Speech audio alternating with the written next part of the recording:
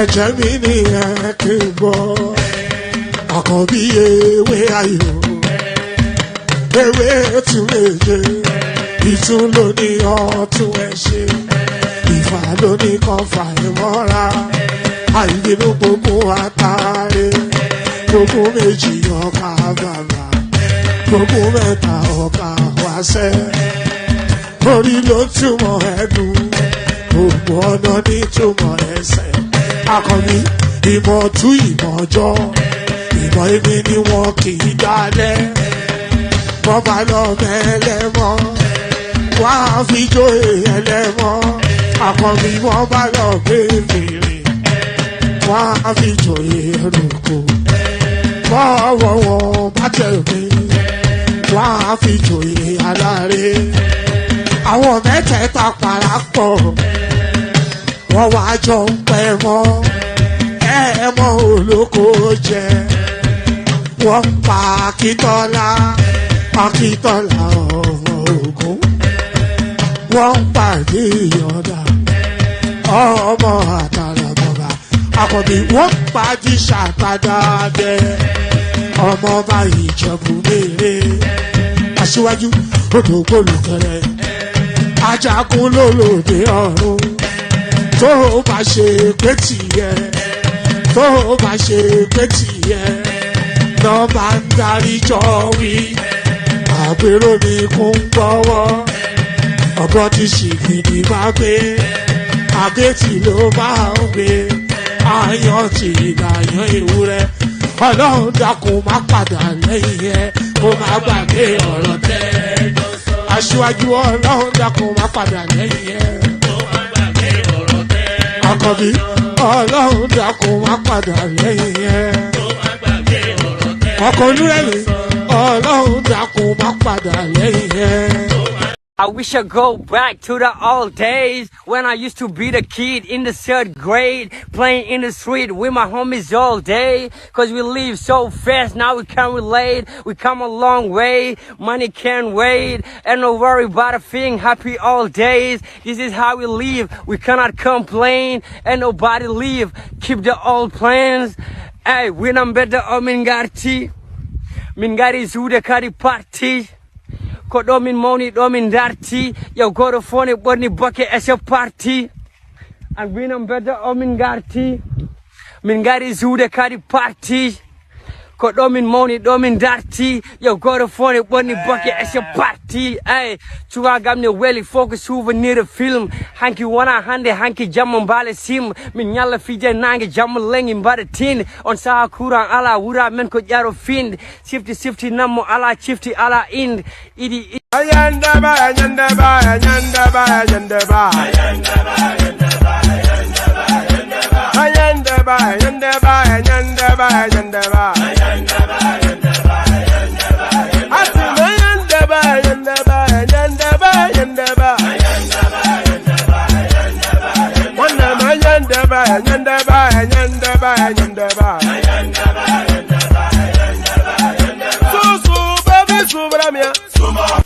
Subramia, Soko sunu baby subramia, Soko sunu baby subramia, Soko sunu baby subramia, Ejemo, Anamana, Ejemeje, Anamana, Wanamejemo, Anamu, Karatuba dodiri chukuma tukutuba dodiri ndimo, Egumawego. Tuba jodiri chukuma duku tuba jodiri ndimo obodo jisike n'ụbọchị eruona oyibo It's everyone, ayandaba ayandaba ayandaba ayandaba ayandaba ayandaba ayandaba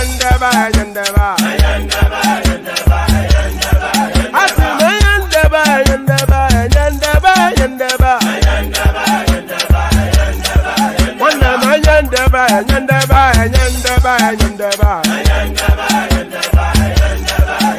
Susu baby subramia, Soko sunu baby subramia, Soko sunu baby subramia, Soko sunu baby subramia.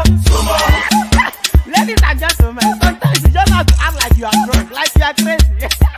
Confuse your enemies, confuse them. Oboda say yeah we mo. Yeah we mo. Oboda say yeah we mo. No basa ni ka ponto mo iye de bugeme. Okwitara kara mi nguru ma mi ga kuru mu gbo ya baby mo. Abe Maria. Why feeling? Ayandaba.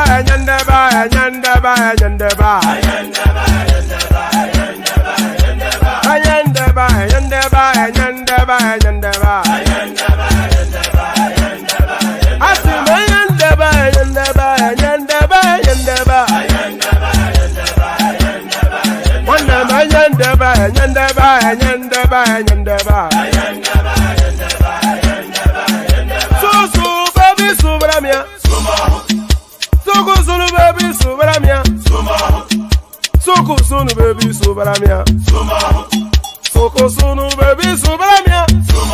Ase kwa nefo ya banyo si akuna nyego bamukambasi ozo.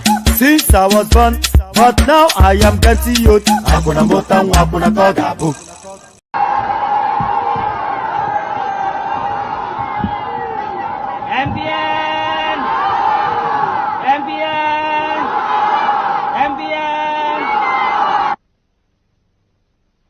Lagos is the city of the Yorubas, of the Igbos, of the Hausas, of the Orogos, of the Nupes, and of all the tribes of Nigeria. They are all here. And as Nigerians, they are entitled to equal treatment for everything. For any party which will discriminate against Nigerians, that party does not deserve to be called a national party or a Nigerian party. That party is not Nigerian, but it is a tribal party of division. We cannot afford that anymore here in this country.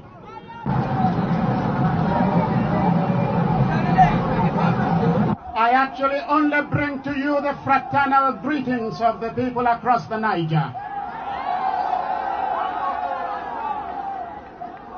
What you are trying to do here, we have already begun across the Niger.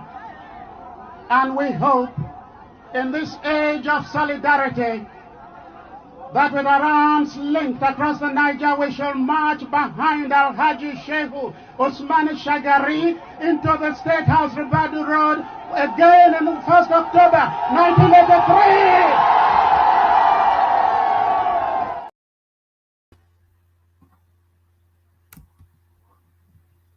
Why is there no money coming in? Why is NMPC not able to bring in dollars? I'm sorry, this is the question that cost me my job. I will continue asking this question until NMPC is fixed or until I die. Where are the dollars? We need to shine light on NMPC. The finance minister cannot tell you because he doesn't have a metering system that reports to him. The finance minister cannot tell you that today, this is how many barrels of oil that we produce and exported. He can only rely on NPC telling him. Those barrels are revenue. They belong to finance. We've been talking about this for 10 years. We need a metering system. The finance ministry needs to know how much oil we are producing every day, how much oil we are selling, and where the money is going. Because if you don't fix the leakages in that system, if you don't fix the revenue, the dollar revenue issue, you will never fix the exchange rate problem. Oil is not going to grow our GDP. I've always said that. Oil, I mean, if you took out all the oil in Nigeria today and sold it, it would raise our per capita income to maybe $4,000. We won't even be a middle income country. Oil will never make us rich, but it is working capital. It is working capital. It is a lubricant for our import dependent economy. And we cannot afford to continue producing the oil and not seeing the revenue. We are no longer paying subsidies. So where are the dollars? Before it was under recovery. Now we don't have under recovery. Where is the money?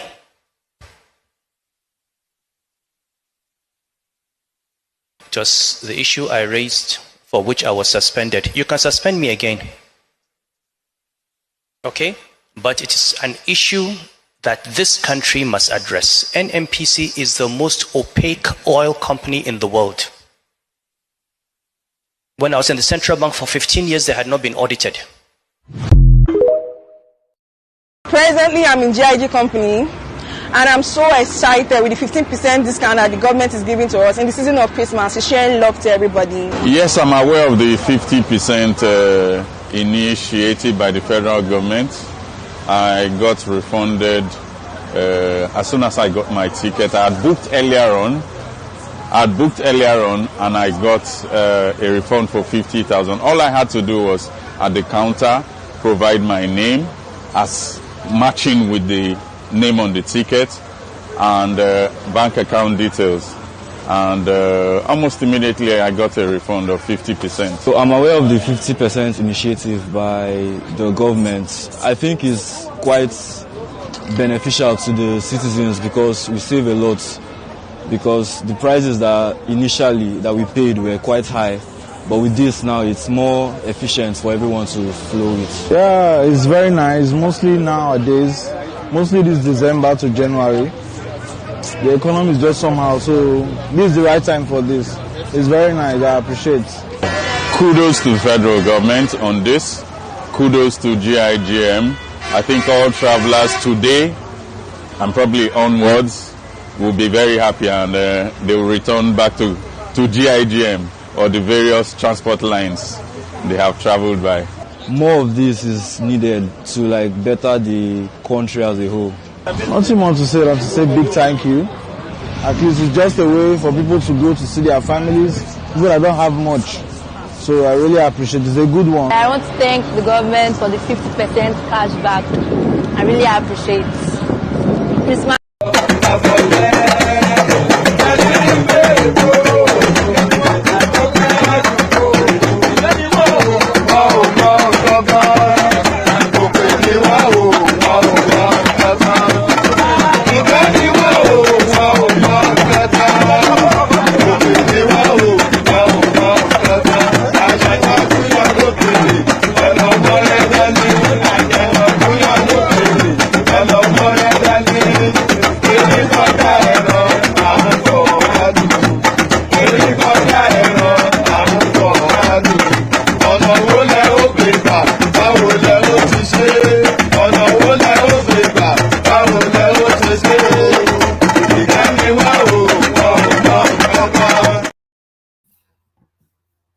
Nakwana Samari Lafiako Nakwana Nagejia Kedu Odema Bawoni and all that. So good day to you. Good day to you. So we are fast tracking to the Christmas. And by the way, let me know if you can hear me. I'm a bit anxious now. Ever since the system had a glitch a couple of sessions ago, and I was speaking for God knows how long, and nobody could hear me. So if you can hear me, indicate in the comment section that you can hear me. So good day to you. I was saying, I hope you've had a pleasant day as we fast track into the Christmas season. So we're now in the festive season. So as we birth on a Friday now, so I suspect that a lot of people now, they're not living the comforts of enjoyment until the first week of January. So we're now fully now in the festive season. So I don't know quite what the greeting is. Is it happy festive season? You know how we like to greet people in Nigeria. People will say a happy Monday on a Monday, happy Tuesday on a Tuesday. We're just a weird bunch, aren't we Nigerians? But a good day to you.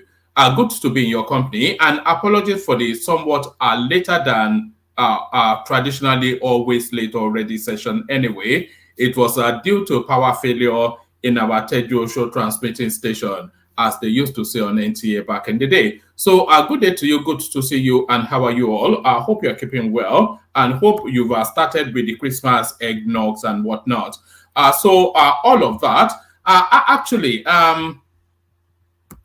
let me signpost you in the direction of what is happening tomorrow.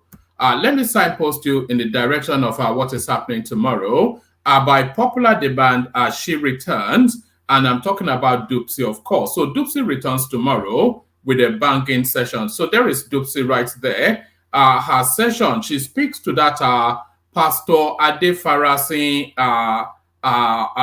is it scandal or whatever it is, saga or mishap, whatever it is, a momentary brain fade by Pastor Ade Farasin, which has now led to him somewhat launching at a commercial boss. So what's led to that and all that? So Dupsy will be chewing the fat over that. So make sure, it's already up, by the way. So I'll send the link in a moment. So make sure you are booked in and ready to go with Dupsy as she takes you through then what happened in that particular instance. So I'm just looking for the link now to send that to the comment section so you can bookmark it. So I'll send the link now.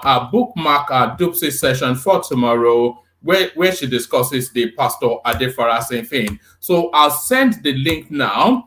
And I want to see notifications on as soon as the link is sent. So I know Dupsy is your favorite, and she's back now. So she's bringing a somewhat festive cheer, or maybe not. So go bookmark that and come spend some time with Dupsy. So go bookmark that. Spend some time with Dupsy. And also, if you want to come and participate in, it's always somewhat of a slow start anytime we start these sessions. And often instances, I just had the sense that I'm going to have to abandon it. And then the panelists start to trickle in. So if you want to be part of today's conversation, just click on the hyperlink that says StreamYard. That brings you into a studio space. So to go back to where I should have started, click on like. We need those like buttons going up.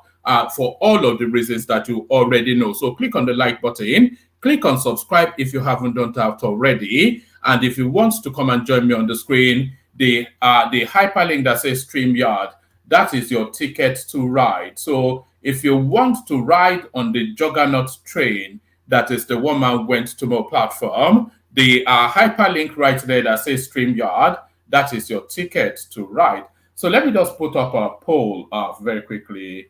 Let's do this. I always do this, so let me just do this. Have you liked, shared, and subscribed?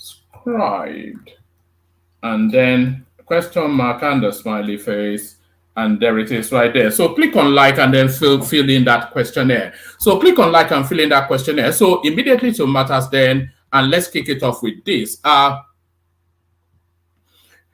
Immediately to matters, and let's kick it off with this. And really, it's unbelievable actually what we put up with in the Nigerian space. Hold on. Actually, let me do this. I need to recalibrate myself somewhat. Let me play you a micro music so that I line myself up properly. Let me play you a little bit of music whilst I sort out the background.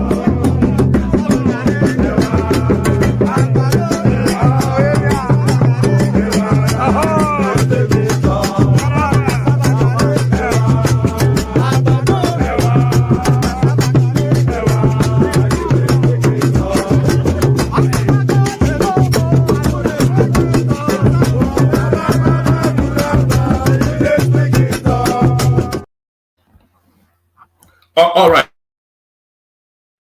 All right, so there it is right there. So let's kick it off then. We're kicking it off with the Emefiele storyline. This guy, unbelievable. Emefiele, others stole billions, illegally kept Nigeria's funds in foreign banks, CBN investigator. So, of course, a few weeks ago, Jim Obazee was appointed by Tinubu to investigate just what went down within the CBN space, and is now filing in his report. Let's take it from here. Emefiele operated 593 illegal US, UK, China accounts. This is the CBN governor. God knows. I was saying the other day in the previous session that guy would have stolen comfortably in excess of $3 to $5 billion. Emefiele, he was the CBN governor for 10 years solid, and he had been stealing from day one, and he's been stealing in large numbers from day one. So comfortably, a good $10 billion that guy would have stolen. Former Central Bank of Nigeria governor Godwin Emefiele illegally lodged billions of naira in foreign currencies in no fewer than 593 bank accounts in the United States, United Kingdom, and China without the approval of the Apex Bank's Board of Directors and the CBN Investment Committee. The special investigator on the CBN and related entities, Jim Obazee, found that the ex-CBN governor lodged 543.4. So that's $500 million, by the way. Yes, that is $500 million. So lodged $543.4 million in fixed deposits in United Kingdom banks alone without authorization. So if those monies have been identified, have they not been ring-fenced and then identified as Nigerian property? That is really where the question is. So it's good to identify it. So is he parking it in a bank under his own name, or is he hiding it in some opaque structure, waiting for the dust to settle so that he can then go and take the 10 billion that is stole? So that's really where the question is. So you've identified, but have you been able to retrieve? The former Central Bank of Nigeria Governor Godwin Emefiele illegally lodged billions of naira in foreign currencies in no fewer than 593 bank accounts in the United States, United Kingdom, and China without the approval of the Apex Bank's Board of Directors and the CBN Investment Committee. The special investigator on the CBN and related entities, Jim Obazee, found that the ex-CBN governor lodged $543.4 million in fixed deposits in United Kingdom banks alone without authorization. When contacted, counsel to Emefiele, Matthew Bukar, SAN, asked one of our correspondents to send him a text message. He has yet to reply to the message as at the time of filing the report.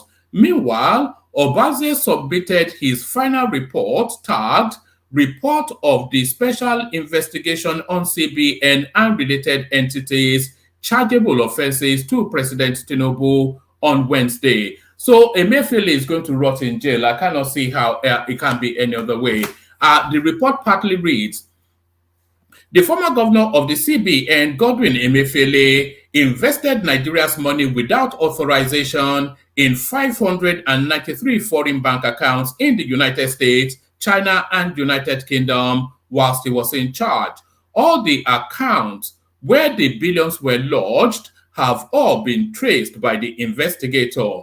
In a letter dated July the 28th, 2023, cited by correspondence, President Tinubu had named a former, sorry, I'm going to take this from the top again. I don't like quite how that is reading. Apologies for that, but there's no lucidity to it. The former Central Bank of Nigeria Governor Godwin Emefiele illegally lodged billions of naira in foreign currencies in no fewer than 593 bank accounts in the United States, United Kingdom, and China without the approval of the Apex Bank's Board of Directors and the CBN Investment Committee. The special investigator on the CBN and related entities, Jim Obazee, found that the ex-CBN governor lodged $543.4 million in fixed deposit bank accounts in the United Kingdom alone When contacted, counsel for Emefiele, Matthew Bukar, SAN, asked one of our correspondents to send him a text message. He is yet to reply. Meanwhile, Obazee submitted his final report, tagged Report of the Special Investigation on CBN and Related Entities, Chargeable Offenses, to President Tinubu on Wednesday. The report partly reads, the former governor of the central bank, Godwin Emefiele, invested Nigeria's money without authorization in 593 foreign bank accounts in the United States, China, United Kingdom, whilst he was in charge. All the accounts where the billions were lodged have all been traced by the investigator. In a letter dated July the 28th, 2023, cited by correspondents, President Bola Tinubu had named a former executive secretary of the Financial Reporting Council of Nigeria, Obazee, as the CBN special investigator. Emefiele, who is currently in Kuje Custodial Center, is being prosecuted for a 1.2 billion naira procurement fraud. He has not been able to perfect the 300 million bail granted him by a high court of the Federal Capital Territory on November the 22nd. However, documents obtained by correspondents on Thursday indicated that the former Apex Bank governor might face fresh criminal charges over the handling of the CBN Naira redesign policy. Emefiele could be prosecuted for illegal issuance of currency, not foreign currency. Emefiele could be prosecuted for illegal issuance of currency under Section 19 of the CBN Act alongside Tunde Sabiu, a former aide to former President Muhammadu Buhari, and 12 top directors of the CBN. It was gathered that the Naira redesign policy was sold to Buhari at the instance of Sabiu, and that the initiative was done without the approval of the board of the CBN. The investigator found that Buhari did not approve of the Naira redesign. It was Tunde Sabiu who first told Emefiele in September 2022 to consider the redesign of the Naira. On October the 6th, 2022, Emefiele wrote to Buhari that he wanted to redesign and reconfigure 1,500 and 200 Naira notes. The former president tagged along but did not approve the redesign as required by law. Buhari merely approved that the currency be printed in Nigeria.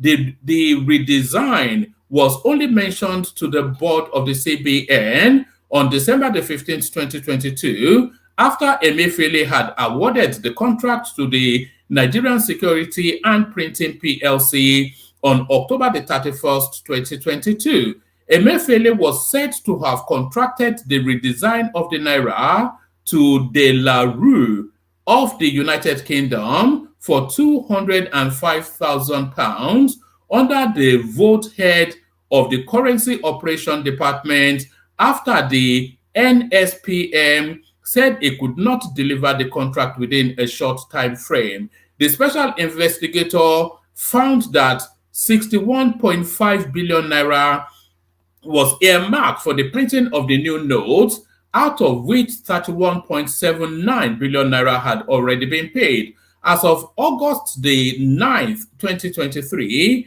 findings revealed that 769 billion naira of the new notes were in circulation. The probe of the CBN also revealed the fraudulent use of 26.6 trillion naira ways and means of the Apex Bank, as well as the misuse of the COVID-19 intervention fund. For instance, the CBN under Emefiele at its 661st meeting held on October the 27th, 2020, approved that the Consolidated Revenue Fund account should be debited with the sum of 124 billion naira, and the decision was implemented on October the 9th. Similarly, the Committee of Governors at its 670th meeting held on December the 9th, 2020, granted anticipatory approval pending receipt of a formal request by Mr. President and ratification by the, listen to this, by the way, anticipated approval. So they are not even waiting for approval from Buhari anymore. In anticipation of, they carry out actions. Similarly, the Committee of Governors at its 670th meeting held on December the 9th, 2020, granted anticipatory approval pending receipt of a formal request by Mr. President and ratification by the Board of Directors, the payment of the sum of 250 billion naira only to the federal government of Nigeria to address challenges as a result of low revenue inflow and the payment of salaries. So on and on it goes. Let me give you to the end. I think it's nearly done.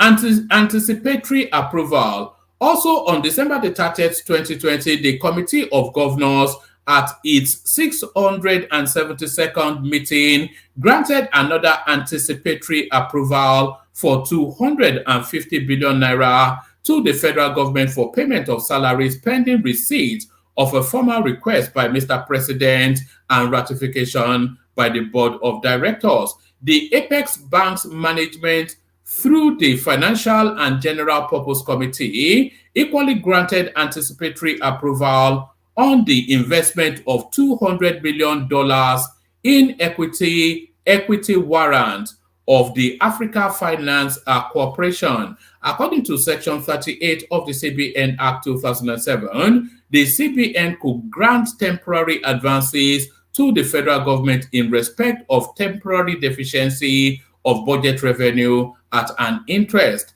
The section also provides that such advances are to be repaid by the end of the financial year in which they were granted. Otherwise, the CBN should be stopped from granting such advances in subsequent years. The advance is not to be repaid by ways of promissory notes. So there it is right there. So that is it still goes on and on, but I think we get the gist of it. I think we get the gist of that. We get the gist of that. All right, let me take you to this space. If he were in China, Emefiele would face firing squad. This is Bayo Ononuga. And you know, of course, it's death penalty for financial crimes in China. The presidency has said the immediate past governor of the Central Bank of Nigeria, CBN, Godwin Emefiele, would have faced a firing squad if he were from China. President Bola Tinubu's special advisor on information and strategy, Bayo Ononuga, said Emefiele and his gangs committed egregious misappropriation that would not be allowed in China. Ononuga was reacting to the special investigation on CBN and related entities chargeable offenses report. Jim Obazee's report indicted Emefiele of misappropriating funds. So that's let me just leave that there. Let me leave that there.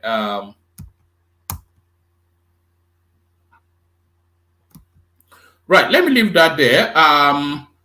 So I'll only be giving you now as headline. So let me give you this as a headline.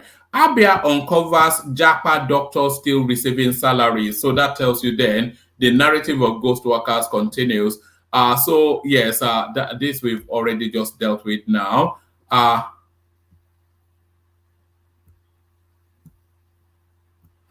Oh, okay. Let me bring you this one. Actually, let me bring you this one because this one condenses it. So let me bring you this one.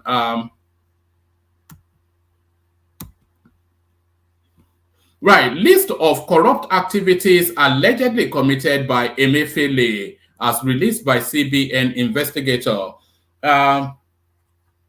The list of corrupt activities and misappropriations allegedly committed by the former governor of the Central Bank of Nigeria, Godwin Emefiele, has been released. The special investigator appointed by President Bola Tinubu to probe the CBN activities under Emefiele, Jim Obazee, made the list known in a comprehensive report submitted to the president. Correspondents report that the list provided detailed evidence of the alleged mismanagement of funds and authorized withdrawal from CBN vaults, amongst others.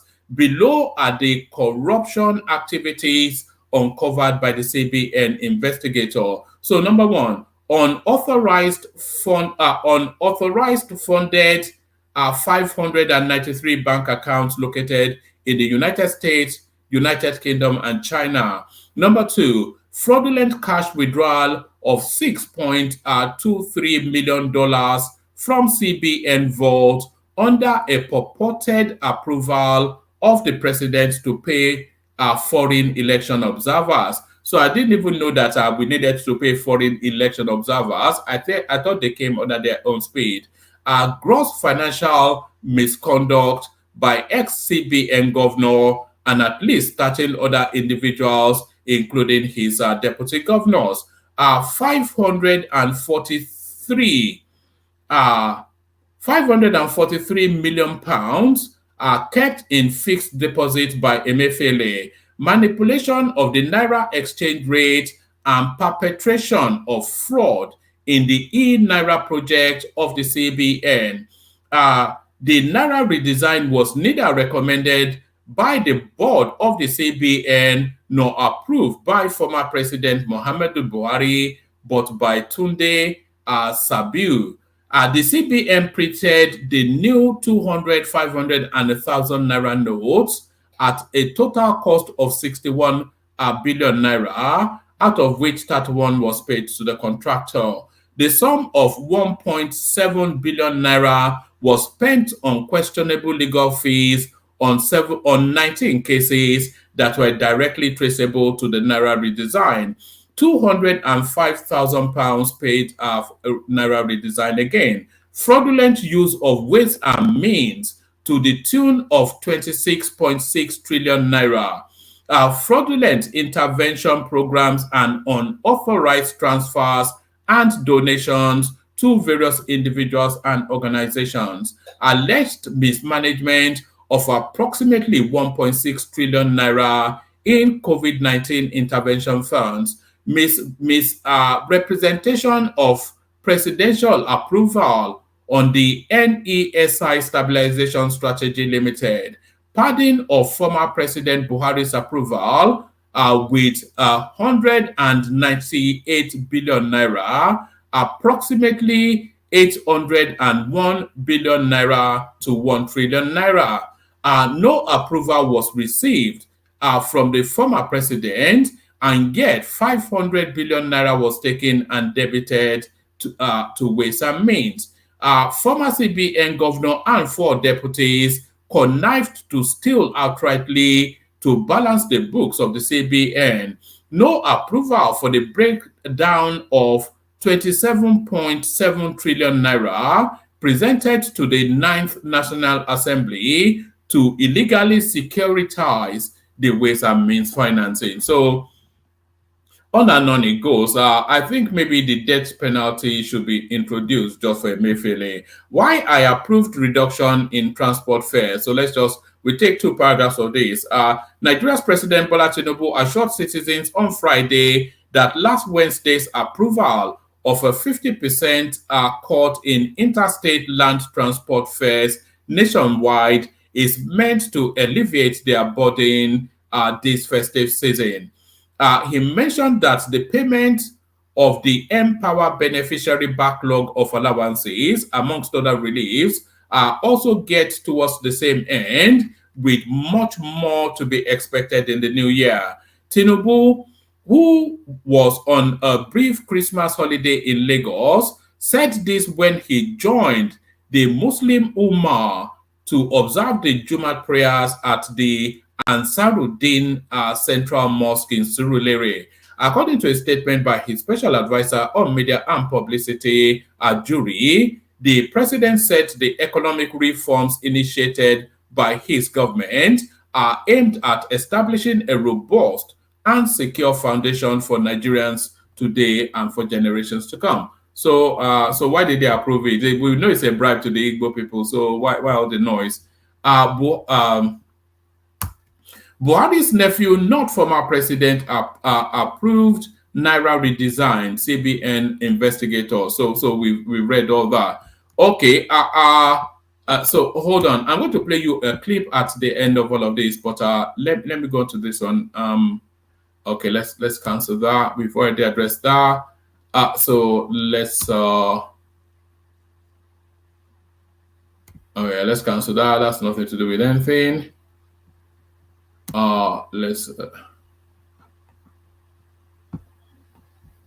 Let's cancel that.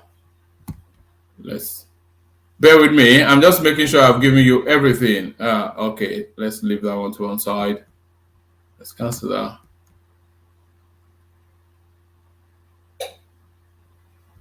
Let's cancel that.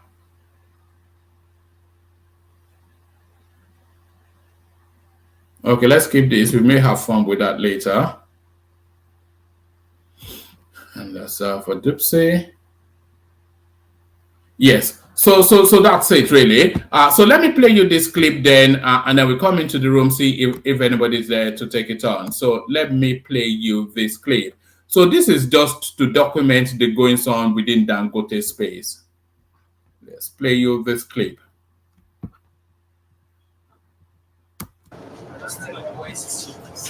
On board a naval boat, journalists from different media organizations embark on a sea voyage. The over 1 hour journey on the Atlantic Ocean is destined for a large vessel, MT Otis, which just arrived from Bonny Terminal. It's the second voyage of the vessel to the Dangote Single Point Mooring, SPM. The vessel has on board a cargo of about 1 million barrels of crude set to be discharged to the Dangote refinery. We're receiving the second consignment of crude. The managing director of Dangote Port Operations speaks more on the latest crude delivery. They're being sourced locally. They're from the first one that came was from Agbami. This is coming from Bonny Terminal. We have another one coming from Odudu Terminal.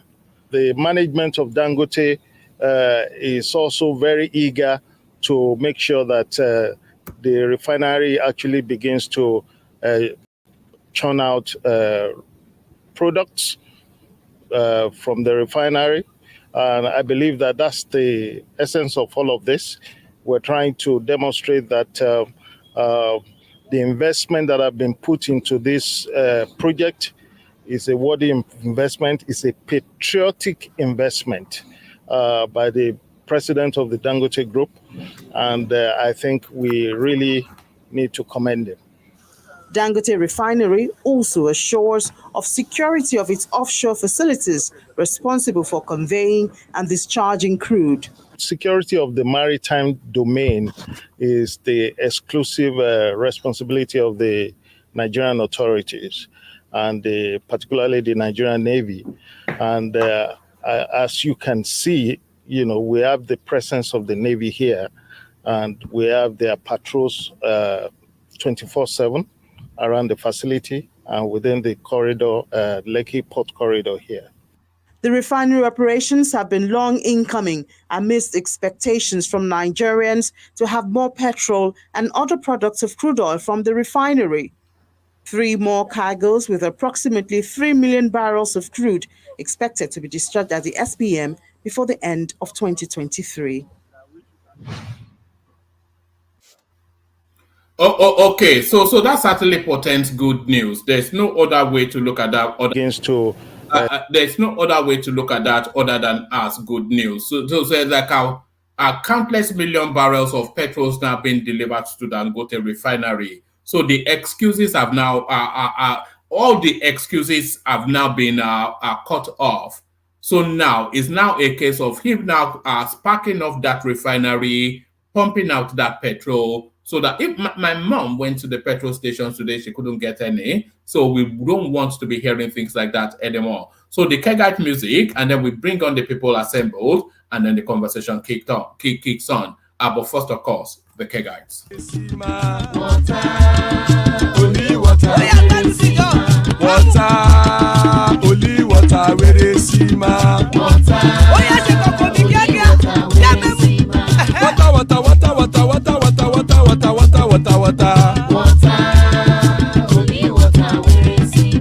Hapa o naido. Hapa o naido. Hapa you don't come o. Hapa o naido. Hapa o naido.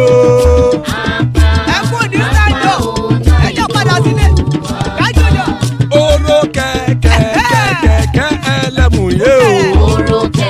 Ilé sọ́dí àkẹ́kẹ́ rẹ̀ ẹlẹ́mù rẹ̀ o. Bọ́bí Master kẹ̀kẹ́ rẹ̀ ẹlẹ́mù rẹ̀ o. Chief Wáìlà tí kẹ̀kẹ́ rẹ̀ ẹlẹ́mù rẹ̀ o. Eruku lẹ̀lẹ̀ ẹlẹ́mù dé. Eruku lẹ̀lẹ̀ ẹgbẹ́ ẹlẹ́mù dòde ojàre o. Eruku lẹ̀lẹ̀ Ghana ti dé ẹgbẹ́ bọ́dì o. Ọmọ ẹlẹ́yẹ ẹyẹ o ó dìlé o. Odúyẹ̀lá ẹyẹ o ó dìlé o. Petrosonama ẹyẹ o ó dìlé o. Petrosodúnkẹ́ ẹyẹ rẹ̀ ó dìlé o. Ẹlẹ́kọ̀ ọ̀run mú ìní o.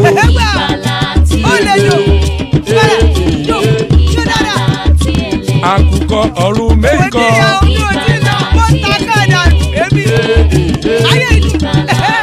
Ikú kò ní ríwà gbéṣe o.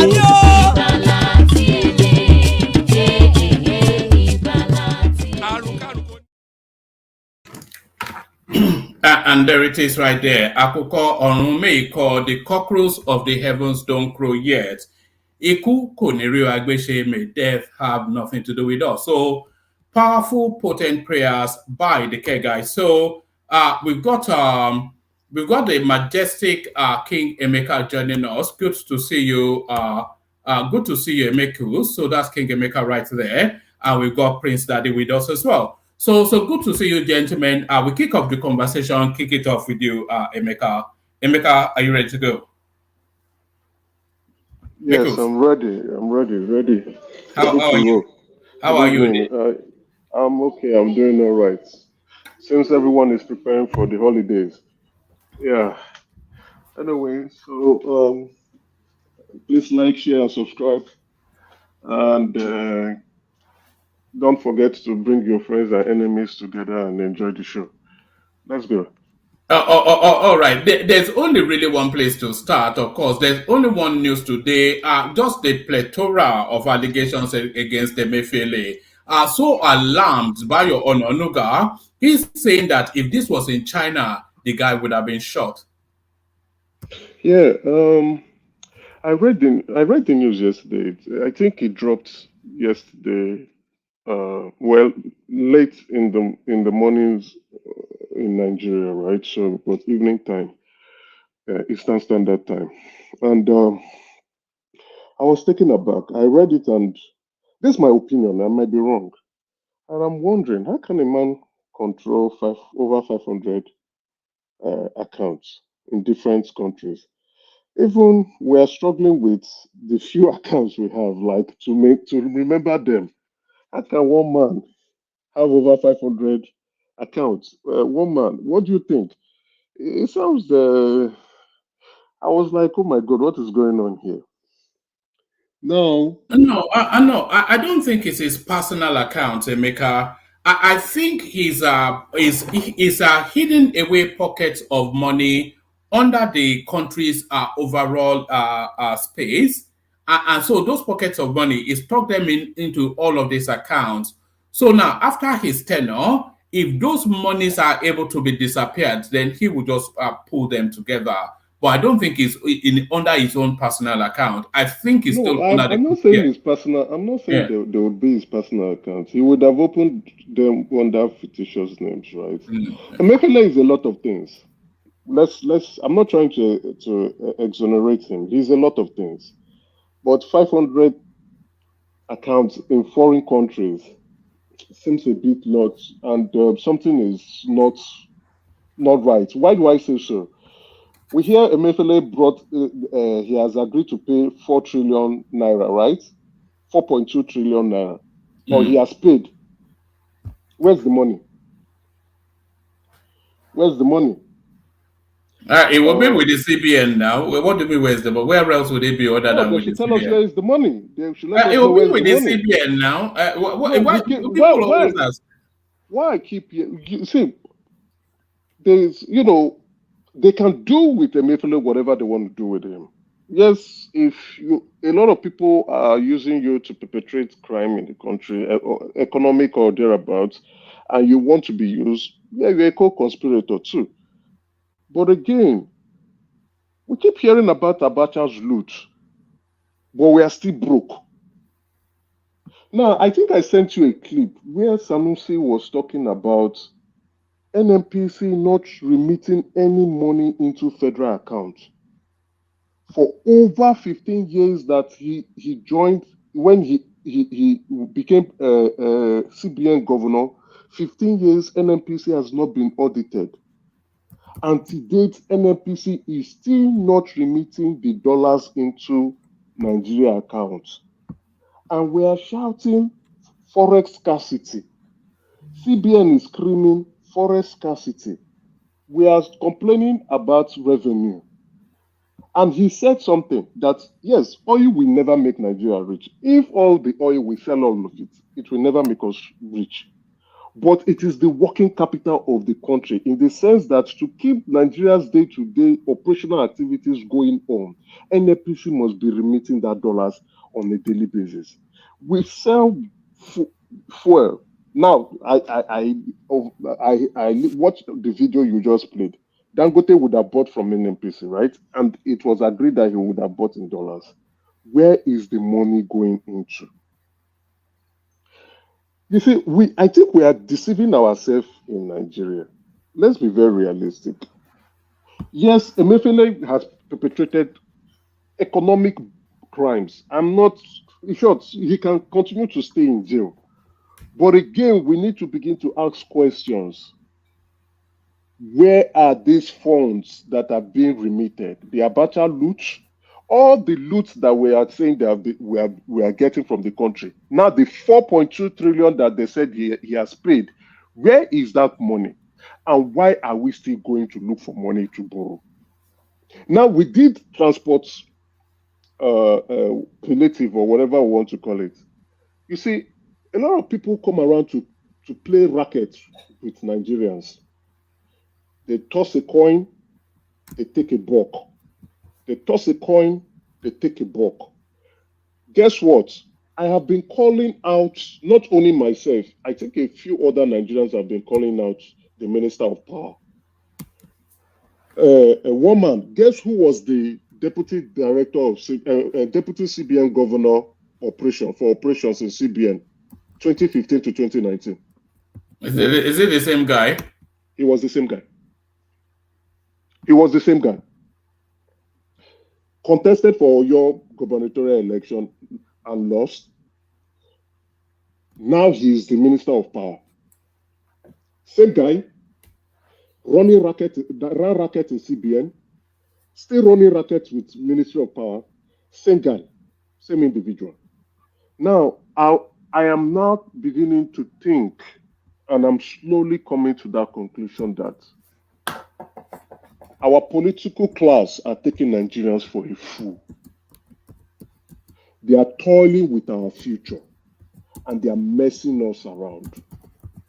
Now they say Buhari did not approve. When Buhari came out publicly and said he approved on media station and said he approved the Naira redesign, Now, Jim Obazee is saying Buhari only approved. What did they say Buhari approved? But he didn't approve the printing of the Naira design. Who are they fooling with? No, there are certain processes that they are insisting was not gone through, like approval from the board of the CBN. They said that wasn't done. Approval of the board. The chairman of the board of the CBN is the governor. Yes. And he got approval from the president. The president came out to say he approved. You see, what I don't like is the way they want to toy with Nigerians. Now they are looking for someone to put the blame on everything on. Yes, Emefiele deserved it. Let's be honest, he did. He was the face of it all. They were pushing him around. They were playing with him. The cabals were telling him. They were controlling him. So whatever comes to him, he's the fall guy. But my own concern is, what is the end game to all okay, what are your suspicions? What do you suspect is going on? My suspicion here is that they are playing with Nigerians. Where is the money? And why has NNPC not been audited? How come Kyari, who was rumored to be fired, retained his seat? How come? We need to begin to ask questions. There is a guy I want to give you his details on Twitter. I want you to invite that guy. There is something that guy is saying, and his voice has not been heard.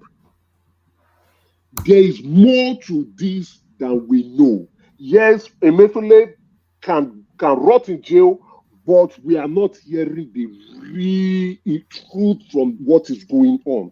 And I think the same cabal has only changed their clothes, and they are continuing with the racket. Unfortunately, if the president does not take control of the situation, and if the president is part and parcel of them, then we are in for the same ride as we were during the Buhari administration. That is my take. But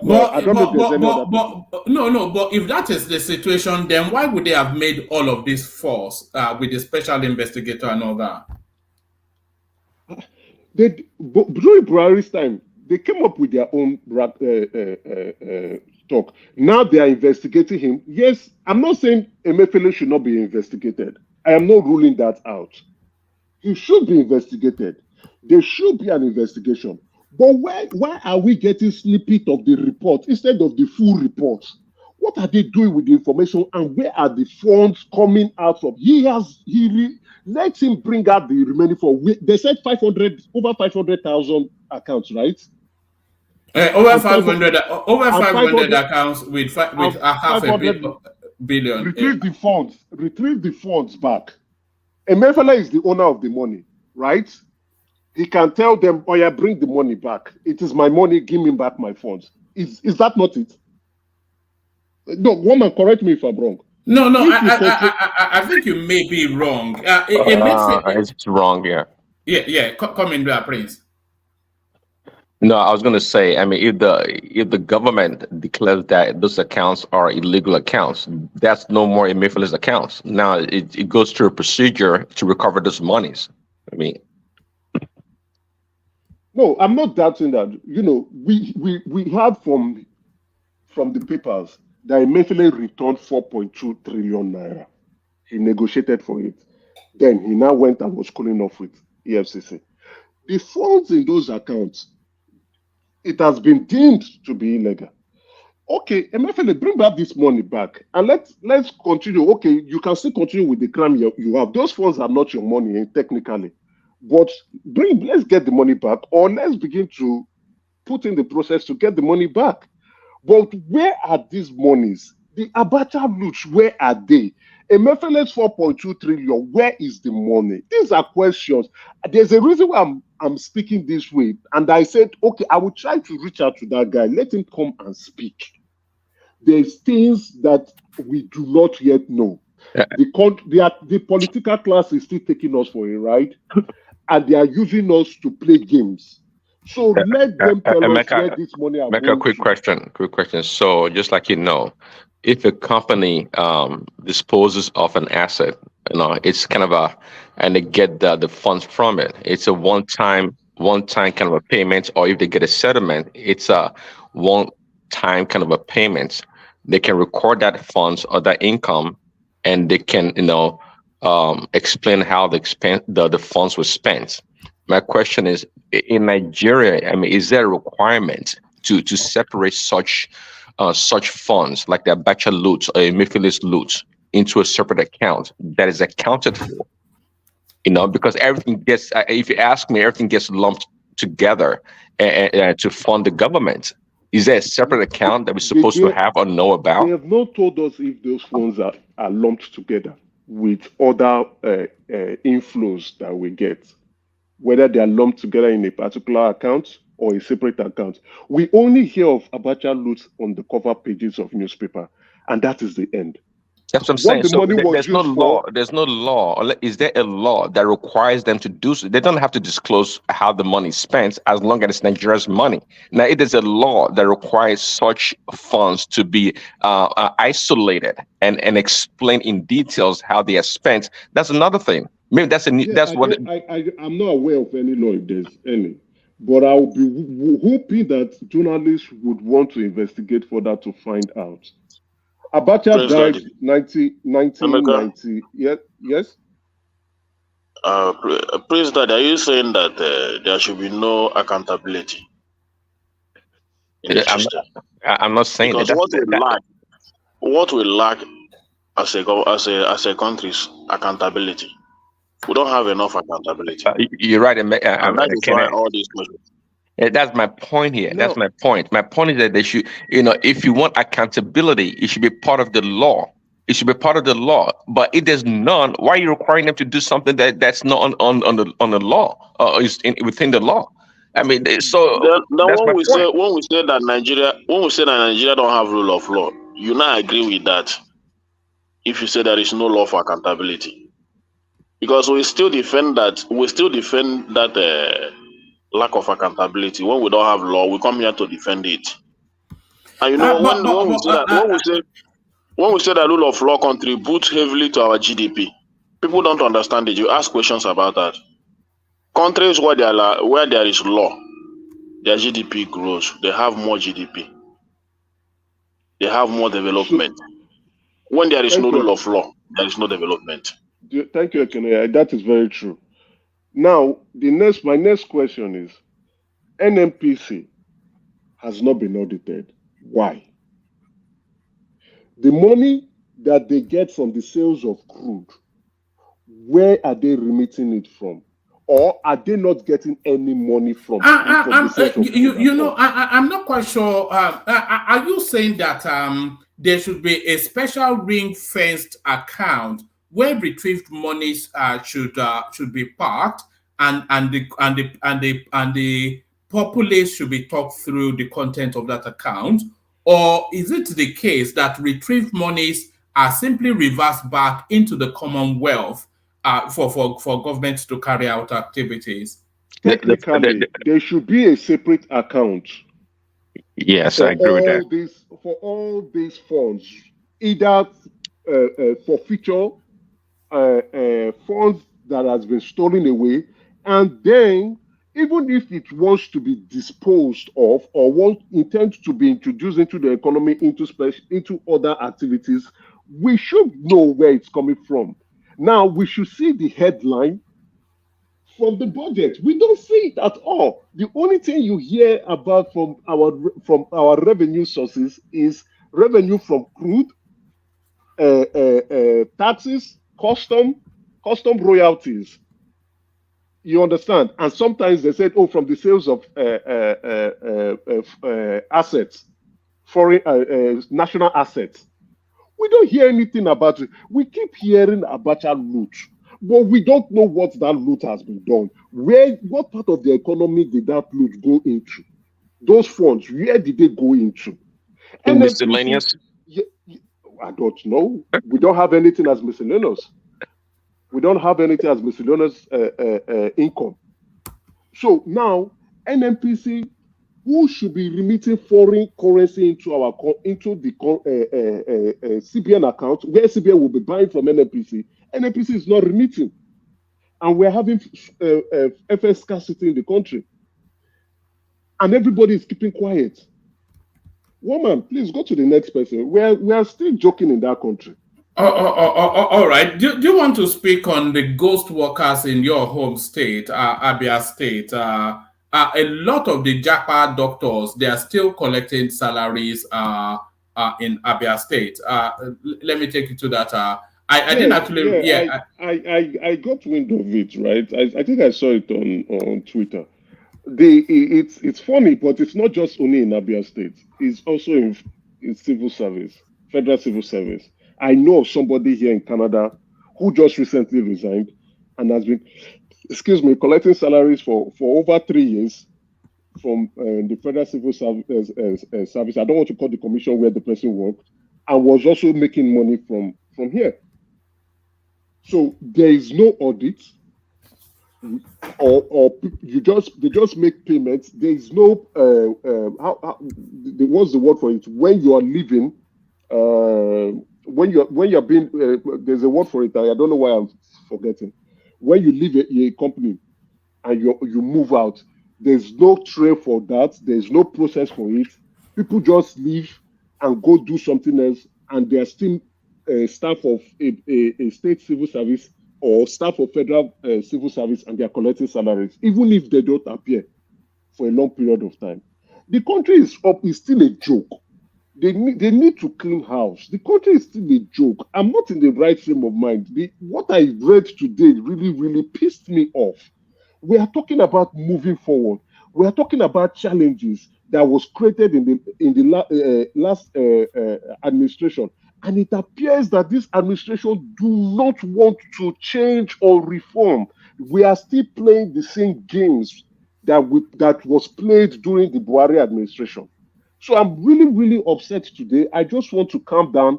And that's why I said I am this close to saying Nigeria is done for. But let me keep up with the hope.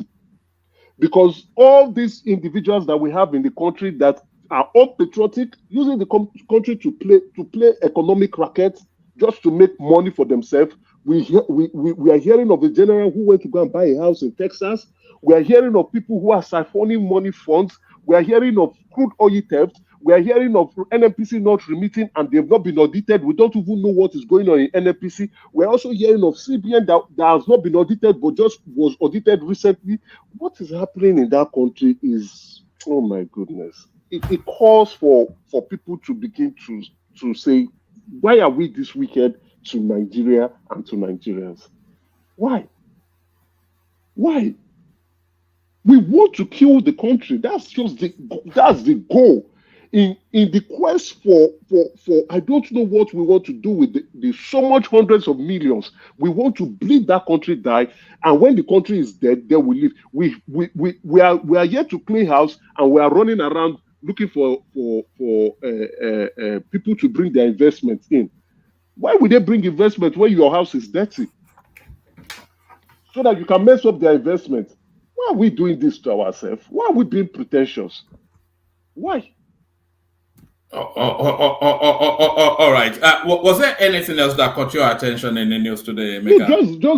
Just that information. I will try to reach out to that guy. Let him come and talk to us here.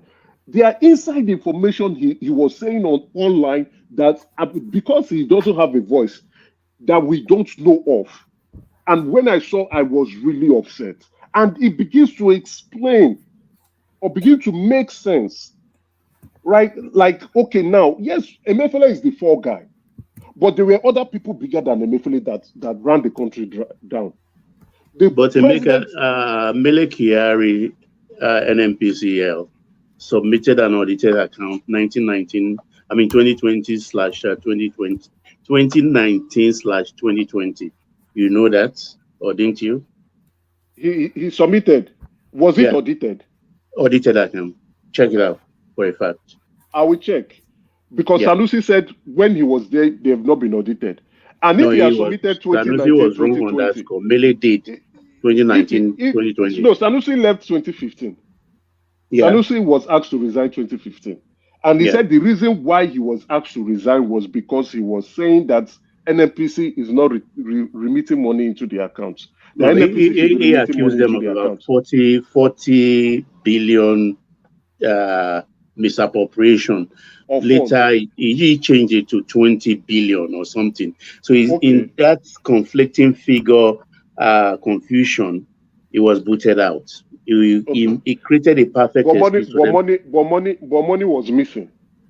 Yeah, money was missing. Jonathan government didn't admit it, but we all know at last when that government lost through what happened to Madueke.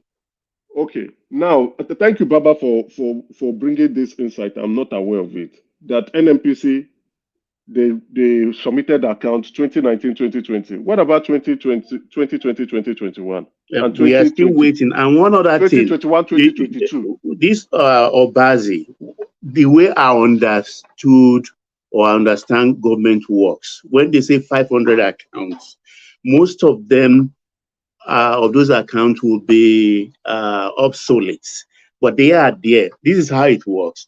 For instance, maybe what's that? I think the one above SSS, which takes care of external espionage. For instance, if they have a special ops they are doing abroad, NNPC creates special account for them in that jurisdiction to use for their ops. And when they're done, at times they scrap the account, at times they leave maybe $12 in there. Those accounts, I believe, are one of those ones Obazee is counting.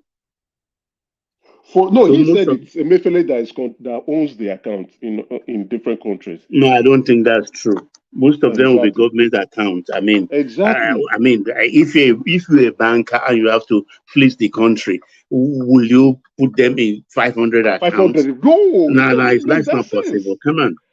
It doesn't make that sense. How 500 accounts you want to? No, you put them in probably 3 to 4 accounts.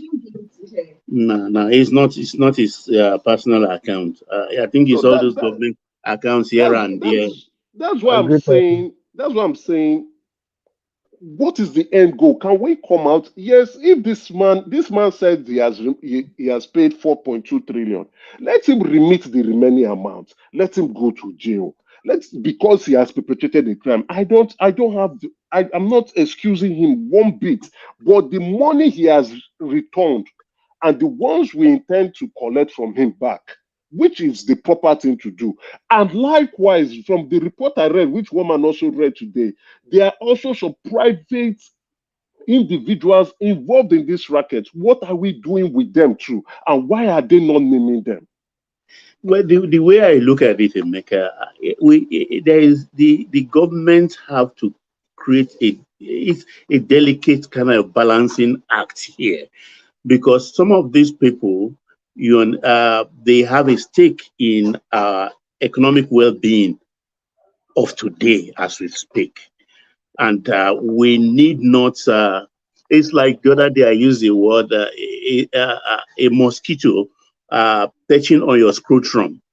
You have to be very careful how you kill it. Baba, 22.7 trillion naira debt from ways and means.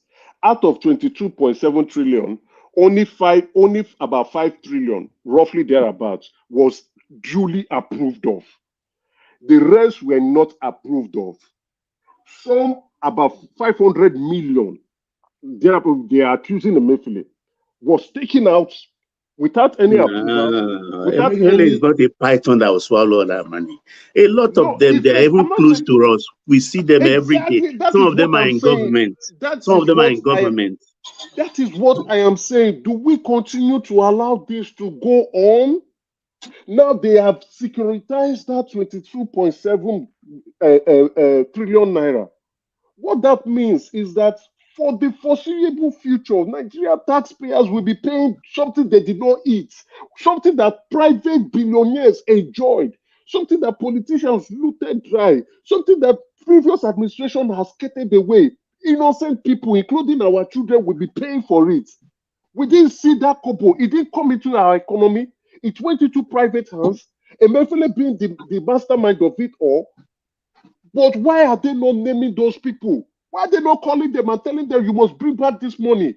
Or tell us how you intend to pay? I understand perfectly. I mean, I ponder on it every day. Baba, please reason with me now. Reason No, with me. I understand perfectly what you are driving at. For instance, if one guy, hold on for Baba. Let's make it conversational today. Hold on for Baba. Yes. I think yeah.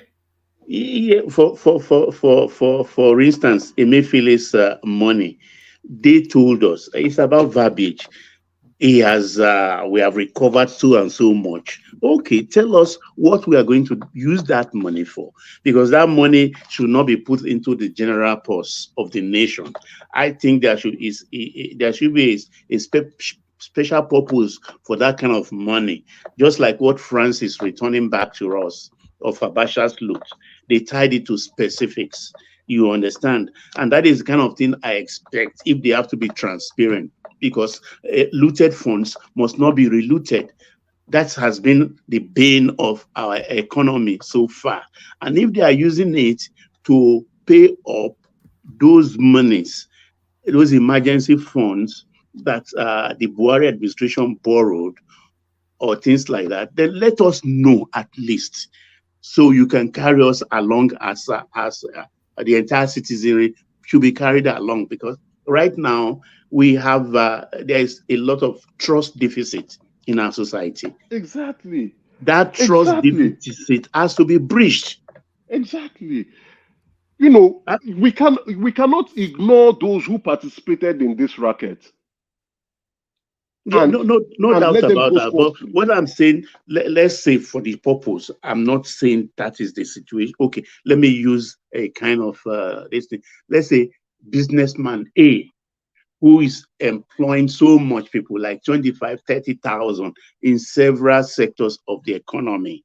You understand? He's owing us, or is involved with Emefiele, not because he dipped his hand into the public purse, but because he used the administrative instrument to get what is not appropriate.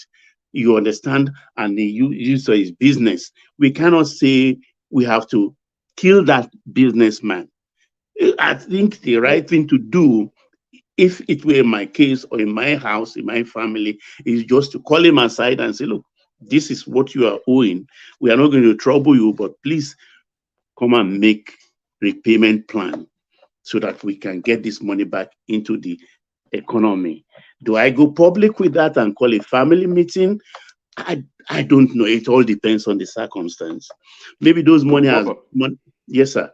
But Baba, this has been going on for a long time. And if we keep shielding these people, it will keep continuing again. And we will never learn from our mistake. Thank you, Wanda. I'm actually dumb. No, Emeka, listen, do we burn the country? It's not about burning the country. These are people who looted us 22.7 trillion, and is securitized already. No, all right. When it comes to the NNPC one, the portfolio transactional businessmen on the oil subsidy thing, fine. But those industrialists who are involved, not because to me, there is a malfeasance of, there's a difference between a malfeasance of somebody who just dipped his hand into public purse and somebody use instrumentality of the of the law to take the money. Those, for instance, those industrialists who are employing so many people, do we bring them down? We cannot bring them down. My view is not to bring. All right. Hold on, Bayo. Wrap it up, Emeka, and then we're going to. My view is not to bring to burn the country down or build it, but my view is we are broke. We are screaming. People are screaming. Nigerians are suffering. I'm sorry, woman. Please indulge me. Indulge me. I just want to make this point. Okay. For instance, you remember we've gone through this route before a couple of times, and one thing Kulata used to say resonates with me, that look, these people, they have so much money. If they can take you on, and use the instrumentality of the law, you will bog down in court. They can take 20 sons at once, even if one son costs 100 million naira. And you fight from High Court to appeal to Supreme. You know how many number of years that will take. Go on, carry on, Emeka, please. Okay. So my viewpoint is, I think we should just try as much as possible to, especially if the government is sincere with us that they want to move us forward, try as much as possible to be more transparent with Nigerians. Let the NNPC tell us what they are doing. Let's see their accounts. Let's understand their operations. It is not just the NNPC alone that is complaining. The World Bank has said they don't understand the NNPC's business operations. So it's not just Nigeria alone that is complaining. Other external actors have said, we don't understand these people. The NNPC should let Nigerians know what they are doing. And all this FX issue that we are struggling with can actually be solved if the NNPC is making regular remittance to the government. And then again, we need to take ourselves seriously and stop all this unnecessary racket that is going on so that the country can truly move forward. Thank you. All right, brilliant, excellent. So that's the explosive Emeka kicking it off. So going on to the explosive Emeka to the more serene Prince Daddy. So Prince Daddy, you're up next. The main topic of discussion, of course, this Emefiele, Jim Obazee, a special investigator appointed by Tinubu to look through, and people were talking about the NNPC. It's all income generating entities that that guy is looking at. So I'm expecting that he'll be submitting reports on other entities soon. But Emefiele, so egregious was the findings that not Dele Alake, but Bayo Ononuga, the special advisor on communications to President Tinubu, he said that if this was in China, Emefiele will be shot. So should Emefiele be shot, Prince Daddy? Yeah, shot and cremated. Yeah. Anyways, hello everyone. Welcome to the One Man Show. Like, share, and subscribe, and love the show. One Man, I think your platform should, and you yourself should be a lobbyist. I mean, what I'm trying to say is that I think this platform should be a lobbying platform for ideas for the government or the people in power, quite frankly. That's what it should be.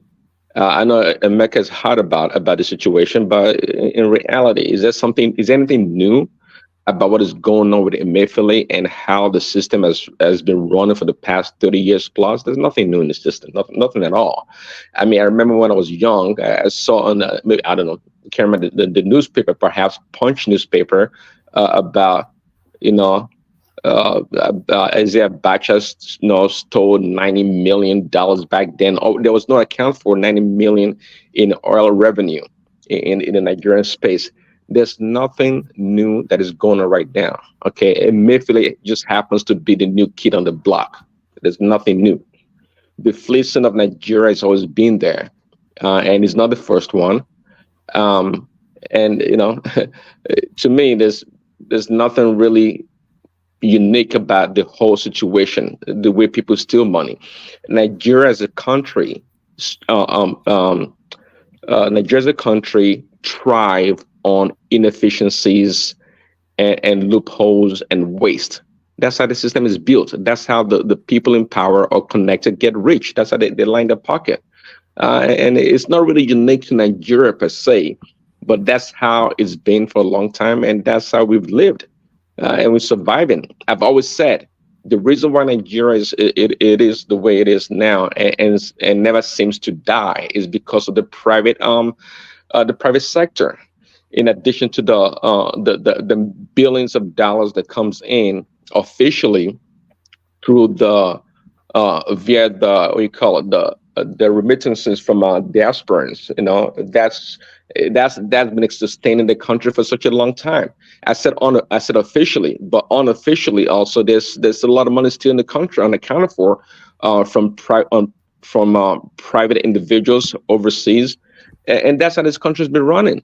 Left to the government, the Nigerian government is incapable of running the country and taking care of everybody.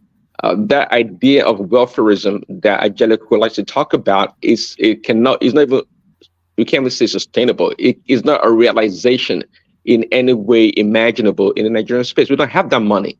We don't have the money to take care of how many people? No way. Assuming if the population is really 200 million people, we don't have the money. We can't do it.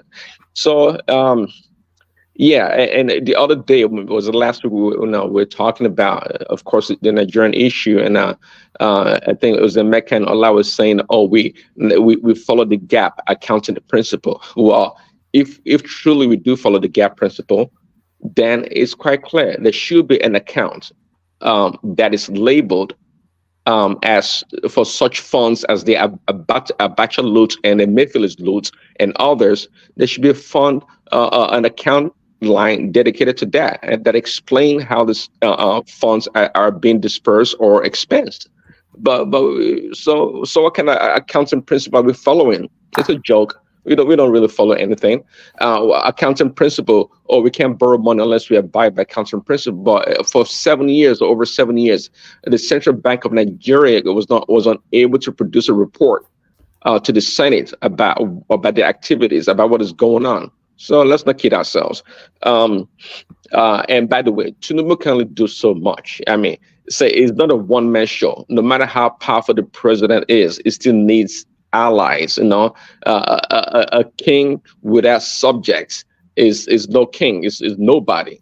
So he cannot be in isolation, going after everybody, trying to criminalize or arrest everybody. He can't do it. He doesn't have the capacity. No matter how strong you think Nigerian president is, it doesn't have that capacity. Until we have an authoritarian regime that's willing to do that, that's the only time. And as much as Angelica has this nostalgic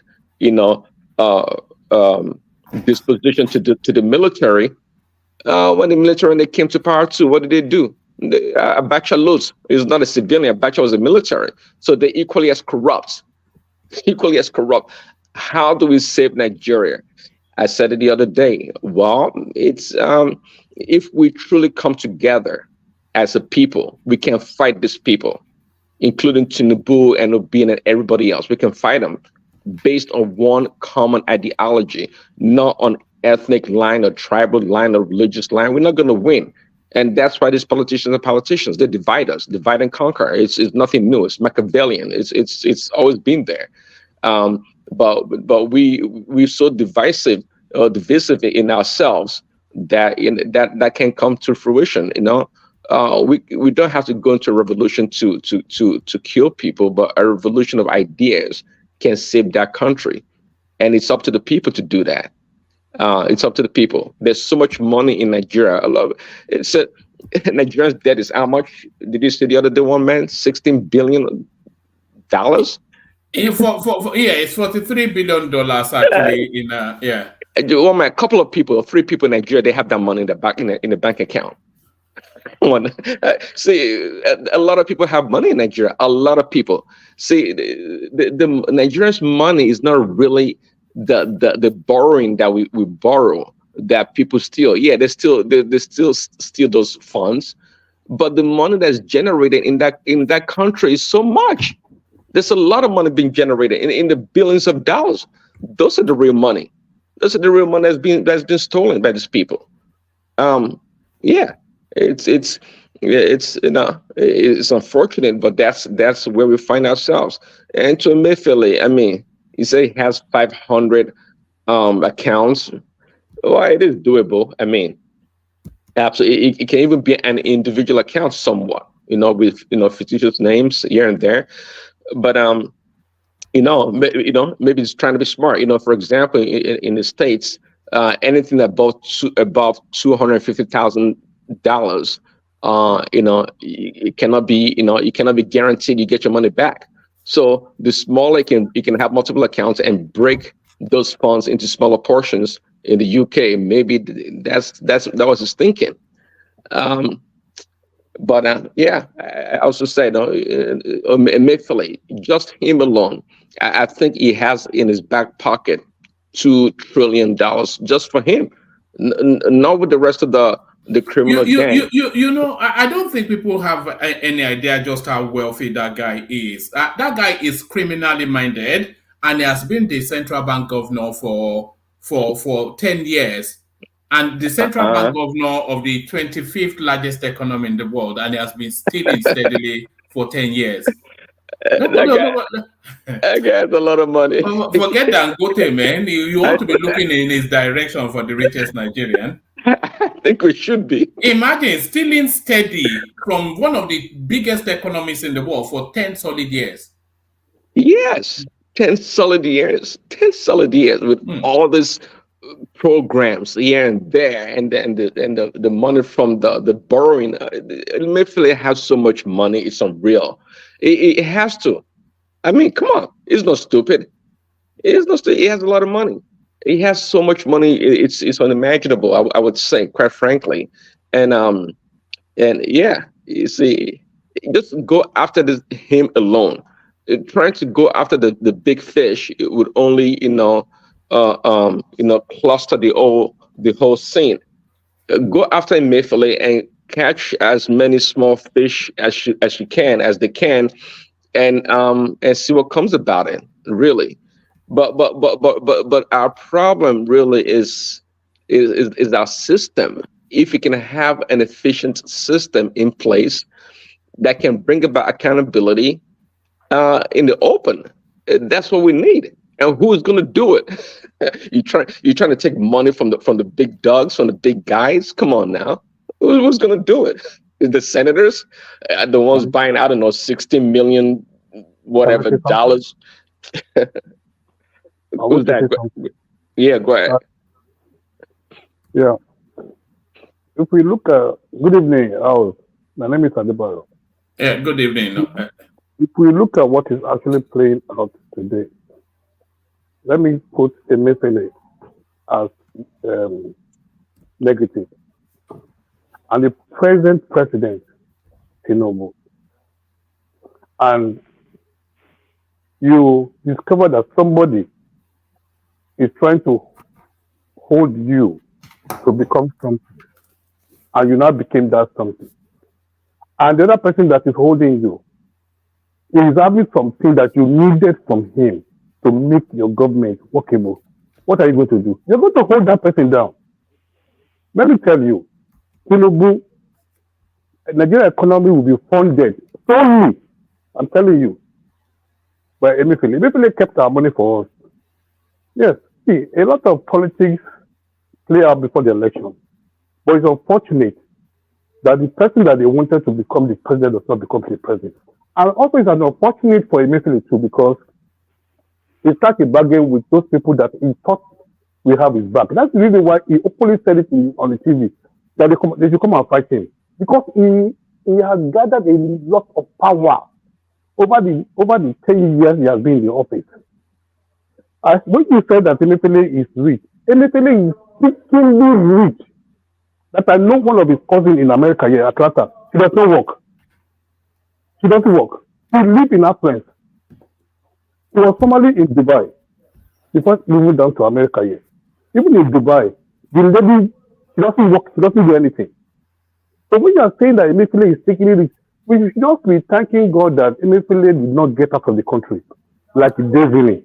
If Emefiele has gotten out of the country like Disney, he will have been fighting the economy of Nigeria from outside because he's secretly rich. He will have put Nigeria to trade because it's not only him. Emefiele is not Emefiele. Emefiele and group of companies. I'll call it Emefiele and the small micronism. Those who are called Emefiele, they are there. But unfortunately, he is the head. And that's the reason why, unfortunately, the president of today, who is not in the continent with them, is now the president. So definitely you should expect that Tinubu will bring out the money from him. Yes. Tinubu will not be able to recover all of the money. But he'll be because what usually happens is the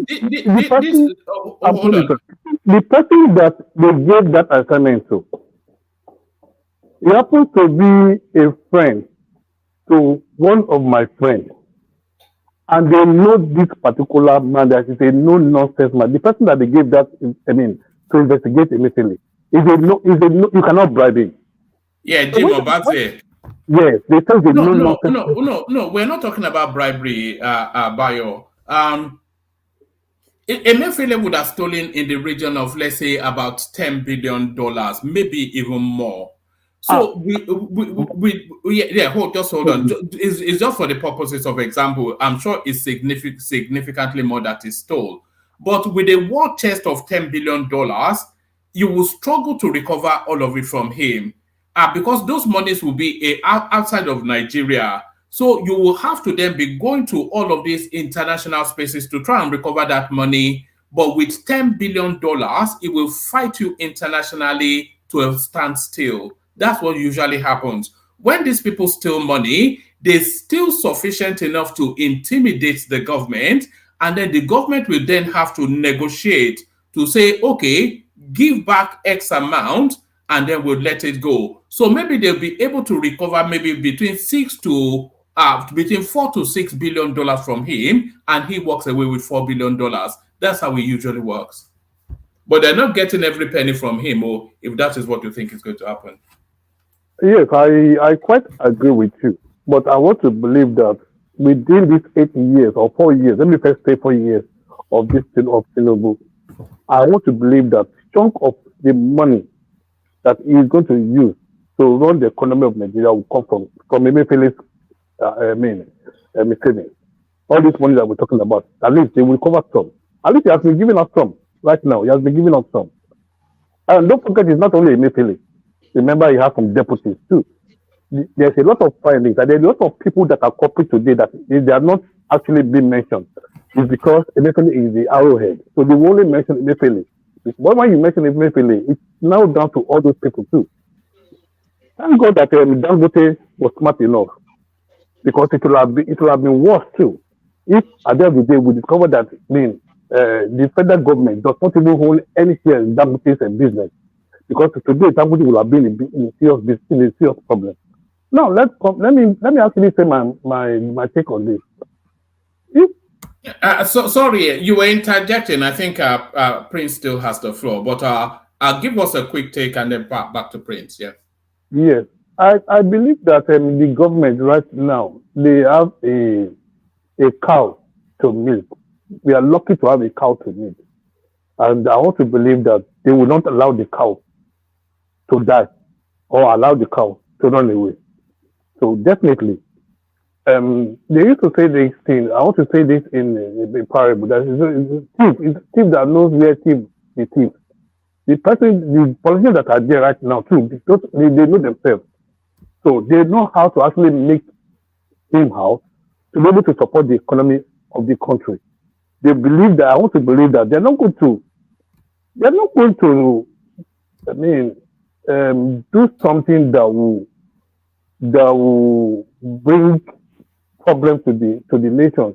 Just like one of the Oga spoke a few minutes ago when he was mentioning about insects on the courtroom. Yes, they're going to be a very smart person. He's a very smart president. He's going to do things. I believe that he will after the money, and if they were able to get enough that will actually take care of the economy of Nigeria to certain state, I want to believe that they're going to leave him at the end of the day. I want to believe that. But the only thing that they're after is the money. The money. That's it.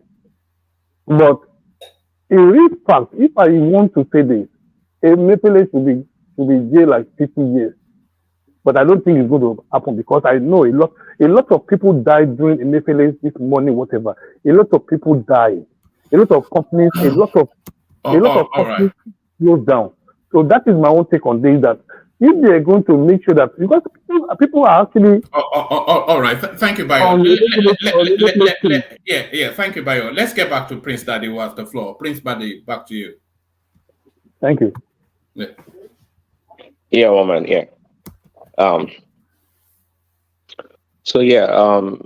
Do you want me to take you to a different space, Prince? Yeah, sure. Let's go to the next topic, please. Yeah. All right. Let me. It's still roundabout, somewhat within the same region, really. Still, this one, it saddened me, but it didn't really surprise me. Abia uncovers Japa doctors still receiving salaries. So, Emeka speaking to it, even citing examples, people that have resigned from positions still is the narrative of ghost workers. I'm surprised that that country can still stand on its feet.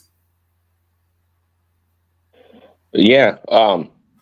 Do I blame the doctors or any civil servant or any worker that's getting paid? No, if the opportunity presents, of course you take it now. I mean, it's unbelievable. Yeah. It's there's nothing new. It's not the responsibility of the recipients or the former employees to Yes, worry one more. about that. Sorry, I just remembered what I wanted to say. Off-boarding process. There's no off-boarding process. Yeah, go ahead, Warren Prince Daddy.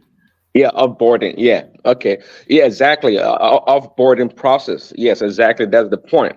And it is meaning that, just like you said, that's the responsibility of the employer, not the employee.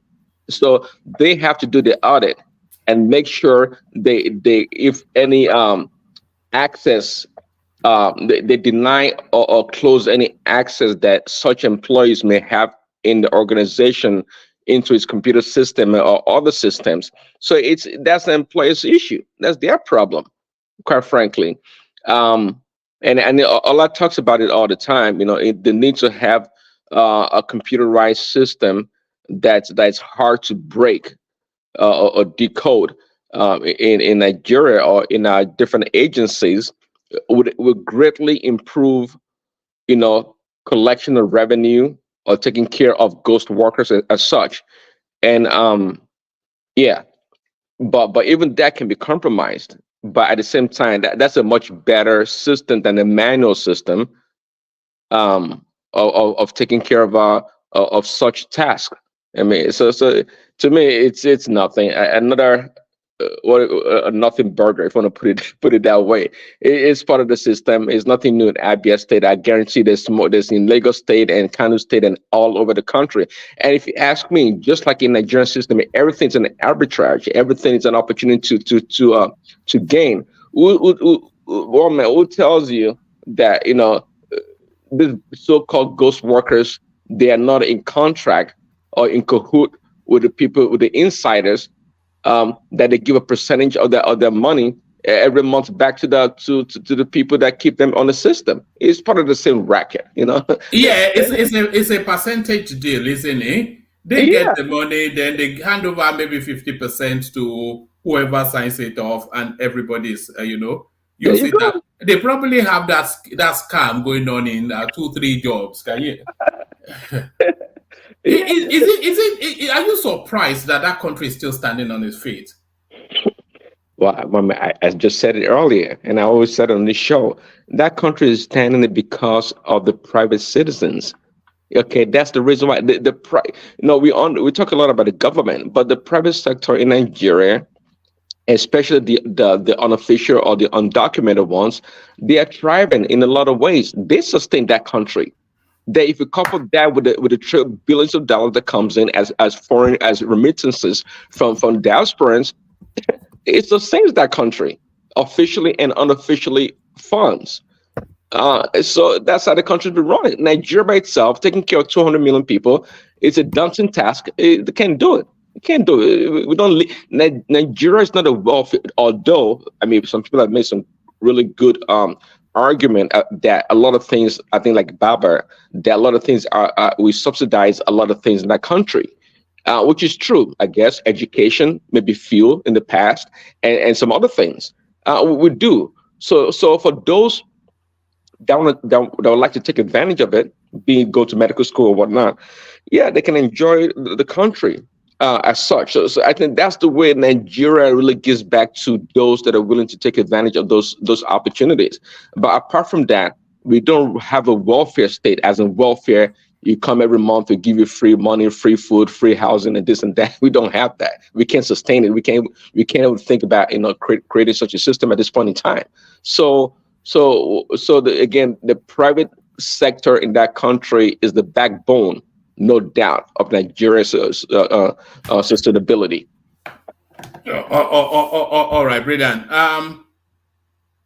Was that? It looks as though a lot of people fingered in that place. Buhari's nephew, not former president, approved Naira redesign, CBN investigator. So still a lot to come out from that space. Was there anything else that came to your attention in the news cycle today? No, I haven't reviewed the news cycle today. But to wrap it up with Emefiele, I think Emefiele, if they have I think it's Obazee, if they have a pretty good idea how much this man has stolen with his associates, if they have a pretty good grasp, they can take a gamble. Let's do it as life and death. Let's give Emefiele the Guantanamo Bay kind of a torture, waterboarding. I think that guy's a feeble man. I think that guy is scared in his pants, and he wouldn't want to die. He looks like a man that cares so much about his life. And that's how these wicked people are. So he doesn't want to die. So let's make it a life and death situation with him, with torture, and see what it does. I think he's going to cough it up because he doesn't want to die. It's not so much the money that he stole, but the monies that he facilitated to be stolen. That's really where the big money is. The big money with him, but even the bigger money, the monies that he facilitated to be stolen. Exactly. And I suspect that he might not make it out of that custody alive. Yeah, because it's in the interest of so many people for him not to be of this world. Yeah, but Obazee, as he made a pronouncement of any such prominent names, we should have by now, if it's that important. We should have. It's Emefiele that will yield up those names now. If he That's doesn't what I'm saying. Yeah. That's what I'm saying. Emefiele should have by now, if it's that serious, that we're not really concerned about Emefiele, but about his associate or the theft that he helped, orchestrate. Then by now we should have some really big names out there in the public that we can go after. But I don't think the Nigerian space even want that itself. Nobody wants that. So Emefiele is stable. Let's get him to cough out the names if we really care about the names. And if he must have done that all these months. He's done that already. Yeah. So where are the names? But why didn't he run though? Is my question. Because he was unlucky, that's all. Yeah, it was unlucky because he should have used the Buhari phasing out to run. You know what, man? Because Wiki was not the president. That's why. Because if you have to give a testament to Bola Tinubu's approach to matters. See, he played it down. He kind of like downplayed that. Oh, we're just gonna maybe ask you questions or do whatever. If he knew, if Tinubu had been like really hot about it and spoken loud about it, that we're gonna do this and that, it probably wouldn't have come back. It came back at the behest of Buhari, of course, thinking that it was in safe hands and things were gonna go maybe as usual. It got fooled by Tinubu's demeanor. That's exactly what happened. That's exactly what happened. Maybe it's not as clever as we imagine, because if I was Emefiele, as soon as we get to the last 6 weeks of Buhari, I will by whatever means leave that country and not come back for a good 2 years until I'm clear on how Tinubu is positioned. That would have been ideal, but again, it misread the whole situation. It did. It misread it. Thinking, I don't know, Buhari's going to save him somehow, some way. It just miscalculated. I'm telling you, if I were him too, I wouldn't come back. I mean, unless I knew for sure what was in it for me. So it miscalculated, and I think it did so because of Tinubu's disposition or his demeanor about how he goes about matter. Not hot-headed, but you just take things, nice and smooth, and by the time you got caught up in the trap. But anyway, it should, again, if you're so concerned about the people that stole the money alongside with Emefiele, we should be hearing some names right now, and ready for the DSS or whatever to go after those such people. But we're not getting named. No leakage as such. So there you go. Anyways, thanks, one man. Appreciate it. All right, brilliant. All right, brilliant. I'm going to go on from you next to. I'll go to Akim, and then from Akim to Baba. But on my way to Akim, let's do a bit of housekeeping regarding our initiative. So the money has come in. So the final total on the GoFundMe was £855. That's how much it came to. So you can see it right there on your screen, £855. And then what was actually transferred to me was £826.95. A commission of £26.35 taken by GoFundMe. So at the total now, if you add the £100 that was donated anonymously, that is £926.95.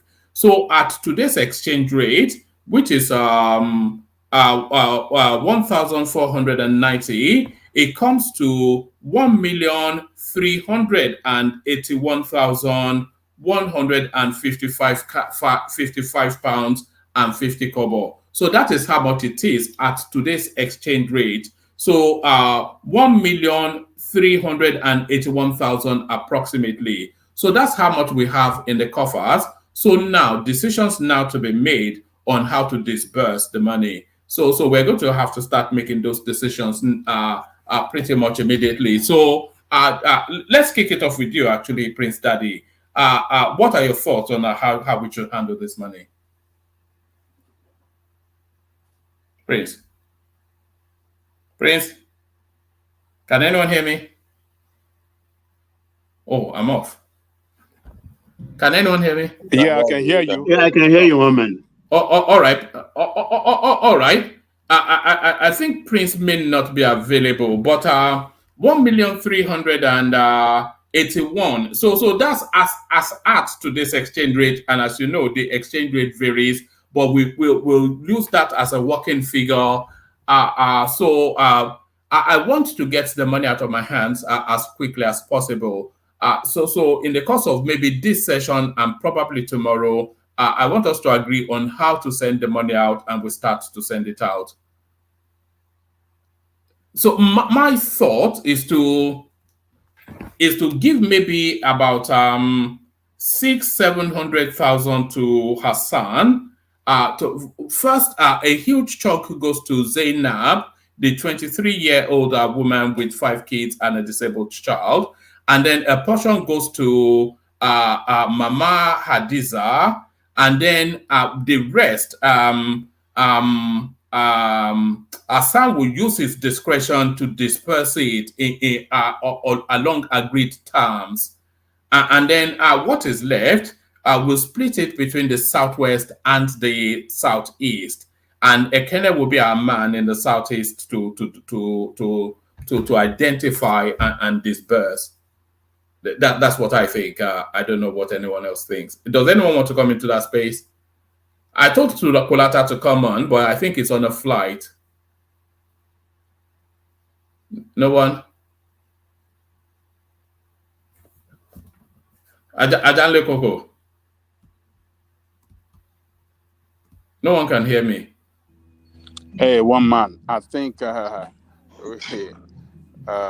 far as I'm concerned, I don't think we have already identified people that we want to give the money to. I want to suggest we have to identify all of them first. Then that can help us. No, but that would be a heavy lift now. Okay. Can we not just push the money out and let the people like Ekene, Folibi, and Hassan, they can take responsibility for it? Okay, yeah, do it the way you want to do it. It's okay. I mean, you don't want the money hanging in your hand. So no, I don't want it hanging in my hand. That's really the thing. You can push it out, but because if we're wanting to identify the people that we're going to disburse it to, then it's going to take weeks, isn't it?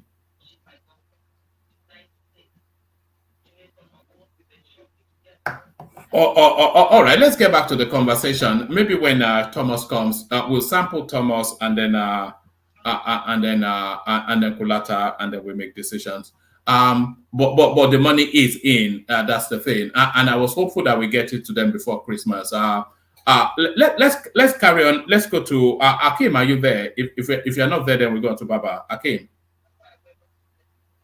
That's the thing with Akim. He falls asleep very quickly. So Baba, you're up next. Baba.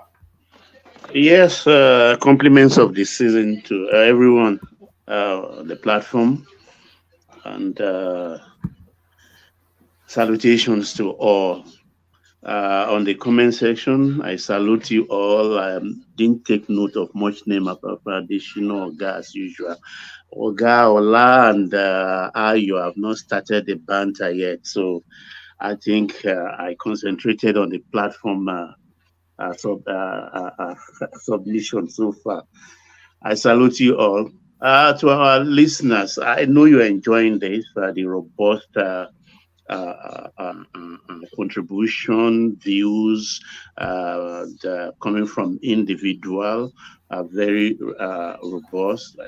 You always know that it's a marketplace of ideas where we flourish with different kinds of opinion, shades of opinion and contribution that will be useful to our nation.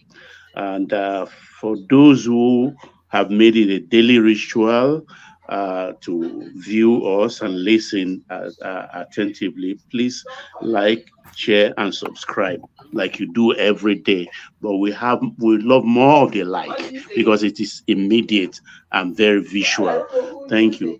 Yes, one man. I want to start with the Abia space because I think those things that happen is part of the corruption that happens in our country. It is endemic. It is deep rooted. It has even become cultural. I put cultural with caution in quotes, actually, because even in corporate environment, these things do happen, not because they want it. If the HR is not up to their game and they are weak, or your departmental head is not very or conversant with administrative procedure, at times some people who have gone, sent on suspension maybe for 90 days, you find out for the first month, they still receive their salaries. Even in corporate environment, it happens. And in this situation, as in the civil service, it's always between the doctor and the departmental head, or even people who are in the health ministry. They know, it's Jackpa. It's just living without notice. So even before they notice that Dr. Lagbaja has left for maybe Puerto Rico, it could take about 6 months, 4 months, because this is civil service. The register is not always something everybody pays attention to. And the work of a doctor is like they are on infrequent schedules. You understand? They could work at a stretch of 24 hours. So when they leave, the departmental head knows that they've left. And for the next 6 months, it could be obey for them, in the sense that the salary will be going to the account. Departmental head and one or two people who is into the thing will be collecting maybe half of the salary. It's always a deal. You understand? One of the things that eat up into the fabric of our society is corruption. There are two levels of corruption: corruption of greed, corruption of need. They are two different things entirely. But this one, for instance, for the doctor, is corruption of greed. Greed is says that you've left the service, you are no more doing the country anything, but then you are still collecting money from the country. That salary you said is not enough for you. But I'll give you an example where because we have to fix ourselves as citizens. I made that point some few months back here that look, I remember how when Professor David Tam West was kicked out of NNPC. I mean, he died unsung. He died penniless. Even according to him, the first Christmas, when he was Minister of Petroleum, he was trailer loads of hampers, gifts he received, trailer loads. He doesn't even know some. Just this one, take it to this community, go and give them, let them divide. Take this to this church. But the first Christmas, he spent not being a minister of petroleum. He did not receive one hamper. One hamper he did not receive. Even people who would come and line up and prostrate for him, they will even pass him in a corridor of somewhere and they don't even take notice anymore. I give an example of, let's say, in my household now, let's say Emeka, for instance, was a minister for maybe works, and he left. And one morning he knocked at my door here, and he came in and he was saying, "Look, I need maybe $500,000 for something." The first question, any Nigerian will ask is that, "What do you mean $500,000? You mean you don't have that?" And he says he doesn't have that. The thing, Malono, I'll think about it. And your wife will come in. My wife will come in and say, "Who? I heard Emeka's voice.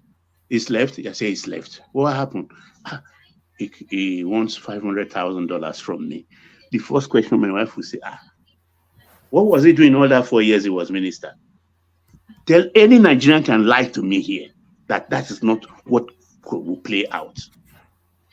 What was he doing? Because we expected them to steal. We expected them to steal, so it has become the norm with us. That is who we are.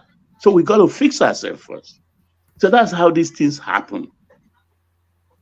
And that doctor will turn back one day and badmouth the country. But we forgot that he was a part of the problem.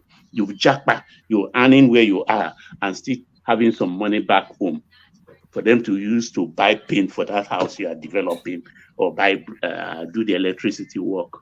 So that is if we just, all we have to do is maybe we have to reorder our steps, computerize everything properly, which makes a difference between the Lagos, what do they call it in Lagos, and the Nigerian Railway. You have to use the cowrie card for BTR, for the train, for the motorboat ride, everything. It goes on cowrie card. So no money exchanges hands. So everything goes into one purse. So you can, I hope they can even upgrade it, and maybe like it happens here, you can see that, okay, as at this morning when we wake up, Lagos State government has so much trillion in the TSA account of Lagos State. It's doable. So maybe we just have to rearrange ourselves. These things takes time. It takes a lot of practicing. It takes a lot of investment. So that's it, one man. Let me go to Emefiele. Emefiele, I mean, it's just not the only culprit. I explained at that time when they talk about 500 accounts, and I say, look, these are redundant accounts mostly. Must have dated back maybe 10 years, 15 years. I explained how maybe for special purposes, accounts are open overseas, and once they use it for that purpose, they just left it there without closing the account. You have maybe an odd $102 or something left in that account. Those are things they count, because how is it possible for a man to have 500 accounts onto himself? It's not possible. And Tinubu has a whole lot of work to do on himself, but I want him actually, I like it might look as if he's crawling, but it is better to do that on the side of caution. Yoruba say we must hold our breath to lick a hot bowl of soup. Because these people we are want to hold to account, they are just not ordinary people. When I mean say they are not ordinary people, these are people that are fully loaded. And like you said, the money, most of the money, bulk of it are outside. You can't use good money to chase bad money. So when you go to an outside jurisdiction, you have to engage a lawyer. And lawyers for that kind of services don't come cheap. Obasanjo knows exactly how much we expended to collect some of the Abacha loots. Some of the lawyers, we pay them millions of dollars. And some of those cases are still bogged down till today. Till today, some of those cases are bogged down. We've paid the lawyers millions of dollars. So we have to be very, very careful. I like the meticulousness, step by step. We have to win the race by being very wise. Being very, very wise, because we've had instances, even Emefiele now, as we speak, he has sympathizers in the system. He has sympathizers. Some people are not happy. And by the time you know it, he just drops maybe just $1 million to some people, and you start having different kind of association of Jaguda of Idumota will now fly some banner, gather about 200 people when they're giving them 2,000, go and protest in front of this ministry to say, let Emefiele go, rule of law, human rights, and things like that. That's the country we are in. Aren't we seeing what's playing out in River State? All these cash activists. They are not activists, they are cash activists. That's what they do. It's all business for them. And already, when we are talking of Buhari's nephew, he's gone to London. I don't think he's going to come back. I don't think he's done Madueke on us too. He's not going to come back. That young man is culprit. We shouldn't forget he has his fingers in most of these ugly pies. The Sirika issue is involved also. So we have to make haste slowly and then meticulously follow this thing. Those big ones, those industrialists that Emefiele facilitated all these things for, we have a way. If they have things tied down, either we use it for equity and become shareholder in their industries, or we make a repayment plan where they can pay us back our money. When we do the hoopla stuff and start reining people in as if it's a military government, the country will just go ablaze. It's a country that is not united as we speak right now. So there will be excuses here and there. So we shouldn't create any problem for ourselves. We have to be patient. The thing I didn't hear anybody saying is that, are we plugging these holes? Are we plugging these holes? Because when a rat or something dig a hole into your foundation and they use that to come into your home, as soon as you cite them, the first thing to do is, how did they even enter your house? You trace that source, you block that access, and you start killing the rats inside. So they don't even have way to go to run back outside and come in again at their convenience. So we have to talk how to block it. The way to go is this TSA thing. All MPA parastatals, ministries, departments, and everybody, nobody has to touch their funds. Nobody. Everything in the ministry, every computer that collects money, that's about money, should go into one central unit in Abuja. So when that ministry department needs money, they come. After all, they have budgetary allocation. None of them in this system now, custom retains certain percentage, MPA retains certain percentage, that these services, it is not done anywhere. That is the avenue for corruption. Rather now, they would rather be doing accounts to the central force to say, okay, we've deducted this because we have to. Who authorized you? It's government money. So they shouldn't even have an account. They should not have an account. salary or anything. No, we should have only one purse for the nation. Bye, son. Come back quickly, okay? Yeah. Okay, bye. No, we should have only one account. The TSA thing is very, very good and very important. Hold on, one man. Hold on, just one moment. All right. All right. Let's give Baba a moment. So as we wait for Baba, I'm back. Oh, you're back. It's my son actually. So that is was he attacking your wallet, your son? He did need no, his birthday is money. tomorrow. It's my last card. He'll be 17 tomorrow. Oh, and he wants to brilliant. hang out with his friend. And in this country, Yes. don't want to allow driving around anyhow. So as I was saying, TSA is the way to go. We have to look for, and these days, those who are into computer and centralization, they know these things are not cheap.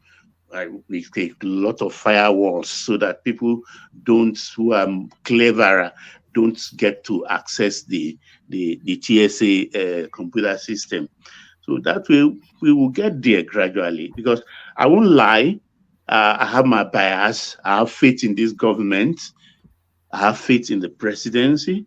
And if he disappoints, I think then Nigeria will go to blazes. That is my belief. Thank you, woman. All right, brilliant. Was there anything else that caught your attention in the news, Baba? Yes, maybe a lot of people didn't notice this morning, and I was laughing. I even called a friend in Canada about 1 hour ago to do amebo. The clip Arise showed this morning, where Tinubu's wife, the first lady, was distributing the 950 million. Amongst the women on the podium with the first lady, you know who was here? Mrs. Fubara, first lady of Rivers State, was amongst those women there. And I can understand. And meanwhile, people were on the streets in Port Harcourt, say they are protesting. So I'm laughing my head. Hey, I saw the protest. It was the most ridiculous. Somebody sent in the clip, just some ridiculous nonsense. The man is not complaining, and you are complaining because simply you have in your head as a lead elder, you have in your head that, okay, your son could become a commissioner or your protege now that some commissioners have gone, or the caretaker of the dissolved LCDAs and local government. You have plans for it, something you can't win. When the cat was home, the cat wiki was home. Now the cat is away and there is a problem in the land. So you can warm yourself into the corridors of power and then put your children or your protege in the as commissioner, house of rep, house of assembly there, and this thing. They are fooling themselves. That's all. Thank you, woman. All right, brilliant. Stay with us, Baba. Let's go on from you to Ekene, who is also with us. So, Ekene, you're up next. Yeah, one man. Alpha, you still in Lagos? I see they close tomorrow. Once I close, all right. You are still going to the shop, are you? Yes. Is trade still going on? Is there still traffic, or is it slowing down? Well, still, I know there's still traffic because this is not rush hour. Rush hour will be from Sunday, Monday, that is 26th, even till January. So that will be the time people will start going. So people that are going are just family sending things home. That's how it is. Do you shut down the shop completely, or do you put somebody there to still open up? Alaba will be closed. The whole Alaba will be closed. The whole of the market will be closed. All right. Yes, both trade fair till January 8th. That's how we do it. My God. So there's no need staying in Lagos. You just have to go and enjoy yourself for that 3 weeks and come back. All right. So take us through the news. What have you been looking at in the news, Ekene? Oh, well, one man, it's just your topic.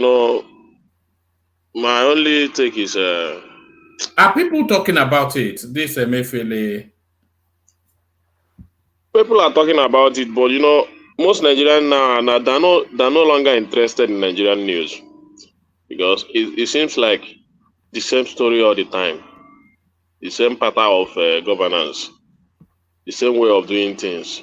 So nobody is expecting a lot of changes. Imana, there is an Igbo adage that says for Igbo people that are here, that if ojo ogbaharo or bro menana. So when bad thing comes of age, it becomes a tradition.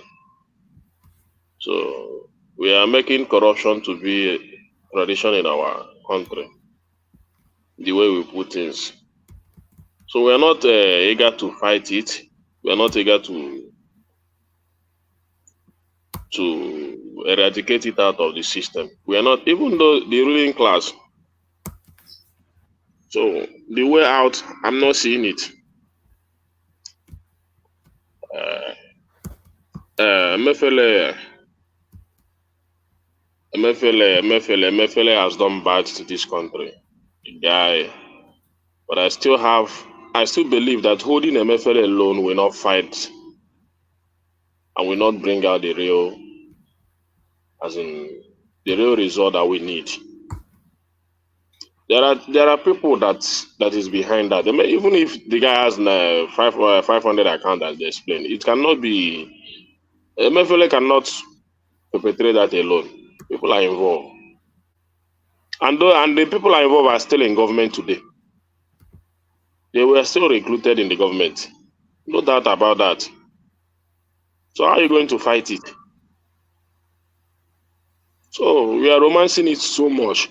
Even the citizens are romancing it. The ruling class are romancing it. I'm not seeing the way the thing we eradicate out of our system. It's very obvious. We're not, just like what Abayanoga said, if it were in China. He knows that if it were in China, a lot of them will not be in government. They would have shoot all of them out of that space for a very long time. So you cannot just bring it only down to Emefiele. All of them, if it were to be in China, all of them will not be in government. And he knows that. So referencing it to only Emefiele is not the way. He should reference it to all this thing. So I'm not satisfied with the way we are dealing with the issue of corruption in our system. And you know, this is the one of the economic problem we have, but people don't want to believe it. If we continue like this, we're not going to build enough foreign reserve. We're not going to be good. We're not going to attract a lot of investors. It's as simple as that. We need accountability. You know, the government don't need to do much. It's just to tell the people, this is what we have, this is how we are doing it, the money we recover, this is where it is, this is the project where. Accountability. Because when you lose the trust of the people because of corruption, I don't know how you're going to run your government. It's very ridiculous.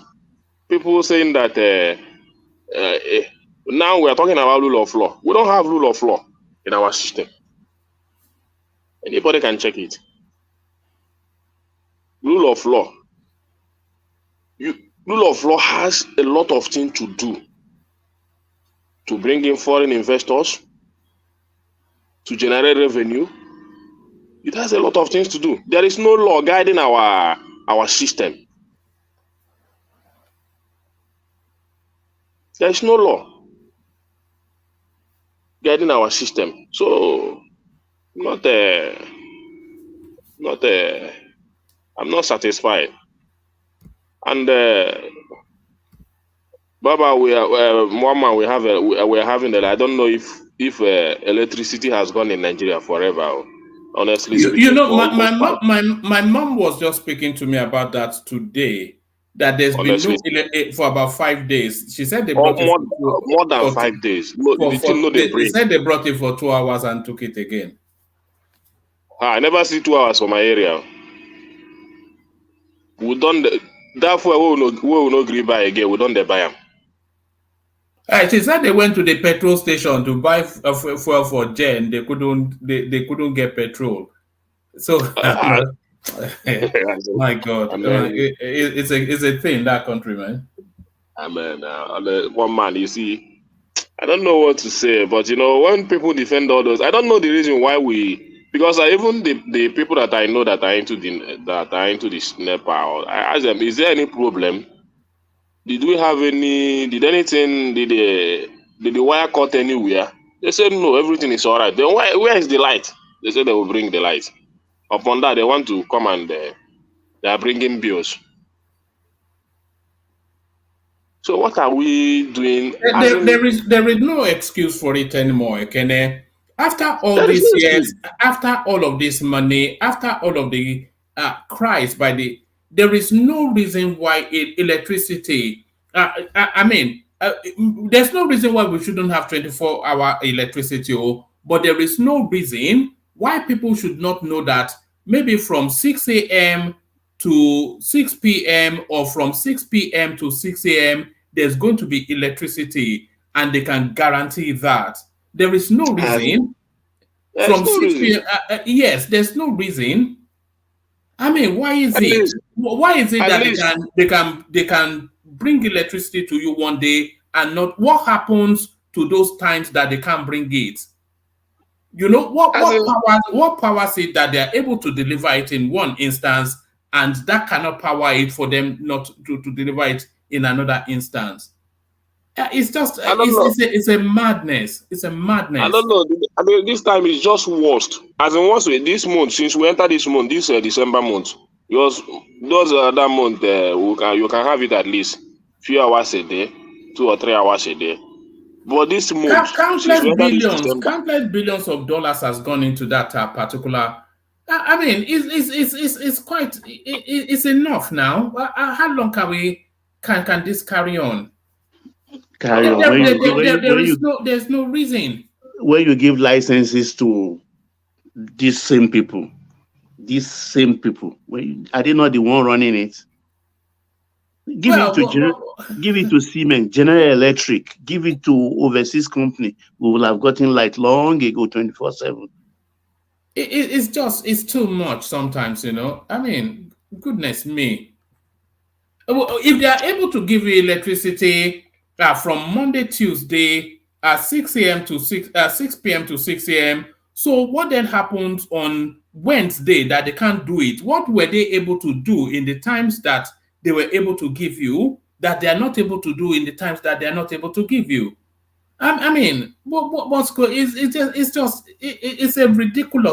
It's a ridiculous system we have. It's unbelievable. It's unbelievable. people are, because this, I think the government should, what the only thing I expected from this government, from this removal of fuel subsidy, is to work aggressively in our electrical sector. That would have been a very good achievement. People will just forget this fuel of 13. It will be for the rich. You have money, go and buy fuel your car. But now, you cannot give the common man electricity. You expect them to spend the little they have to go and buy fuel, because you must charge your phone. You must do there are little things you must do with electricity. You go there to buy fuel, almost 700 naira.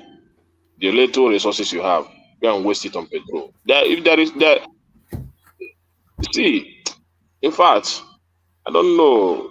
I'm not happy with the way things are going. But there are things that I expect the government to be aggressive on, fight it, do it. A lot of deals have been signed concerning that. I don't know. Even this minister of this, I've not even seen that guy on television for one day. A lot of even some APC guys are condemning him. I don't know who appointed. I don't know the reason they gave him that appointment, Minister of Power. I don't know the reason. No plan, nothing. So we are not lamenting. We are. What I'm saying is the situation on ground. People are not happy with it. We want the country to move forward. Yes, first subsidy is gone. Other thing we're expecting to cushion that effect is something like this electricity. If we can have some hours of electricity or a day, charge your phone, charge your rechargeable lantern and all those things, we're okay by it until we're able to improve to have maybe 24 hours a day or for the whole year. See, one country, is it Tanzania also? Their president sack all the ministers in that sector just for having constant blackout. The thing will just come and go. The thing will just come and go. The woman just sack everybody.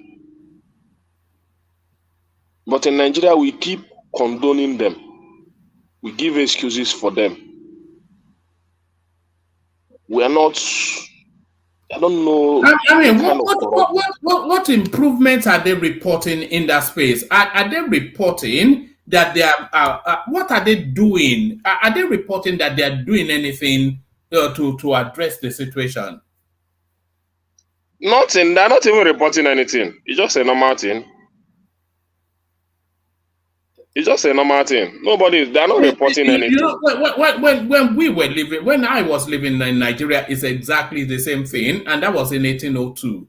I mean, goodness me, it looks. 1802.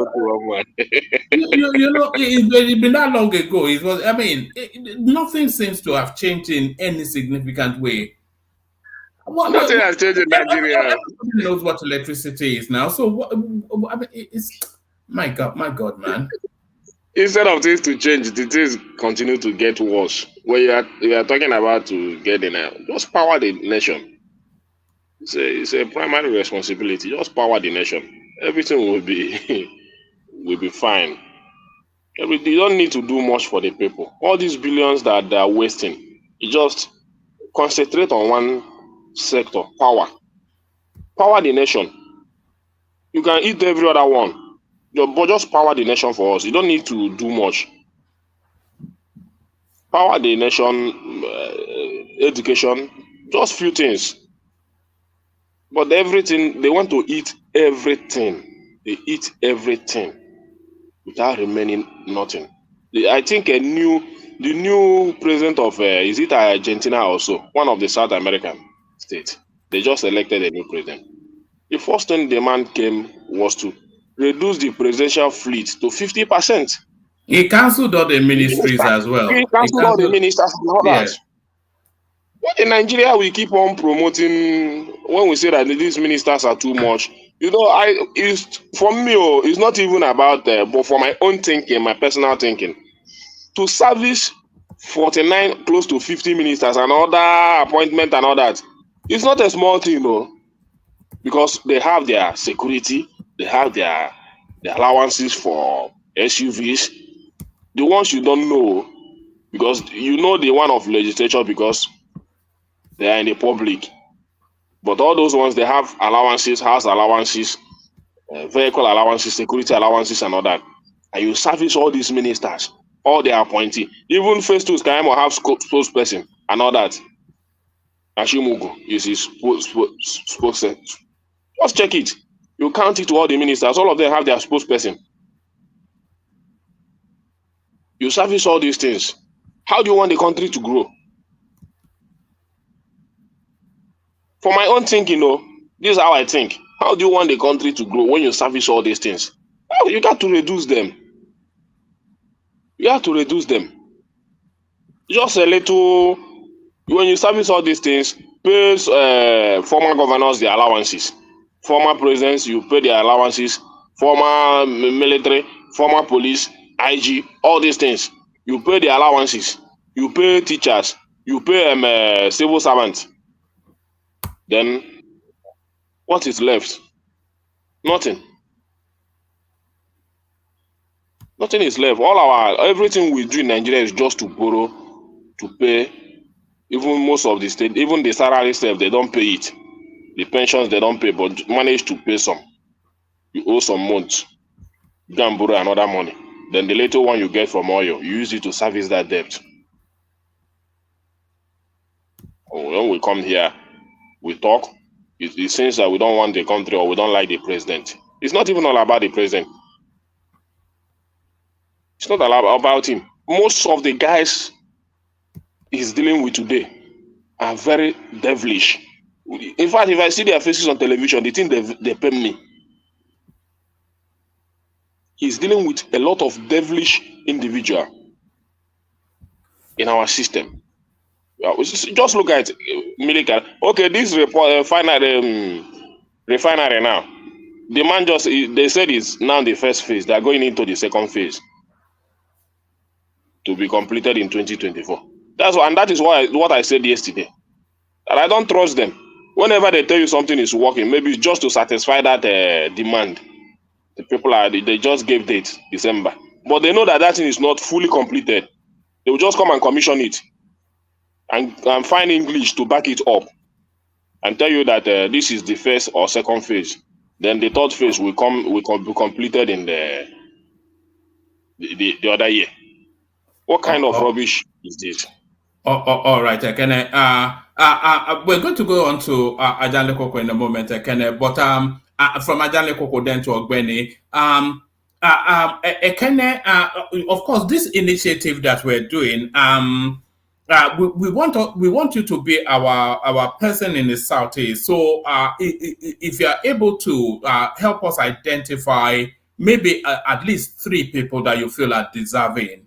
And the idea is maybe single mothers are running small businesses that a bit of money could help them move their business up a little bit. Is that something you can do? Well, one man, I'm not sure, but when I travel first, because you say it's the poor of the poorest now. No, it doesn't have to be the poorest, but somebody that is that's putting up a fight against circumstances. Maybe they are running some small business, maybe selling whatever it is, that sort of a person. Okay, when I travel first, if I see them, I will let you know. So it's not so much like a charity giveaway, but to help their business up. No problem. But what of Tamo's decision to give them back some price instead of giving them cash? That was that will be embedded in it as well. So maybe you can identify 1 or 2 people that we can help up, and then the rest of them can go to bags of rice. I'm just waiting for I'm just trying to see how this decision can be made, so that we can agree on what we're doing. No problem. When I travel first, because I have a lot of activities. I will not lie to you, one man. Yeah, that's that's one of the activities now. I have a lot of activities. You don't want to make an effort to help people. What are you doing? I thought you would have said, no problem. No, I will try. That's the area I'm looking at least 1 or 2 people. I'm just imagining. I'll just try. All right. When you go home, go with your phone, of course, and then send in clips that are definitely. Definitely. Now that this is where we discuss our problems. So it just remains for our political class to just react to everything that hear. I don't know if I don't even think they're hearing this social media stuff. It's just like we come here and talk and go. They're supposed to be listening to us now. I know the mind of people. They are hearing it. So if you know the sort of people that I have on my phone, you'll be surprised. But they are hearing it. So take that. When are you traveling? Did you say over this weekend? Tomorrow? Did you say? It's that tomorrow or next. Just once I close tomorrow, because the people that will travel and also tell us if you are able to get your 50%. So that's another thing you have to let us know. Oh man, forget. There are a lot of confusion in that aspect, but I will not talk about it because I will not follow public transport. So let them continue. Anything that they in there, let them know. People are saying a lot of news that I've gotten, they say they didn't see anything. So but for me, I don't want to be anything government matter now, and they are palliative. I just pray every day that I can provide my need and move on. You don't want the palliative. Did you get this, Kenneth? This is going around Lagos. Did you get this?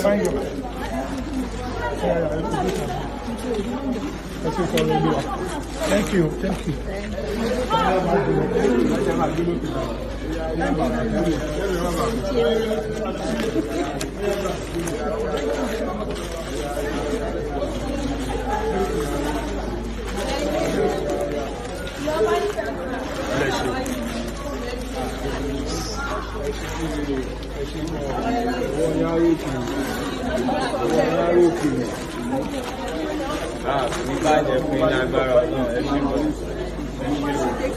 We really appreciate. Thanks.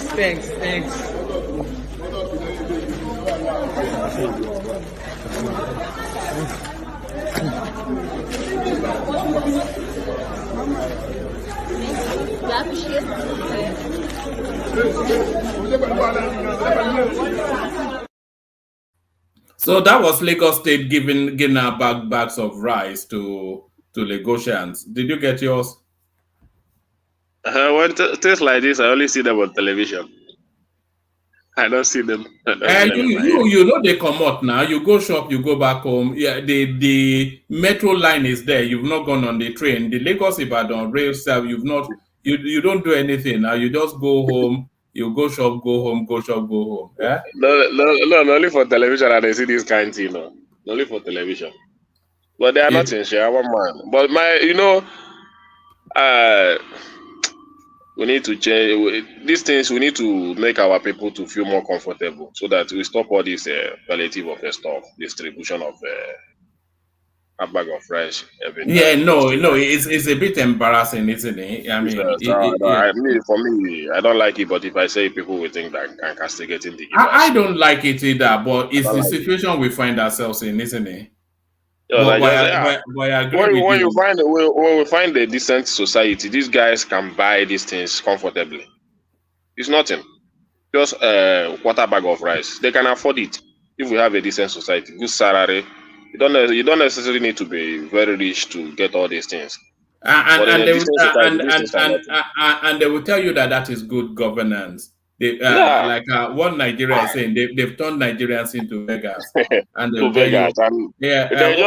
What led the country to the point that people are needing a handout? Is it? Yeah, that is it. They'll just need it to buy their mind. Next election, vote for us. You still get your rights, and we continue the way we are. They forget this because all these people, they are not thinking towards all this necessary development that we need as a nation. They will just use this to cage their mind. The government will just bring it around, use it to cage their mind. Instead of them to give them necessary amenities, free their mind from all this collect this, begging. For me, I don't like begging. No, the thing that vex me is not that it's not that you don't help people, but you help people in their struggle to survive. Not just always bring a quarter bag of rice. You make people to believe that begging is a normal thing, and that is what our political class has turned Nigerians into. It's very bad to me. I don't like it. One more, thank you. All right, brilliant. Stay with us, Can Ajale Koko, you're up next. Ajale Koko. One man. Yeah, Ajale Koko. So we're still trying to evolve how we're going to handle this thing. But Adesina, he's come up with this idea. This is what Adesina is saying. It says there are similar stories around each zone. So equality should be the focus. So he's essentially saying just split the money 3 ways. Is that what do you make of that? I think I support that. Yes. All right. I think that makes sense too. So about 430,000 to each zone. That's the best sharing formula that will not bring Ikunsinu. So it's good. All right. We'll wait for Kulata, Thomas, and everybody to be here until we make final decisions. But maybe if they are around, maybe by tomorrow we'll send a chunk to Hassan. So at least we know that the Hassan space is taken care of. So we'll send a chunk to him. But to the conversation, Ajale Koko, Obazee, and Emefiele. Greetings to our listeners around the world. Click on the like button, share, and subscribe. if you haven't done so. I didn't follow you from the beginning, but at least the headline is very clear. So Emefiele having several bank accounts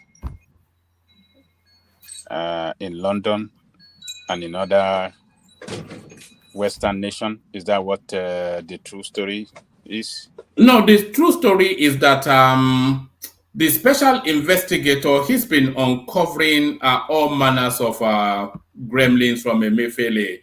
So the headline is that 500 and something account.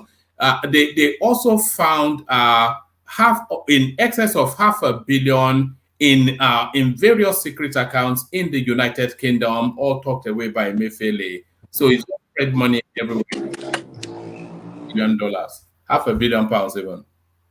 £500 million or yes. dollars? Dollars or pounds, I'm not sure. I have to check. Yeah. Well, but that's just in the UK. Oh, that's 500 billion, or what are you talking? Yeah, 500 billion. Yes. You say $500 million. 500 billion. How much does Nigeria have? 500 million, $500 million. 500 million is $500 million, isn't it? It says here. I thought they are saying 500 billion. No, 500 million. Okay. And that's pounds. It says the special investigator on the CBN and related entity, Jim Obazee, found that the ex-CBN governor lodged 543 million 482 482,213 pounds in fixed deposits in UK accounts alone without authorization. Well, what about the story of various accounts? Did they share? Did he share those? Yes, they didn't bring figures out, but it says the former Central Bank of Nigeria Governor Godwin Emefiele illegally lodged billions of naira in foreign currencies in no fewer than 593 bank accounts in the United States, United Kingdom, and China without the approval of the Apex Bank's Board of Directors and the CBN Investment Committee. So he was just talking money away globally all over the place.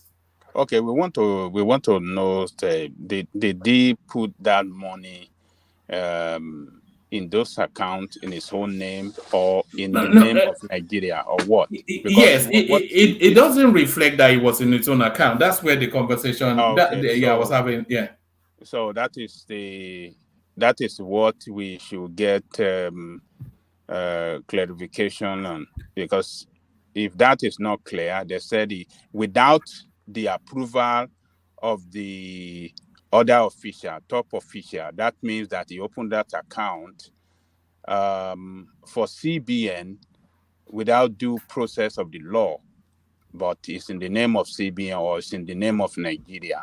So if we are to be personal account, there won't be any requirements for him to suit for the approval of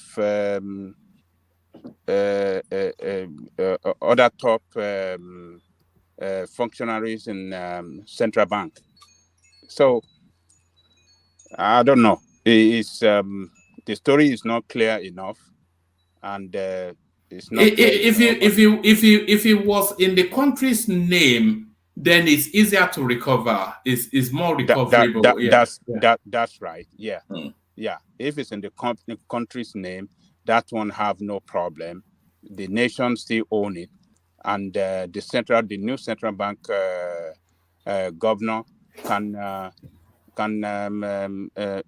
withdraw the amount, close those accounts, and do whatever they want to do.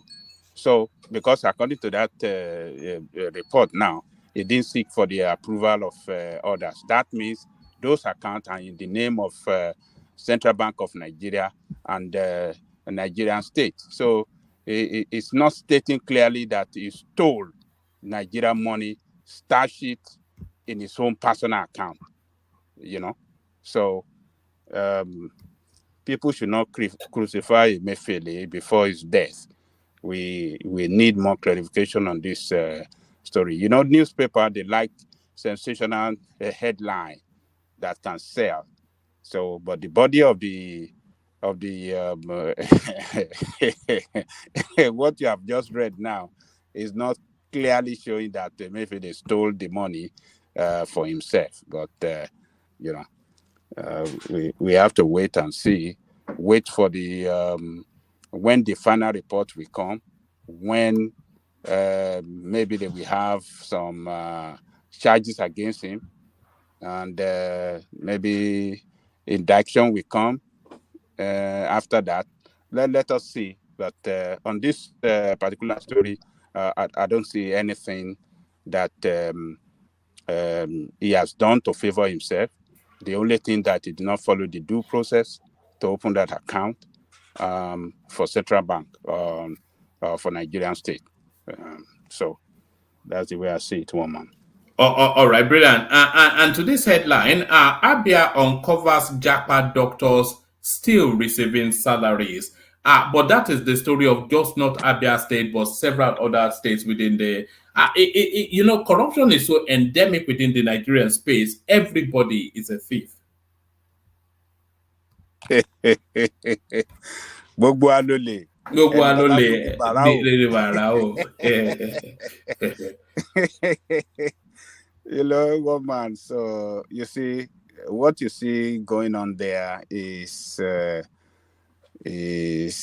collusion between those in the CPO office, Central Pay Office, or let's say account department in charge of payment of staff salary, and those that are involved, those that have left. So it could be done two ways. It is either those people have, officially resigned, put in their paper. Meanwhile, their name is still on the payroll. And what the people in the account department, CPO, will do is to find a way of getting that money through, cash means, and not automatic payments to the bank account. So they can do it through cash means, they cash the money, and while the name will remain on the payroll. So it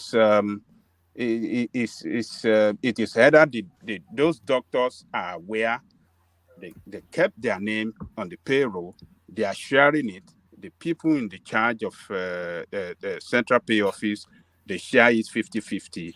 And, maybe the head of department is involved. We don't know, because there should be a system where there have to be verification by the head of department or the head of that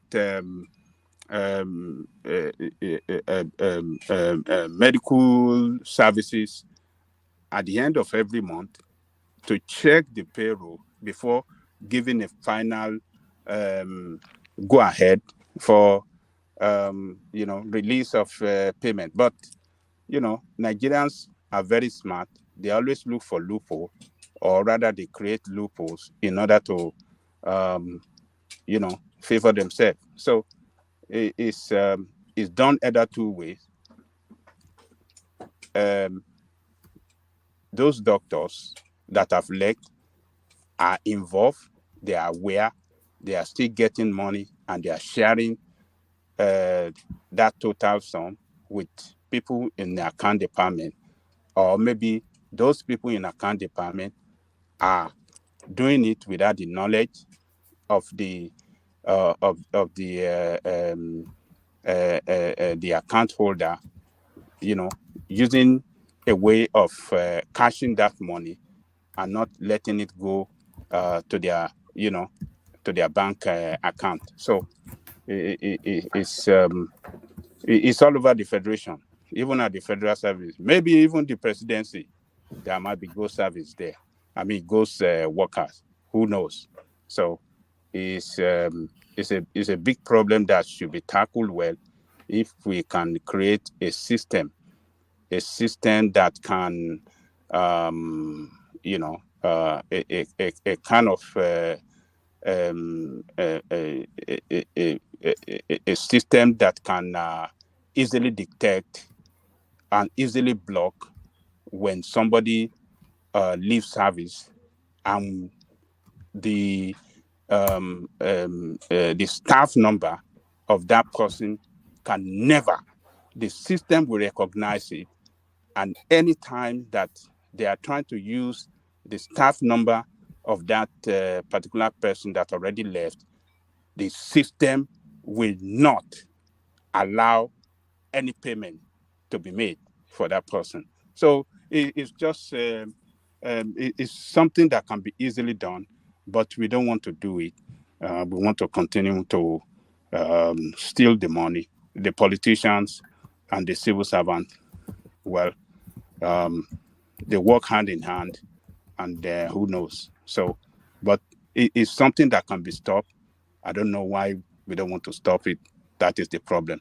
A system should be in place that can recognize at any time this, because every civil servant have a staff number, and once that staff number is taken out from the system, it cannot be reloaded on the system, and anything that they want to do through that staff numbers, the system will not let it go, except they have to get maybe approval from a particular quarters that for one particular reason, yes, let us do this. They have to go through the audit. You have to go through the, what do you call it? What do they call the people at the, is it permanent secretary office? And possibly you have to go through the commissioner or the minister's office before that kind of payment in that staff number can be made. That is the way to do it. But I don't know. Woman, it's a corruption galore country, and maybe when Showore wins one day, maybe we start tackling that problem. We put an end to this corruption. Knuckle-headed people don't want to vote for somebody that will not give them money, and they continue to vote for people that give them rice, sardine, and ogogoro, and and this is what we have as a country. Let me leave it there, woman. All right, very nice. Woman, good morning. Can I say something about what Babajide could just talk about? Yeah, carry on. Good morning, Babajide Koko. Good morning, everybody, and the panelists. Alaji Simba, welcome. Yes, sir. Yes, sir. Abio Isheni. Okay. You know what you are talking about is not even about the politicians. Let me tell you, in Nigeria, most of the corruption are perpetrated by the civil servants. You won't believe it. Let me tell you, there is nothing any politician can do without the collaboration of the civil servants. They are the one that will perfect everything. The politician, the only thing they do is just to sign. This thing that you are talking about is just like a syndicate. You are talking about staff number. There's nothing. It's not about staff number. Those people that they are talking about, they didn't resign. If you did not resign, you can't take your number away. They can't just remove you from the payroll.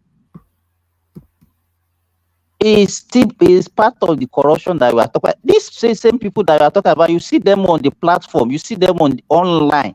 They will still be condemning government, saying corruption. And they are part of the corruption. You understand, Babajide Koko? What they used to do is this. They will be collecting the money, but it's not they do it in collaboration with the people that are still in service. So they will be doing. They know there's no way, because they pay to your account. There's no way you can pay to somebody's account and then you have a way of going and remove the money from that. No. What they do is that they have an agreement. Oh, this is what I'm going to do, and then okay, certain amount after you paid you get the salary, then you will return certain amount to this so account. That's the way they do it. And so that is what is going on. And we have thousands of people that are doing that. So people have been living outside in Nigeria for 10 years and they are still collecting salary in Nigeria. And they will be talking about the country, the country is not moving forward and it's not doing this, it's not doing, not knowing that all those little things, it matters a lot. So to me, for us to move that country forward, everybody has to do the right thing.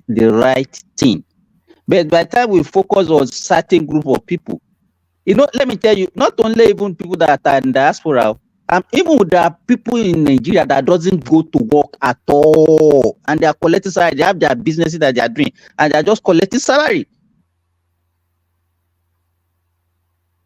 So it's not about people in diaspora alone. I know some people. In fact, you see, I know somebody who's selling a car, and is a nurse. I've never seen him going to work, and he's getting promotion and he's getting salary every month.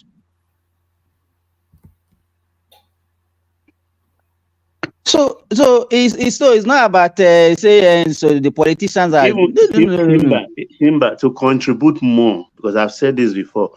Even not all the Japa doctors who just left and working in another hospital, maybe up north or somewhere, will also be collecting the salary in Lagos State. That's how it works. It's not necessary you have to Japa. Same thing with the lecturers. And they all come back to blame government. Exactly. Why is ASU fighting against the use of IPPIS, enrolling them in the IPPIS? Because most of them are working. Some are working in private university. They are working in federal university. Yes, more than two or three And they will places. neglect that of government. No, that the primary one will suffer. Is the alternative one that they focus on, and will come out and strike. This same ASU will come on national television. They will be the one giving directive to government: do this, do that. Let me tell you, the problem. One of the major problems we have in Nigeria is all this unionism and the Nigerian Labour Congress. ASU, all those big unions, they are the major problem of that country. Have you ever seen Labour Congress criticizing any worker that are not doing their work? Have they done that before? The only thing they will do is refineries that's not working. They are not working and they are collecting salary, and they don't salary every year for those refineries. But we also that are supposed to condemn those things, we only support them to ruin that country. Those unions, they are the one ruining. Okay, look at anything government want to do. Labour Congress must go against it. They must go against that. That's the only thing, the only language they know. Why should ASU say they don't want IPPIS and we don't ask them why? No, there's a reason why they don't want it, because it's not a good system. What do you mean by it's not a good system? Yeah, it's not a good system, and the government said they should come out with their own system. No. Why, Baba Jadoko? Why do you say it's not a good system? Did you agree with that? Oh yes, it's not a good system. It should pay them. Is that what they make you to know, or is that what you know? No, hold on now. The federal government has agreed with them now. The Tinubu government have agreed with the payment structure of, payment system of the ASU 2 weeks ago. The federal government agreed with the question is supposed to ask yourself, Babajide Koko. So is it only ASU that is shortchanging? Hold on. You know why? That system, the IPPS, or what do you call it? You know why it's not? It's because it doesn't give university system the independent to manage their resources. It's centralized. The federal government won't centralize the payment system, and thereby created a lot of problems. Don't worry, Ajanle Koko. 1 year into non-IT, federal government, you go hear scores. Tinubu government have agreed with them. They have approved their own. You know why? You know why they agree with them? Let me tell you. Why? Let me tell you, the reason why they agree with them. Let me tell you. You know this so-called democracy that we claim that we are doing. We force our government to agree on things just because they needed them for election. They don't want something that it's about election. No? Let me tell you what is happening. Before they ask them to join IPPIS, if you know the rot in the Nigerian university system, I think we have discussed this issue before on this platform. University, they have businesses that they are doing. They have primary schools, they have secondary school, they have bread bakery, they have pure water industry. They have so many things that they are using to make money. All these people, instead of to manage those businesses on their own, they put them on the payroll of the university.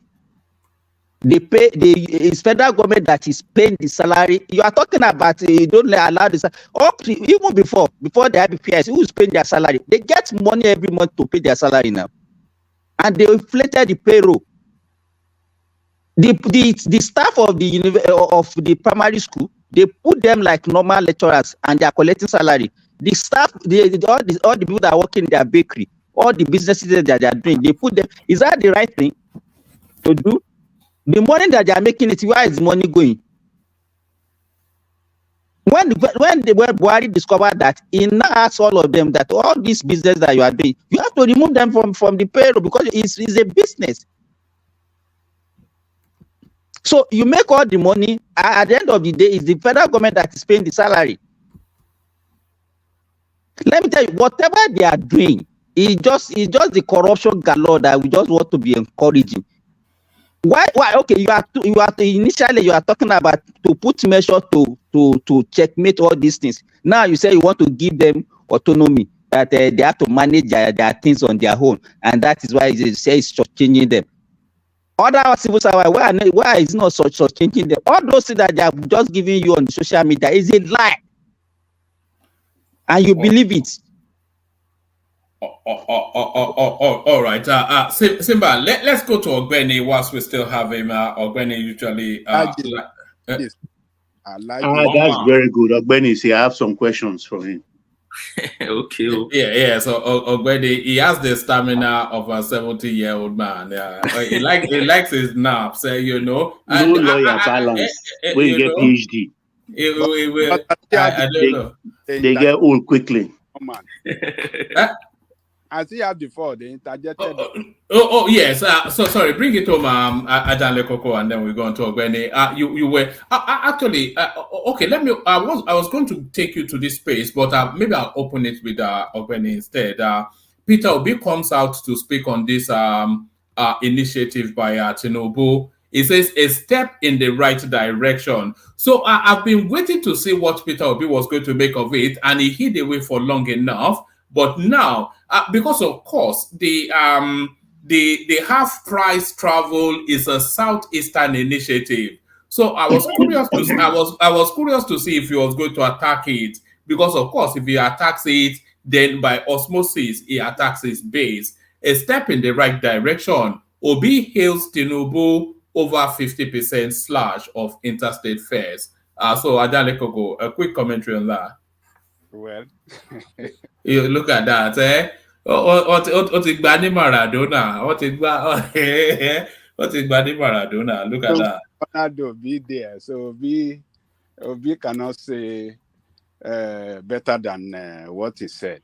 So it's all politics. Tinubu is playing politics, and Obi clearly understood that politics, and he didn't want to fall into that trap to criticize him.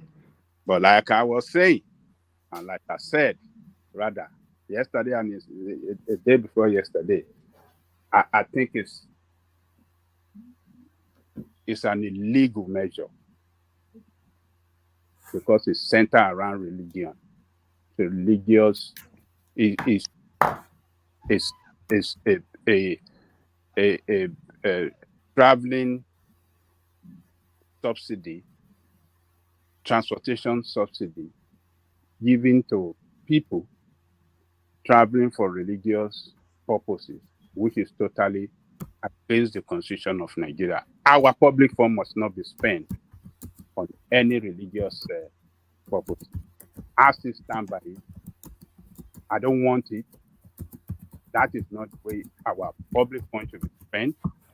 When the time for Yida Malu comes, later in the year, or next year rather, they will ask for their own.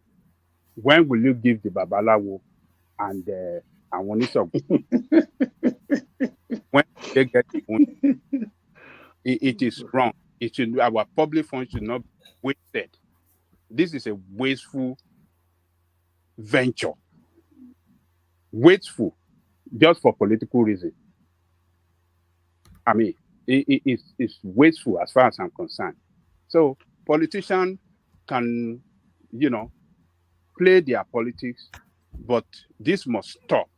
The same thing, some people are jubilating. Hey, Fubara gave civil servants 100,000 for Christmas. It's illegal. It's unlawful. We can't be spending our money in such an unlawful manner. We should spend it for what is for public benefit. This is not for public benefit. It's for religious benefit, and it's wrong. And I'm happy that Ogbeni is here. Maybe Ogbeni will expatiate on that. So let me leave it there on one man so that Ogbeni can tackle it from there with that legal with that PhD. Yeah. Maybe Ogbeni should only take questions. All right. Yeah. Ogbeni, I respect you. So carry on. Take it over to you, Ogbeni. I'll support you if you. All right. Already, there's only one person that can stop the flow, your flow, and that person, of course, Alexander Gomez, who makes a rare appearance. Alexander, good to see you.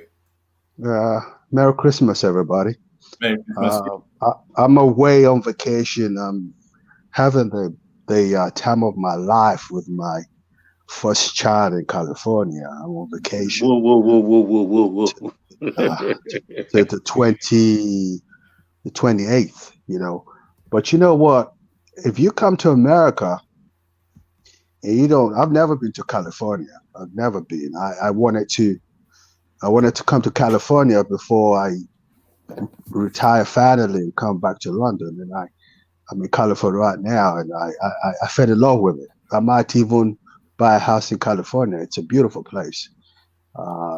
But I'm having a time of my life. I think I heard Baba say, whoa. Who said whoa? Was that Baba? I did. Well, how's the weather there? It's the babes now. It's the same word that you've got to chase babes in the California. How's the weather there? It's fantastic. It's the people are so cultured. I mean, compared to the hillbillies we have in Texas. I mean, that's the first thing I noticed when I landed in California. I thought I was in another country entirely, compared to Texas. It's beautiful. It's beautiful. I love it. Conservative area of California. You are not in Democrat. Democrat. It's more of the mindset. It's more of the people are, like I said myself. Yeah, this reminds me of, if you go to England, if you go to the United Kingdom, the people are very. The attitude is different. They treat you with so much respect. They're such a civilized bunch of people. But in Texas, they're more hillbilly, more very, very backwards. I mean, it's a rich place, but that's the first thing you notice. I love it. I just wanted to call in. And also, y'all need to thank, what's his name, Kolata for me, because he bought me a beautiful Christmas present. I was pleased. Successful people don't get people offer them gifts. But I haven't had. It never bought me a Christmas present. Well, I'm there it serious. is. I know where I fall in the hierarchy now. We share a common hobby, so while going back and forth, I teased him. I said, "Why don't you get me that? Because I'm broke." And he said, "Okay, Egbo." And he ordered it. It was so touching. I got very emotional. I didn't think he was gonna. You know, he's a decent guy, Kulata. I have to say. In a different space, I imagine he and I will be friends. He's upright, upstanding, and he's not even here. So you can say He's an Omoluabi now. It's a decent. Yes, and very, very, very sophisticated. You know that guy's taste is impeccable. I thought I was. My goodness, man, his taste is impeccable. Akopo. I'm a professor then now, you know. Anyway. So I just called to say, look, Merry Christmas to you guys, and I just wanted to call in and say that I've enjoyed the platform the whole year, and let's continue to pray for our country, and let's hope that it gets better. Tinubu is beginning to feel comfortable in his position as the president of Nigeria. I see. You can tell that he has the people's interest at heart. Let us give him a chance to turn the country around. If anybody can, like I said, I've always said, he can. And you could tell, I mean, a president that could take it upon himself to say, look, people going home, give them 50% off their transportation fare. We'll write it off. That's never happened in the history. And Baba would confirm that. Angelico could confirm that. I've seen a lot of things happen before in Nigeria. This is a new one. You know, you practically get into travel anywhere in Nigeria over Christmas for free. So kudos. And I know and pray that God gives him the wisdom to take us out of where we find ourselves and become the pride of Africa that we've always been. So, Ekushe, God bless you. I definitely will bring you. Take care. Enjoy.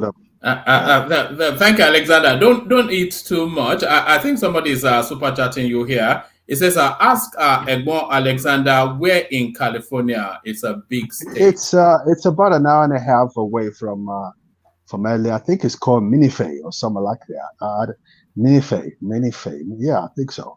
But I'll be in Hollywood tomorrow, and if the person talking is in California and he wants to meet up, he should tell me, and we meet up. My son is willing to be my chauffeur, so it's you know, I'm accessible. If anybody wants to meet up for lunch or dinner, I'm here. Okay. Is the food better there? You say the climate. Is the climate better than where you are coming from? And is the food better? I don't know about the food. My son is just going to get me some food to eat now. Oh, are you just getting there now? No, I got here this morning, but I eat like a donkey. So I woke up and I said, look, I need some food. And he said, what do you want, Father? So he wanted to get me some food. The food is better. It's not English. It's not quite English, but it's better than Texas. But if you really want to eat good food in America, I was talking to my son about it. That's where you go to Louisiana for that. They make the best food in America, without a shadow of a doubt. Louisiana is a cross between African and American. It's very Cajun, very, very nice. So that's that. But the weather's better because I have a problem. I have a problem with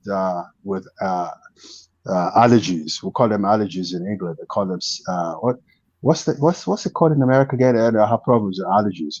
So but here I haven't experienced that yet. So obviously I could tell the weather's much better. Yeah. The people are more friendly and more sophisticated compared to. That's the first thing I noticed once I walked in here into California. These people it feels like I'm not in America, to put it like that, because in Texas people are just so I don't know.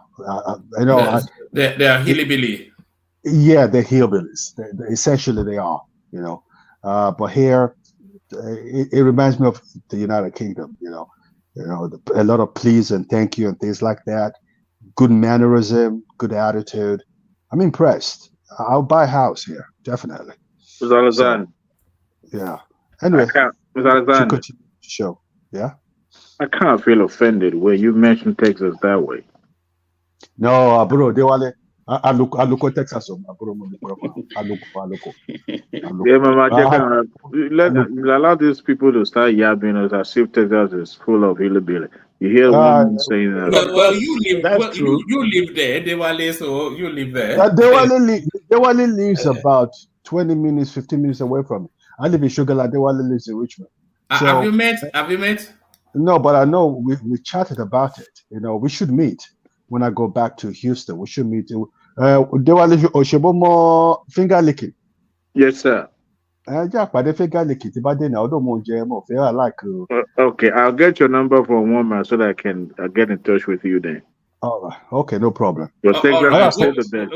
When you meet Alexander, make sure And you they record some Yusuf Olatunji for him. make sure you leave your wallet at home when you are meeting Alexander. You don't need your wallet.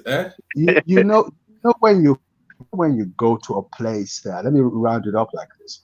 You know how you want to know that Yoruba people are great people. You go into your car, you have a son, your first child is half Nigerian, half American, and he doesn't understand the Nigerian culture very well. But you enter the car and he puts fell out and starts singing Omi Olo, get that, and he's singing Yoruba. You know how touching that is, woman.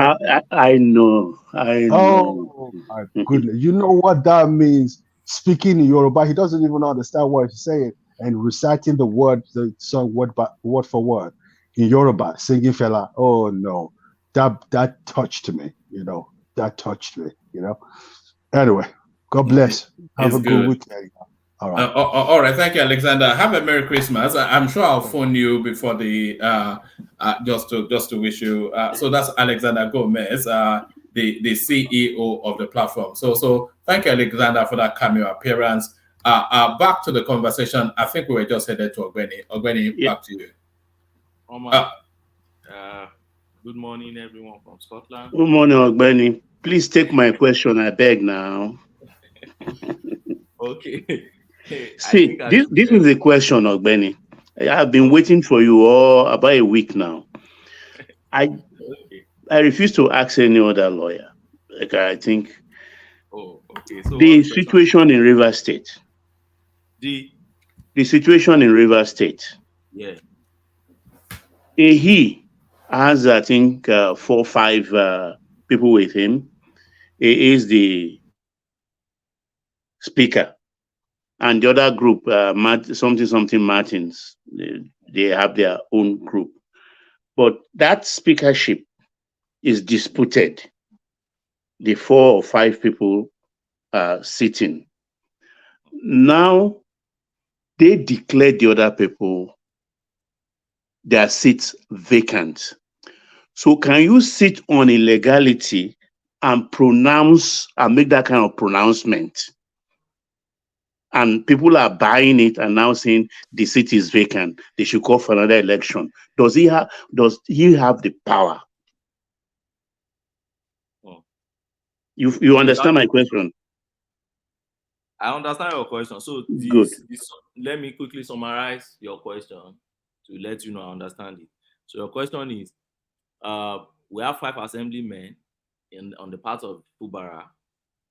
We have 26 or 27 who are not for Fubara. Now, the 5 assemblymen sat, and then they sacked their former speaker and appointed another speaker. So, and the speaker they sacked is actually part of the 26, who obviously that's a majority by any mathematics. So your question is that lawful?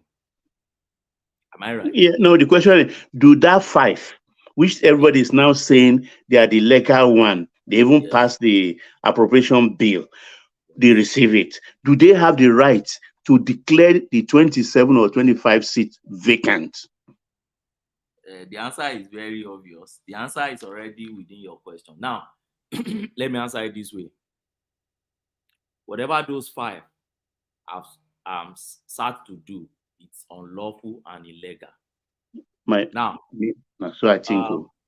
don't forget that this issue, the problem they have in Rivers State, is both legal and political.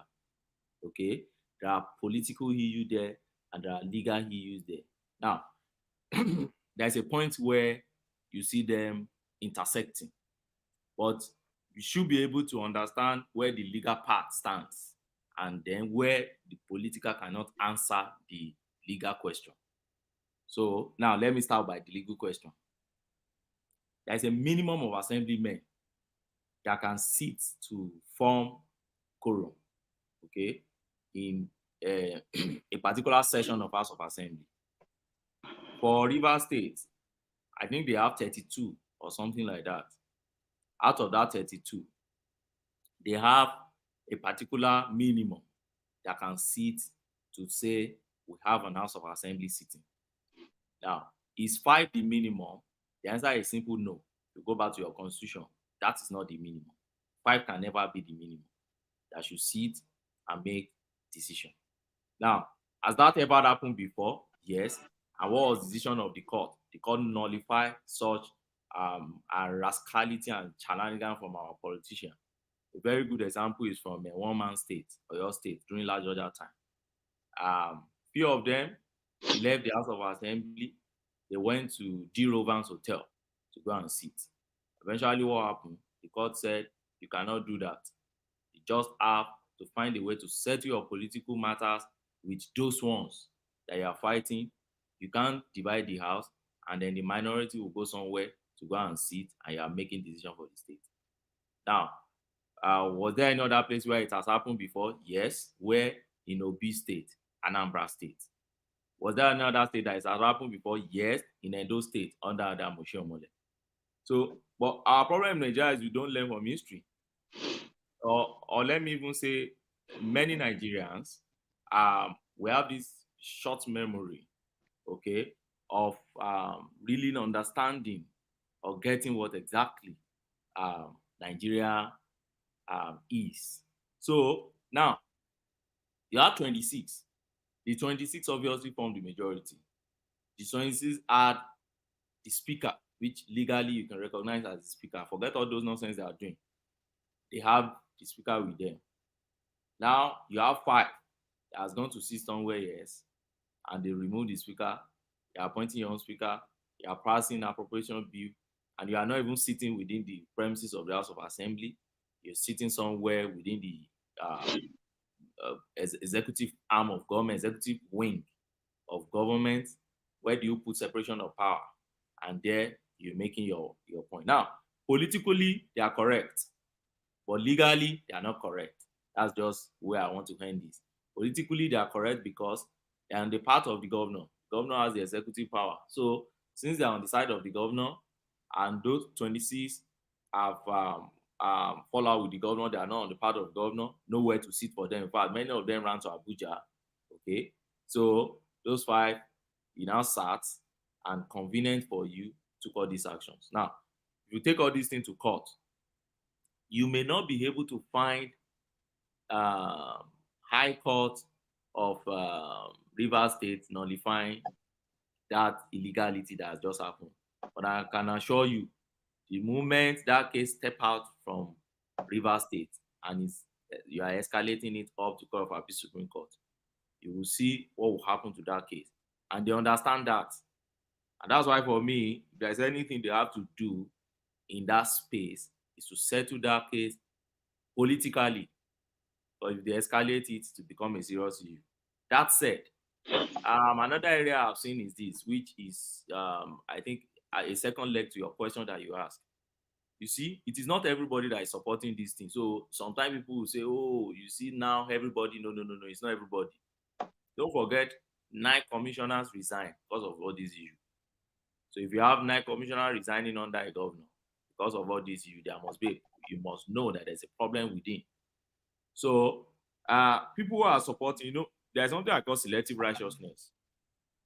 Many people are not talking of House of Assembly complex built by their fathers, edifice that should remain, what do you call it now? The pride of their state.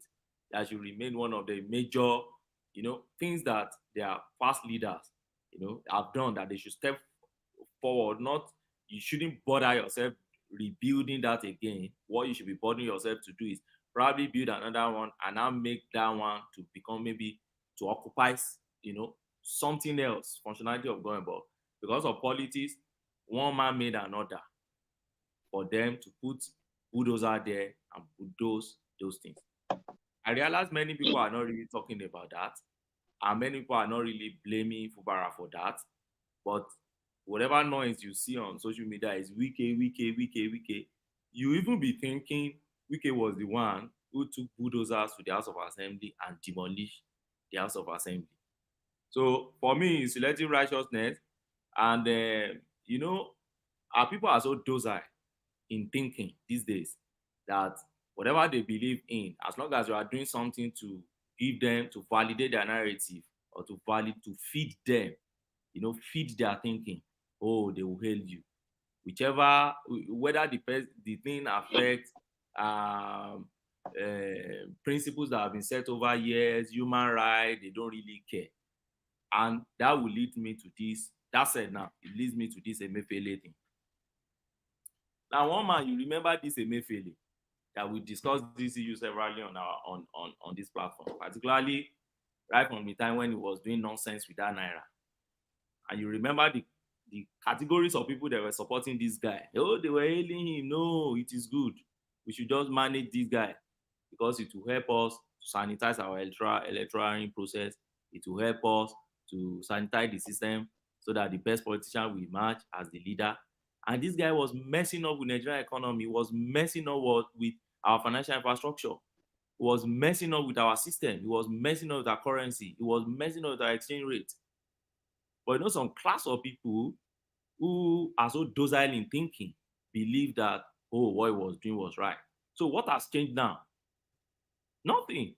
The same man you hailed less than a year ago is being exposed every day, but the only explanation you can have for that same man is that, oh, it's not him alone, they should go and pick Buhari.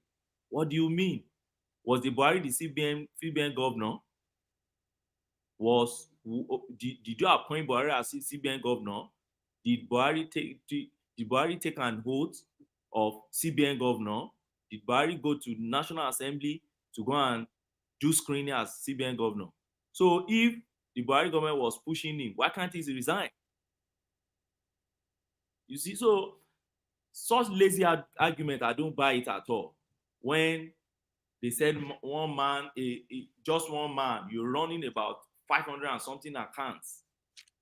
Although for me, I won't follow the bandwagon argument of, oh, he's running how many accounts in the United Kingdom, he's doing this and that. Because for me, first and foremost, I want to know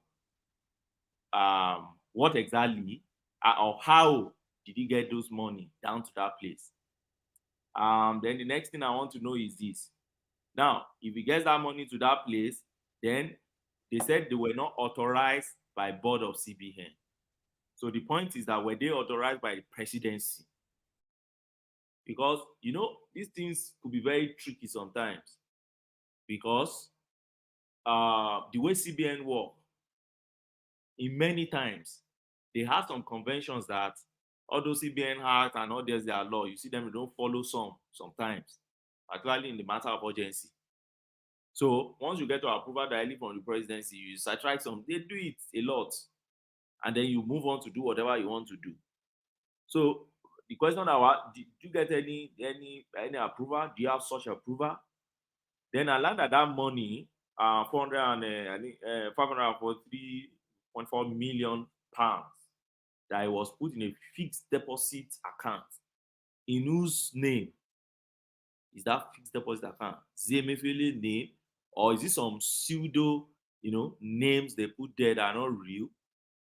These are the questions for me I will ask before I start asking for Emefiele's head. But there's one thing that sounds very curious and very, very funny to me. That the man, that the investigator realized that shortly before the election, that there was a withdrawal of about $6.2 million, from that account. So what I'm curious about is this. Okay, you said he's keeping this account in UK. He's keeping this account in pounds account in UK. So why are you making reference to $6.2 million? Shouldn't that be in pounds? So all these things are not too clear to us. Another thing that is not clear to me is this. I thought they said Emefiele has struck a plea bargaining at a point in time of 50 billion naira. So what's happening to his plea bargaining? Is it that his plea bargaining is not covering all these things they are just telling us they are uncovering? Because my understanding of plea bargaining is that I have used against you, I may have to waste public resources to track you down or to prosecute you. And since I've caught you red-handed, then we can negotiate on the count charge. So if we are negotiating, then I can convict you on 2 counts, then I extract government money back from you, and you go home in peace, or you get punished for those few counts I'm giving you, and everybody will go home. I won't waste government resources to prosecute you, then you won't waste my time by going to court not to plead guilty, and then start going through the full length of trial. So what exactly is happening now is what I don't really understand, because it's still the same Tinubu government now that struck a plea bargaining with this guy. So why? Is the plea bargain not essentially a placeholder? They were just, even the charges that that they levied against him. They were placeholder charges. They were just really trying to hold on to him legally whilst the investigation was carrying on. Because they are telling us now that there are going to be additional charges leveled against him off the back of this investigation. So they were just trying to hold him legally until Obazee presents his report. I know, but you see, whatever they've done with him with that plea bargaining, if you still go ahead with more things you are uncovering now, is going to affect the integrity of whatever process you are bringing in.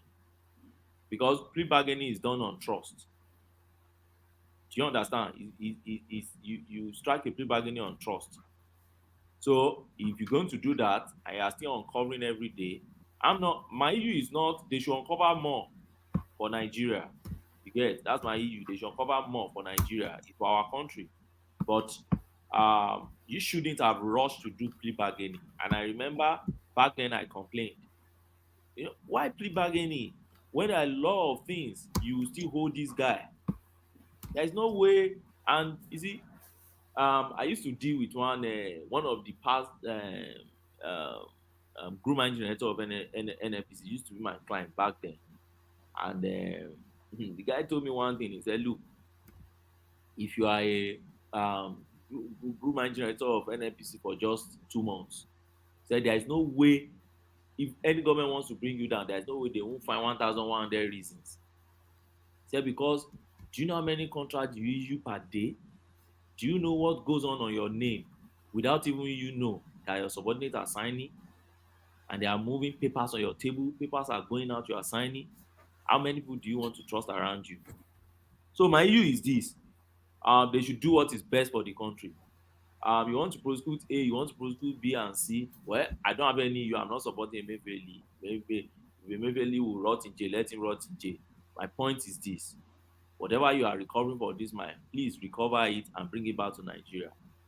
Come and make it to better our economy, and make sure you make the guy a scapegoat. That never will somebody like him existed any longer, or never will somebody like him come into public space in Nigeria and repeat that useless and nonsense thing he did with our currency. All right. Once we have your Gwenny, the Tinubu travel giveaway to the southeast. What are your thoughts on that? Is this love me, love me? Is this is it what is that? Is he begging? Is he paying for sex somewhat? By buying babes? What's going on there? Oma. You know, Okay, let me first answer. I think this leads me to the question Babajane Koko asked. That Babajane Koko believed that it is unlawful. That how can Mr. President be just dashing our money without I don't think it's unlawful. And why I don't think it's unlawful is first, don't see the Christmas or this period, this yearly 2 period, don't see it as just a religion thing or religious thing. In Nigeria, we have an act. It's a National Assembly legislation. It's called Public Holiday Act. Okay, Christmas holiday and New Year holiday are declared by the Minister of Interior, by extension, the presidency. Okay, they determine the days and they declare those days. And when they declare, it becomes how do I put, they gazette it, meaning it becomes part of our law that in so date we are declaring that public holiday for everybody. That is one. Secondly, if you see particularly our brothers from Southeast, when you see them moving from whatever they are in Nigeria, and they are moving to the Southeast, to their villages and others to go and celebrate, and you see other people also moving, it's a cultural thing first for them. It's part of their way of life. Even those ones that are not, probably, well, so majority are Christians anyway, but even those ones that are nominal, they are not that religious. Is the holiday not centered around religion? No, New Year holiday, is it centered around religion? No, Christmas. So, yeah, Christmas and New Year, is that not what the holiday is about? So in UK, for instance, let me give you in UK, for instance, do you know how much government spend on Christmas holiday? Do you know how much government spend on decoration alone? Do you know how much UK government budget on decoration? So do you now say, oh, UK government don't spend our money because it's a religious thing? No, it's more than just a religious thing. You must care for your citizens. That's what your citizens believe in. They believe during that period, they have to travel. They travel around the country. They move from one place to another. You have to care about them. Okay? So don't see it. Yes, What happened to Odun Ifa? What happened to Odun Ifa? So the point is this now. When you are having the Odun Ifa Osun Osogbo, that people travel from several parts of the world to Osun. What happened to that? Would government give them something that will make 50% discount for transportation when that one come too? You see, don't say government don't care about all those Odun Ifa.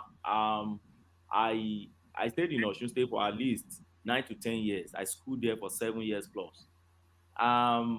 During Osun Osogbo, for instance, the level of preparation Osun State government make for Osun Osogbo, you need to be there to know how they spend government money on so many things they put in place on Osun Osogbo. Security alone for Osun Osogbo alone, the logistics government put in place is not a small deal. So will you now say, oh, it's a religious thing, no, just leave it for the traditionalists. Therefore, don't give them police, don't give them mopo. No. It has to do with your citizens. So then let the state handle it. Why the federal government? No, let the state, individual state handle this issue. You see where the EU is from now. Mm-hmm. Don't forget that some states have been doing it before now. I remember Rochas Okorosha, my governor. You remember Rochas very well. Rochas was doing this thing. It's not new. As far as I'm concerned, it's not a new thing for Tinubu. Many people that now say, it's the first time we are seeing things like this. No. Rochas Okorosha used to send bus to Lagos to pick his people to Imo State. If you remember, I remember vividly because I've been following politics for years, so I know Rochas was, and I think he did it. It was the second time he stopped doing it also. In fact, Rochas Okorosha had a commissioner on Lagos affairs or something like that. There was one useless position like that he created. And that commissioner, his own major issue is that during holiday like this, Christmas and others, they arrange bus to go and to bring the indigenes of Imo State. I'm not saying that that it's a good way of spending public money. But what I'm just saying is that it's not new to this government. And I'm not also saying that I believe in it. I don't believe in the way they are going about it. I would rather say, okay, if I have to be the president, I know Tinubu reason in no way, but if I have to be president, I would rather use that money to buy gas propelled, or what do you call it, buses for those companies, and then strike a deal with them. Whoever comes is traveling around that time, then move them free of charge, and then these buses become yours. Rather than dashing money to them, which you cannot account for how many people they are moving. If they are moving 100 and they come to tell you they've moved 200, how do you account for that? Or I would rather say, okay, people will be picking voucher, or I'll be releasing voucher for people to use in that your space. So that when you see government voucher, then you must give them discount of 50%. Then you return that voucher to me to claim whatever you have the service you have offered. Or find, logistic. I know, yes, we are here to gather all our data in Nigeria, yet I know that. So the data system is still a problem for us. But there is a way you can find a way around that thing, rather than just dashing money to the Ifesinashi, Young Chai, Bro, God is good, and all these guys, ABC, and all these guys. It's just food for boys for those. Do you see it as an Igbo bribe, this initiative? So, Obi reaction has shown to me that they are happy about it, and who will not be happy about it? Nobody will complain. So I won't say it's Igbo thing. Do you know why, one man? It's not only the Igbos that do travel though during this holiday. Well, but the transporters that they gave the concessions to, and the route that they are paying for, they are all Southeasterners. No, not all. Is it all? Well, it is a good or an abundance of, maybe not all, but is Owerri Onitsha, Abakaliki. That's all of the routes. Yes, but Port Harcourt in between. We had the route just earlier on now. Port is there now. Calabar should be there. It's Calabar to Onitsha. It's not Onitsha to Calabar. Port Harcourt to Onitsha. Is everything going to Onitsha? Everything going to the east, not the east going to Port Harcourt. No, it's not like Port Harcourt to Kano. No, it's everything heading to the east. Okay. That doesn't sound right at all. Okay, and funny enough, the point I failed to make yesterday, one man called out 10 big transport company in Nigeria, like 5 or 6 is from other states. Like from Port Harcourt, are you going to tell me they don't have a big transporter? There's Akwa Ibom line that is very big. How come from Akwa Ibom to the east, you have to still give it to ABC line to bring people from there? You cannot see that nobody's benefiting from that deal apart from the Southeastern. Human capital, infrastructure capital, in every ramification, is the money goes 90% or 95% go to the Southeast, because the company that you are giving that money to will buy new buses. There are drivers from Southeast, there are conductors from Southeast. The passengers you are fed is to Southeast. So nobody's benefiting from that deal. Who owns ABC? All from Southeast, ABC, GIG, Chisco. I call them. There are 5 lines, all from Southeast. It's going to favor Southeasterners naturally because they travel more in Nigeria than any group anyway. It's not about that. It's festive period. We didn't have what's called Igwe Festival. Igwe Festival. No people coming to. Sorry, please. Ogbeni, let me quickly give you this. Oh. These are the routes that the government is paying for. Lagos Kano, Lagos Abuja, Lagos Kaduna Zaria, Lagos Jos, Lagos Enugu, Lagos Onitsha, Lagos Owerri, Lagos Aba, Lagos Abakaliki, Lagos Nzuka, Lagos Uyo, Lagos Port Harcourt, Onitsha Kano, Onitsha Lagos, Onitsha Jos, Onitsha Abuja, Onitsha Sokoto, Onitsha Gombe, Onitsha Zakabiam, Port Harcourt Owerri Aba Kano, Aba Owerri Abuja, Aba, Lagos, Abuja, Sokoto, Abuja, Lagos, Abuja, Onitsha, Owerri, Port Harcourt, Abuja, Enugu, Abakaliki, Abuja, Gombe, Abuja, Kano. So really, it's a Southeastern initiative. I don't think so, Woma. I don't. It's two ways. It's two ways. 80% of the route is Southeastern. Wait. Is this all the routes? These are the routes now. Let's analyze this. These are the routes now. Ọ̀gbẹ́ni kí ló dé? Ẹ ń bẹ̀rù ni. No, now. There's Abuja. There is a lot of northern states there. I'm looking at Abuja, Gombe, Abuja, Lagos, Abuja, this in Kanu. So and besides, Southeasterners are the most traveled. So chances are that this is going to hit them most. See, so, Mama, you look at the route.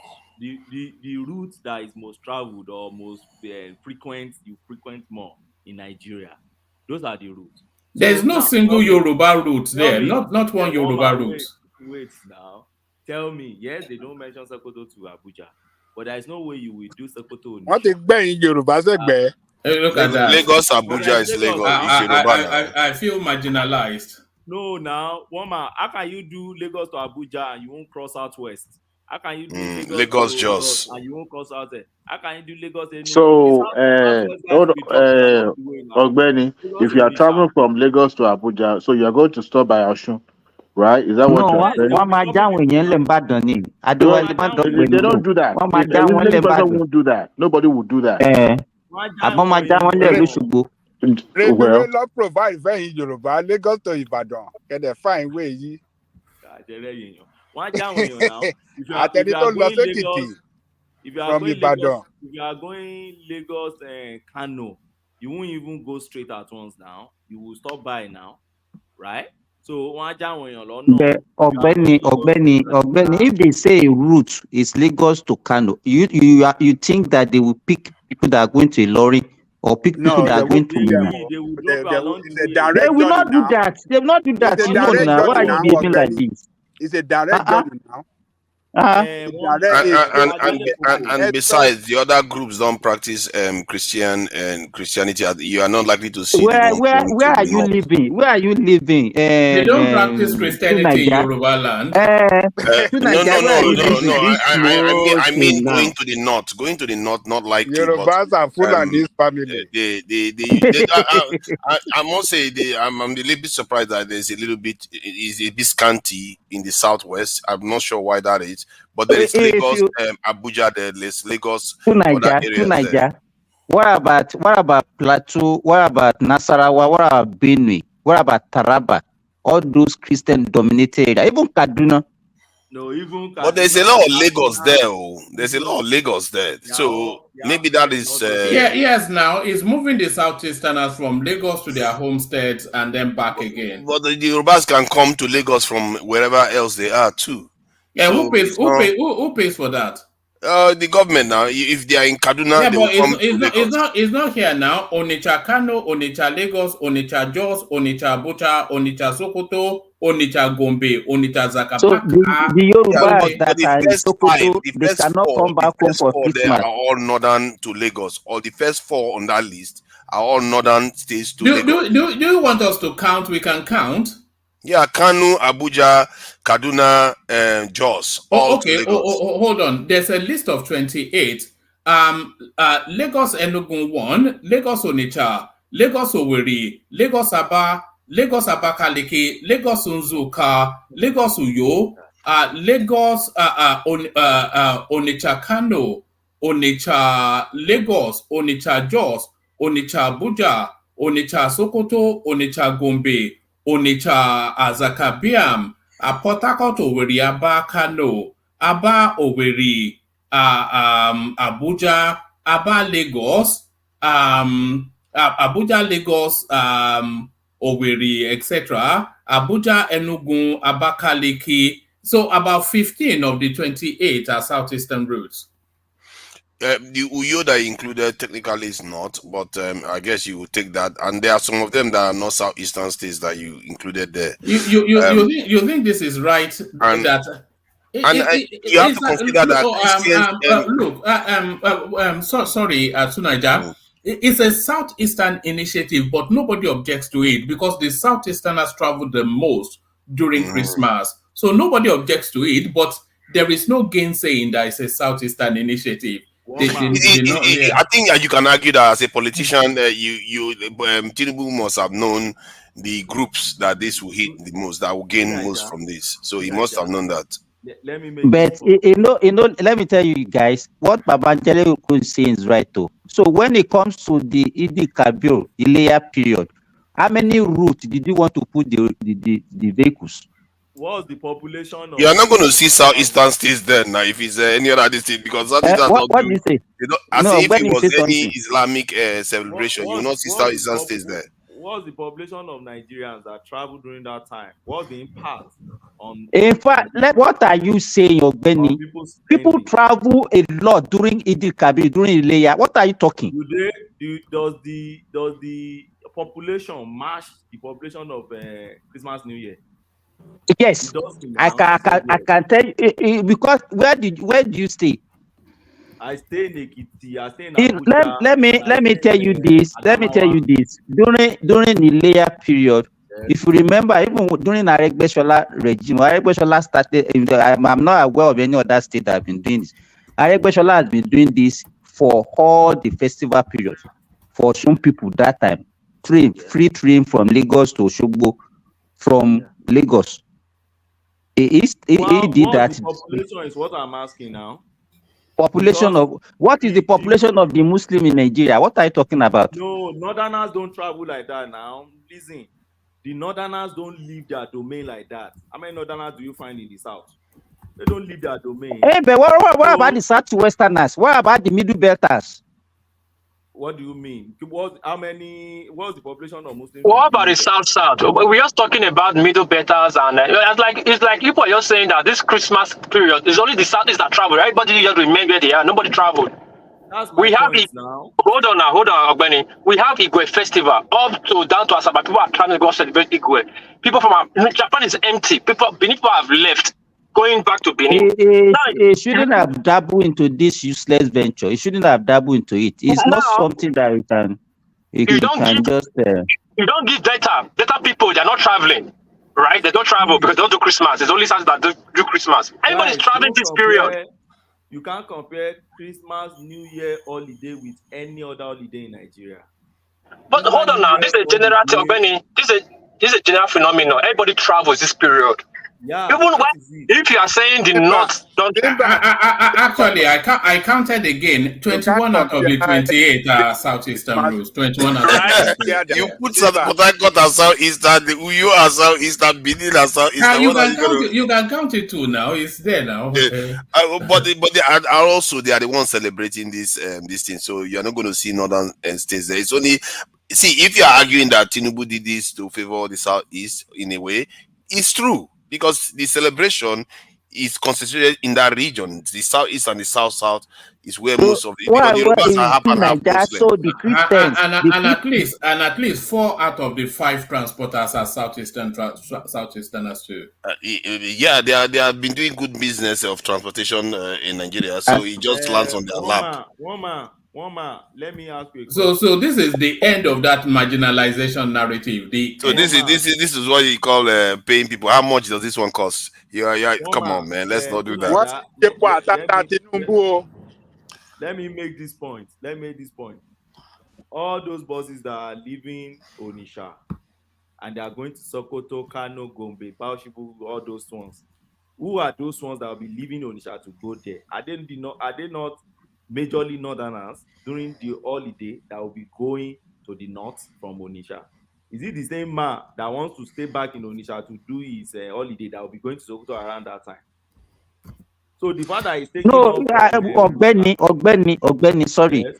Okay, so those people that will go for Christmas in those places, they won't go back to where they are working before. That's those people that are living Onitsha. So why are you making it to look as if when they are going from Onitsha to how many Northerners are living in Onitsha that will not go for what are they going for? You see now, when I said that one the other time, you are condemning it. Now you are using that same narrative now. how many northerners are living in Onitsha, but yet they are saying leave Onitsha and go to Sokoto, leave Onitsha and go to Kano, leave Onitsha and go to Jos, leave Onitsha and go to Bauchi. Hey, they already prepare for their return tickets now. That's the return ticket that you are talking about now. The first one that is going there, is it the Igbos that will be moving from there? It can go empty. It can go empty and go and pick those one there. You see narrative now. Simba, this thing doesn't stand well now. Your this thing, Abba. So they will go empty. There won't be northern that will fly Abba. The northern, what is it going to celebrate Christmas when it take some testimonies from the recipients. When you watch this.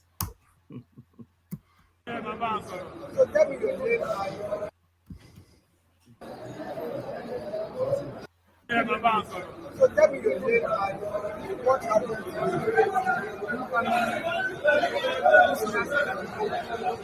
Okay, madam, your floor for you.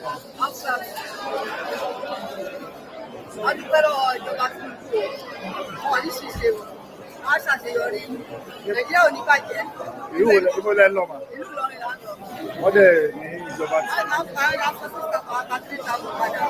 Ẹ̀rọ ní kan fún yín ní 50% padà.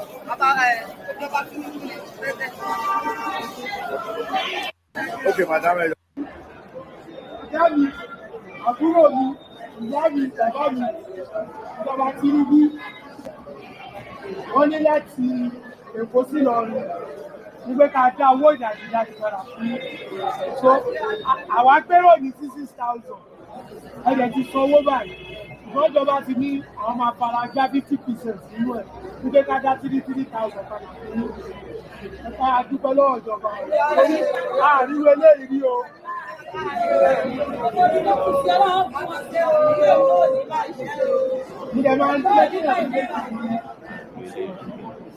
Yeah, are they not saying that the country is bad now? So there it is right there. Rational mind. We are very easy to please. Honestly, if only we have I don't understand you back. They don't sound very happy. They don't sound very happy. What is Baje? Baje, I thought it was their prayer is a prayer that Nigeria will not get spoiled. He said Nigeria never spoiled. No, one man, among these people you are showing us, or this testimony you are showing us, how many of them are Southeasterners there? Yeah, Yoruba now. You see. Oh, they played the one for yesterday. Now, you people are just.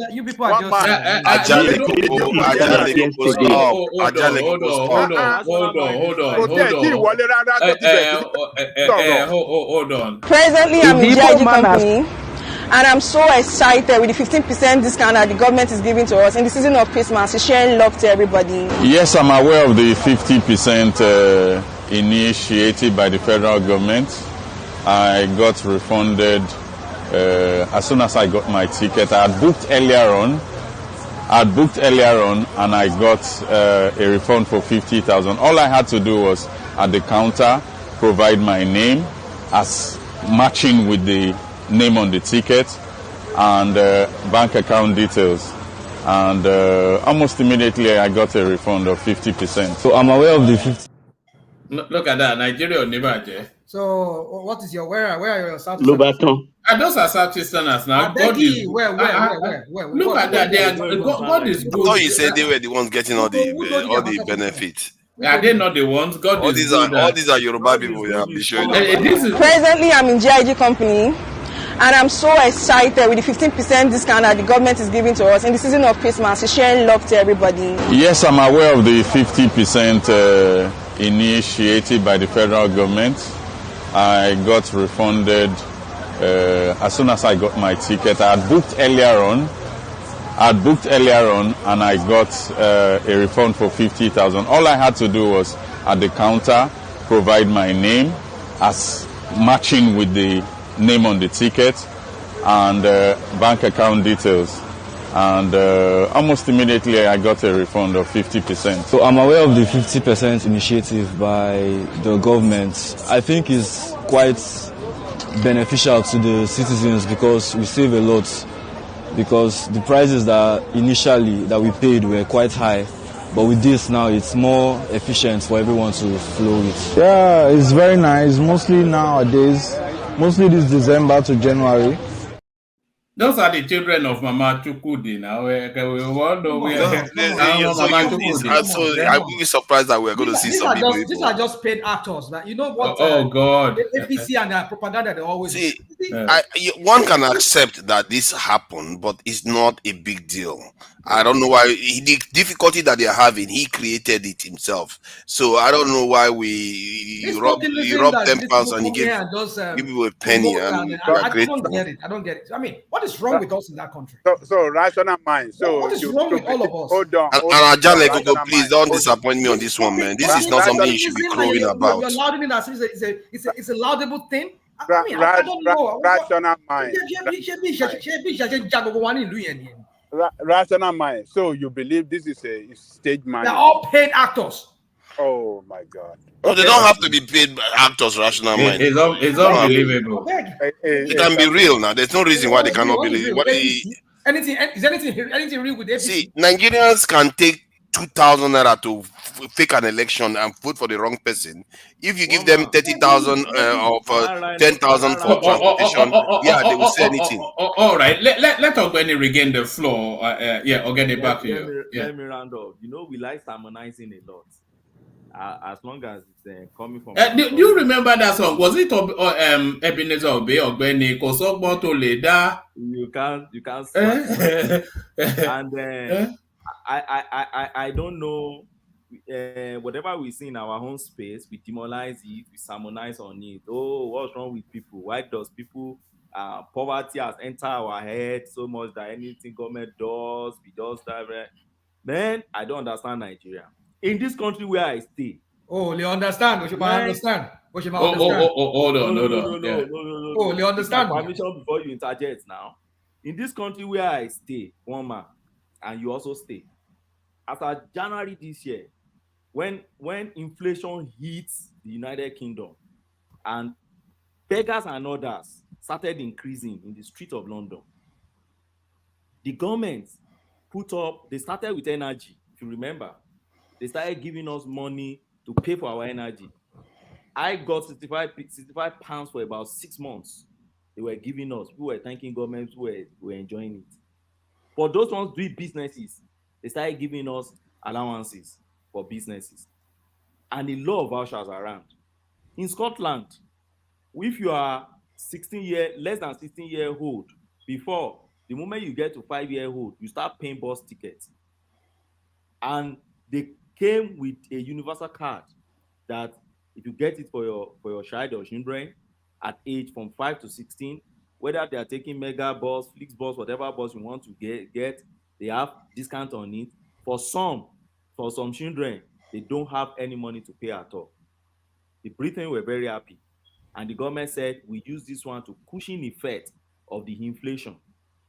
And people are still even asking for more. Because as it stands now, inflation is still increasing every day in the UK. If you go to market, go to Asda, go to Tesco, I know you see them increasing. What we used to buy £1 before, you see £1.09, you see £2 something.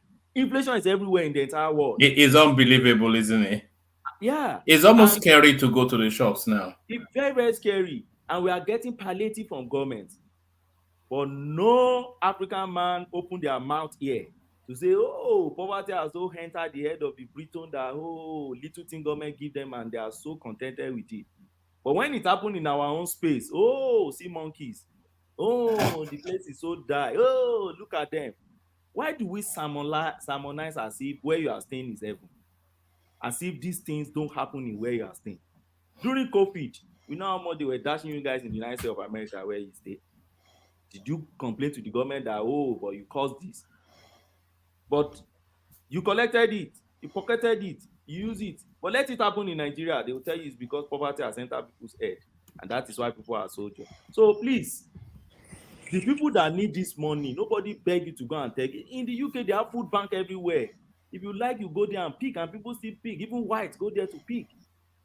If they are that rich and so wealthy, they won't go to food bank to go and pick food. So the fact that it's happening in our space, where we are now, we are not saying we should be happy with where we are, but something is happening.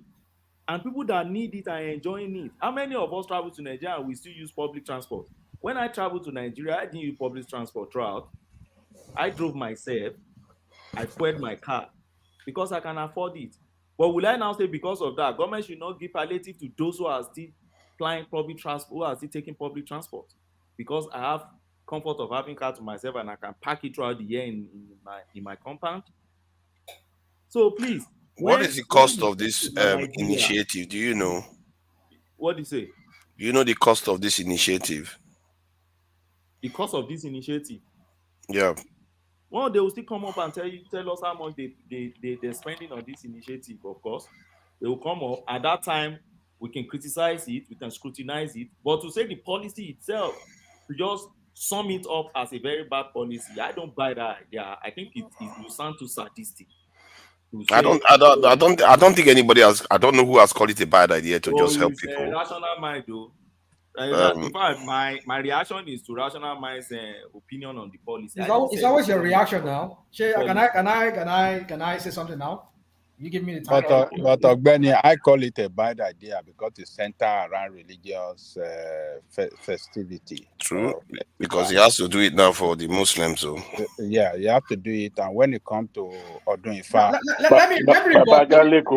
this is the only time in the year that we have mass movement. Most time.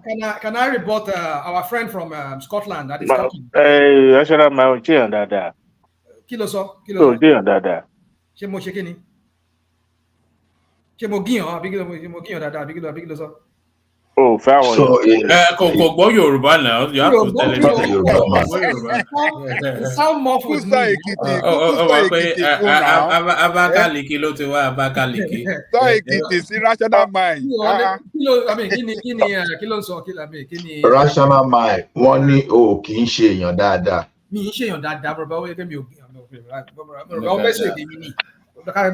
Anyway, so you see our friend from Scotland. You see sometimes some of you just draw analogy and you draw some examples that are just sometimes I just wonder what is wrong with us. You were talking about your place in Scotland or in England where you are, where they have provisions that they give to people. They did not make it like, oh, it's going to be within a certain period of time. It's a continuous program. And you're comparing it to something that somebody is doing as a tokenism, the kind of crap that he did in Lagos. It is not. No, it is. It is. It is not. They've stopped it is. Your energy card you're talking about, I've had people talk about it. It's a program that they give for a particular time. Yes, not that a festive time. Like you just give them like a token thing that, okay, take for this period. And after that, everybody Is that what you call program? This is the same man during the election. He was talking about statistics, and I now realize the importance of statistics now. You know, he was calling Obi, saying Obi a statistics will job. The same person that's talking about statistics now, you now realize the importance of that statistics. You see, these people just came in with no thing planned. A trained accountant does not know the importance of statistics. You say what? A trained accountant does not know the importance of that. Mobile oil. Rational mind. Let me give you some, 1 point. These same people, they've came in, they've talked about different programs. And 6 months, and this that month we'll increase their salary. I mean, and you people, you see, this against me Tinubu kind of government. I don't know. You people will just come here and start louding it like as if it's an. Listen, when I talk about poverty here, I'm talking about our people, the way they bastardize the mind of our people, the psyche of our people. Like any little thing you give to them, you people will come here and promote it like as if it's something. About that, they give them those things. It's a provision they give for like 6 months, 1 year, like program like that. Here we have it. We have food stamp. It's a continuous program. As long as you are unemployed or underemployed, it's not something that you just give you back. You can't see me like the one is doing right. I mean, you see, I don't get it. I just don't get it. Rational mind. Sorry for countering you. I love countering you. Not even sorry, my brother. You don't need to be sorry. Go on. We're all debating here. No, you know about this thing is that the way you see it might be different from the way I see it. You see, when you talk of subsidies, sorry, Ola. Ola, let me bail out. Simba in hand over the reins to you. So Ola progresses the conversation. AB, thank you for the super chat. Tim Majek right there, and Crown. So those were the nominees for today. So carry on, Ola, as I bail out. Thank you, everyone.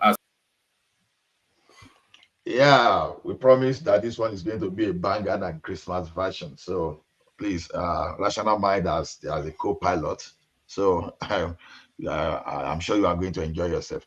So the thing is, the way I see it, I see this one as a real subsidy because number one, the product is not what you can smuggle, and data, you are collecting data at the same time.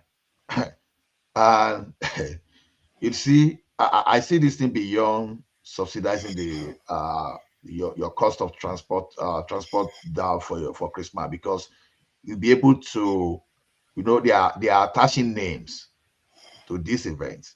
They are crediting your bank account, and you know what that means when they can even trace the name of who they pay and directly to the bank account, not like the old the fraudulent oil subsidy they used to give before. You see, this kind of data is what you can use to plan, because already you can predict the movements around within the Christmas period. In the future, it may have something to do with security, it may have something to do with taxation, and it may have something even to do with investment in that transport sector. So I'm not only seeing that in as just a one-off subsidy, but I'm seeing that thing as what can even come up with that can even evolve. Can help the system evolve in such a way that they can provide infrastructure, taxation, and so many things around that. That's just my opinion. So I don't see anything bad there, but the only danger there, like Baba Ajale Koko raised, is the religious coloration, and that's where I'm scared. And maybe because I have done that now, maybe he just have to find something to do when it is Salah period. You don't see the cynical aspect of it, that somebody created a problem and is looking to solve it by placating people in a religious this thing by just giving them transportation. What problem did they create, if I may ask you? The hardship that the no people plans. They have no plans. the These guys hardship have no plans. that the people are facing, the depreciation of the Nigerian currency that led to a massive set of inflation, and the abrupt the removal of the subsidy the way it was conducted without any plan to shield people from it. So, but personally, we want to know how much this stuff costs, because we don't know the cost and nobody's costing them. And at the same time, because when you know the cost, you can say, okay, why are they not putting it into this? I thought we are supposed to be moving from we are supposed to be converting to a value added economy where we manufacture things instead of using it to just give people money to go and drink in the village, and or just because you want to kind of patronize them somewhat. I don't subscribe to that kind of leadership. To Nigeria, no, they've given you Adewale, before I stop. No, Adewale, just wait. This is manufacturing of services. It's promoting services. Even if you don't want to travel before, you are now traveling now. That's a boosting the economy. Services is not what we are after. We are after foreign exchange. We need to be exporting. We need to be manufacturing and building things. Let me interject you guys briefly. You know why they say Nigeria is the most difficult country to govern? This is the example of what we're talking about. During 2001, when there was in the thick of COVID pandemic, the city of New York slashed the. As a matter of fact, there was a time they even make it free in New York. Then after that, they started, reducing the price because eventually they shut down the entire city. Why is it? Because of what happened? It's not about tokenism. It's about the service to the people. This is the only time in the year where we have mass movement across the country, and the government felt because of the prevailing economic situation, they're going to help people, help masses actually. Now, you have a government that says, look, the baseline is 5 million commuters, right? And if you look at the route that they mapped out for the masses, within that 20, is it 25 or 26 route, they will now collect data on how many commuters embark on those routes. They know the aggregate of the figure they're going to subsidize. That is how they will come up with the amount. They already gave you the baseline of 5 million. That's the target. They may get there. But they may say it's not going to get cost there. 5 million. Yeah, but you look, okay. They look at it in a way they I are just okay asked a for a straight route. question. You know, If it's going to cost 5 million, then that is if they a give number you, now. if any figure they are giving now, it's just to, let's just put something out there. But when they target a certain number of Nigerians traveling, they will now, because each route have different fare, right? So, and I also believe they're going to cut a deal with drivers, take find those routes. But we can't continue to fault government for every decision. Even Obi actually lauded this initiative. He welcomed it because I believe because he favors his people. But not just that, people will benefit. Washington was skeptical about those people coming up being testifying, saying they will be benefited, and yet we hear being skeptical about. I mean, come on. I'm not This is for saying one that I'm thing. not saying that helping people is a bad thing, but I'm just a little bit feel a little bit unsettled when people are acting as if this is some kind of great initiative. It's nothing You heard people spectacular. saying this has never happened before, right? They were saying that this never happens to them before, Who right? see? It's not about this never happened to them before. No. I'm saying that this is not a great thing. It's What do you just mean? one So of those things. everybody It's should be like traveling free of charge. Is that what you wanted? no. Even traveling free of charge, that's not how you run an economy. This is a So problem. what do you want? What I What want is a government that actually industrializes the nation and actually goes ahead to pursue policies that lead to manufacturing instead of encouraging people to use See dollars now, in it you are doesn't not happen you are not buying overnight. weapons you again. You are It not no buying doesn't you weapons are again. no It's not of industrialization. course I it want doesn't happen security now, overnight. but if you're You are asking me not what I going. want, I can tell you exactly what I want, that You are what they are not Yeah, but supposed to this be is doing. a temporary measure. you are It's not just a being short No, term like measure. I said, I'm not necessarily against it per se, but we shouldn't be able to be acting as if it's like some kind of great initiative that I'm It not even sure is. it's even worth It talking is, about. German. Okay. It is. Let's do it this way. To Niger, I will come back to you, but let's just give Ogbeni the floor back. We'll be able to tackle you when it is your turn. Ogbeni, you may please go ahead. To Nigeria is not being realistic here. He's talking of two things that are not the same. You're talking of a long-term plan that you don't do in a day or two, that you don't even achieve in a year. I was discussing with somebody yesterday, a friend of mine, and he was talking of infrastructure. Oh, what we should be doing infrastructure. I said, look, do you know how many years it took United Kingdom government to build M25? M25, oh, do you know how many years? So you're not talking, you're saying, oh, look at M25. Oh, look at How many years did it take? It's 30 years. Go and check it. Google Yes, it it just now. took them 30 years because it's the 30 United years to Kingdom build where they M25. follow all kinds of crazy So regulations. yes, M25. In And I was China, they will talking do that about, in under a year. and that's why the infrastructures are collapsing. I hope you know it's collapsing in China. No, they Go are and not check. collapsing. There's not going Oh, on. so you don't see infrastructure collapsing in China. You need to Of be course, rushing given Chinese every very things well. they built, you should expect some things to go wrong. No, Come when on. you rush it, you see that's the issue. I was telling somebody about second Niger bridge, and we were just talking about it, and we was talking, oh, why will it even take them that much? Why will it take that? I said, go and check your M25 that you fly every day and you are comparing. But this is where I'm going. This is just my point. This is where I'm going. You see, long-term plan. Oh, you want the government to industrialize. It's not something you just wake up in a day and do. There are things that they strategize on. Are you aware that as it stands now, they are revisiting Port Harcourt refinery? They are working on Port Harcourt refinery. They are hoping they've concluded the mechanical part of revamping it. They are starting pre-commissioning process by January, and after pre-commissioning, they'll get to commissioning. And by end of first quarter next year, that Port Harcourt Wow. refinery will be up and It's done. no longer December. Eh? Oh, I thought it was December. Now Oh, it's gone to next so quarter. in engineering, you don't know the project and you work towards it. You think I understand that, yeah, and so that you is the also point have to now. remember that this is not Yeah. Tinubu's So initiative.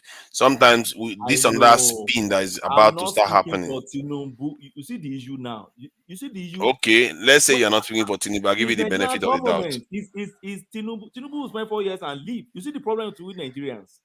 We cage discussion based on who is in government. I'm telling you what Nigerian government is doing. Must you cage it on Tinubu? You don't need to bracket it on Tinubu. They are revisiting that. This guy, you say you're not bracketing on Tinubu, but you're calling the government. Stop pretending. You guys have just been spinning, man. Let me Come on, make you know my what you're point doing. now. It's just Are we not crazy. tonight? Are we not I discussing don't like even know the point. Please go ahead. The point I'm making is simple. You are comparing two things that are not comparable. You are comparing long-term plan and infrastructure. You are comparing with the palliative that they are giving. Don't you know from your simple economic that even those companies, Young Shall Grow, and those guys would that the money they are paying them, they will pump it back to your economy. Don't you know it will create impact on your economy even when they have offered the service? Are you looking at that area at all? It will. So That is these are the true, but points. it's not the most efficient use of resources. Oh, yes, it may not be the most efficient, but for me, it's part of services the government is giving people. And the fact that you don't stay in Nigeria, you can't have the direct impact, doesn't mean it doesn't make impact on some people. You see, we just like coming No, to I ceremonial. accept that. I accept That's my that. It does point. have an impact on some people. It's true. Yes. So if it has impact on some people, are you saying they should neglect that part of our populace? Are they not part of Nigerians? I'm not saying they should neglect it. I'm just saying that I'm not even like against this. I'm just saying we should not turn it to some kind of That's the point. great celebration. I know it's not something we should be celebrating, but I think it's worth being discussed.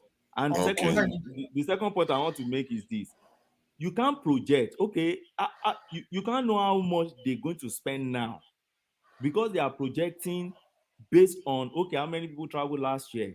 People may want to travel this year. So as you are paying them, be giving us the data so that at the end of the day we'll be able to give account Wow, of that is some how kind much. of interesting analysis there. Forget Yes, about data. You know they already have the data. Let me give you an instance. In the UK, and I've given that instance before, they were giving each. Now you stay in UK, so you will know this. They were giving us £65, right? January this year, they introduced £65. There was a projection. They didn't tell you how much government will be spending. They projected that if this is the population you have, and this population will be consuming electricity. So if you don't consume up to £65 for that month, then they give you only the portion that you have consumed. And then we move to the next month. And after the Rishi Sunak government concluded that program, then they estimated how much they spent. And then they make it public. So it's not new. It's not a new thing to now say, that's so. Can I ask you a question? We just like being too critical. Hold on. What are we here for? To come and be singing Bala Blue, Baby? No, we should be singing the anthem like they did in the National House of Assembly. We are here to be critical of the government, but my own we are here to critical. So if I criticize it, don't make it sound as if I you can criticize. My point is your emergency. I mean, analyst, which you are. That's what I'm like. Okay, I give you. Let me ask you a question. Talking about your energy card and all of that, in your UK, is it only limited to poor people? Don't the rich people also have an energy card? People that are also having that are well-to-do, I don't know, having access to an energy card. No, not everybody. They cap it. But everybody have access to it. Not that you're so few. No, wait. No, not everybody now. Wait now. So who does not? Who does not now? In the US now, rational mind. No, I have people living in UK now. I have people living in UK. In Scotland and Wales. So, first and foremost, it doesn't extend to business premises to start with, right? It doesn't extend to business premises. So you are having it because you're a resident of the UK. Secondly, if you don't spend, if you are not somebody who consumes electricity up to that £65, you don't get the money in full. They don't give us the way they are giving Nigeria, where everybody gets 65 pounds, 65 pounds. It's for the service you are consuming, which I think is more like the model they are using here. If you are not transporting yourself, if you are not travel for holiday, then you don't get this money now. So I think the one that the UK did, I guess is somewhat similar from that point of view. This one is not regular payment. This is just for the holiday sorry, period. why comparison even between UK and Nigeria? So I think you can compare. You can compare if you are saying that if somebody wants to argue that it's not unusual for a government to step in when people are distressed. So one can make that argument. I know we can compare, but we don't need to extend it too much. That's what okay. I'm saying. Because personally, I know the importance of this initiative psychologically. You know what it means to the economy of the local area they are visiting. You even know what it means for those people that are not visiting their relations that they visit. So, but we are going to have different opinions, which is valid. But to me, this is a very good idea, but there's nothing with intended consequence that we have no unintended consequence. Like I said, I want to see how they will balance it out later, but there will be a lot for government to learn in this one. There will be a lot of data. You know, it can be as simple. How many people move away from Lagos during that time to Noke, the occupant of Lagos? Where are they from? Oh, those people in Kano. So there are a lot of things that government can do with data that be gathered there. So someone is saying, oh, they don't have it before. They may have it before, but whatever happens now may validate some things. He said, "Come on, man, leave that thing for that day. You know they already have the data." See, the one that is exercising me more is that. Sorry, I just want to add this one point. It's not going to take 15 seconds. Is that for me is a different issue that is really exercising me. That Emefiele this issue. I don't know whether they've already discussed it, because that thing seems is reminiscent of what happened with Abacha. And because we don't demand evidence from our leaders when they accuse people like this, because Emefiele is not even able to bail himself with 300 million naira. Somehow he has all these $500 million in the overseas account. So we have to be careful. We have to be more questioning. And so I really wish I was around when they discussed him. To Niger, on that Emefiele, whether he's not able to bail himself, that's not the way bail works, right? When you see court saying bail bond, it doesn't mean you have to bring the money now, and it mustn't come from you. Okay, so what you do is you have a surety. So your surety must be able to show proof, you get, that they have all the conditions that the court lays down for you to be able to be released. So for me, what Emefiele is finding difficult now is for somebody that will stick his neck for Emefiele. Because as far as I'm concerned, if you come out today and you say it's not Emefiele will have a lot of rich men as friends now. Is Dangote not his friend? We know what he did for Dangote now, and maybe they are all scared of coming out for him. They are all scared. That's the point. So it's not as if Emefiele doesn't have that money. And I'm a bit concerned how they are releasing information about the investigation, but he himself has never had any chance to testify to the truth of whatever they are accusing him of. This is the same scenario you saw with Abacha. They are finding his money everywhere, but nobody tells you how it happens. And I find that a little bit disturbing in the context of Nigeria today. I thought the Abacha one was the last episode we're going to have this. But it's beginning to happen again. And I hope he gets his day one day in court, and then we hear the truth of everything that has transpired. But I don't think he will. I really don't think he will. They will rather release him than even have him in court, because he's going to reveal a lot of things. I believe so. But look at Dasuki now. Well, the question is, would they allow him to reveal it? Would they even allow that's why he's not going to appear in court. He's not going to give him a chance. The former accountant general, how many people did they bring down with him when they found out that he had billions stashed somewhere? How many people did they bring down with him? That's you. Zero. Because he probably how much did he steal? How much did he steal? What are you talking about, our friend? What am I talking about? At least you're aware when the Accountant General of Nigeria was arrested for embezzling money, right? How much did he steal? And How much? How much? I forgot the amount, but it was staggering amount. It was very, very significant. Yeah, about 100 and something billion. They said it stole. Yeah, so it's around 400 billion. Okay, so 400 billion. So no, I don't think it's up to 400 billion. It was. Let's Google it now. Okay, maybe fine. they recover 150 or 50 billion from him. Yeah. And the man has gone to is now, after they release him on bail, he went to get a coronation as a Maya or something like that. you know about Ahmed Idris, Accountant General Ahmed Idris, over 109 billion fraud charge. That is fraud charge. This one is they accuse him of releasing money, sending money to those accounts without permission, that without due process, and which is a little bit interesting because they are using that language. That's a kind of shady language. 109 billion. 109 billion. No, this one is 109 billion, which is 100 something million. This in dollars, but Emefiele is about billions. They are actually talking about billions of dollars. And because they talked about multiple countries like China. No, it's even trillion. It's not even. Yeah, trillion in naira is trillions. In dollars is billions. And his own is different from an Accountant General because he manages the very treasury of Nigeria. He manages it, and the scale is different. You see, this is what about that these Agbado people do here. Sometimes it just makes me like I just like wonder what is wrong with. I mean, how can you be comparing an Accountant General that stole 100 and something billion naira to somebody who collapsed the whole country's economy with his policy? Come on. And look at Mr.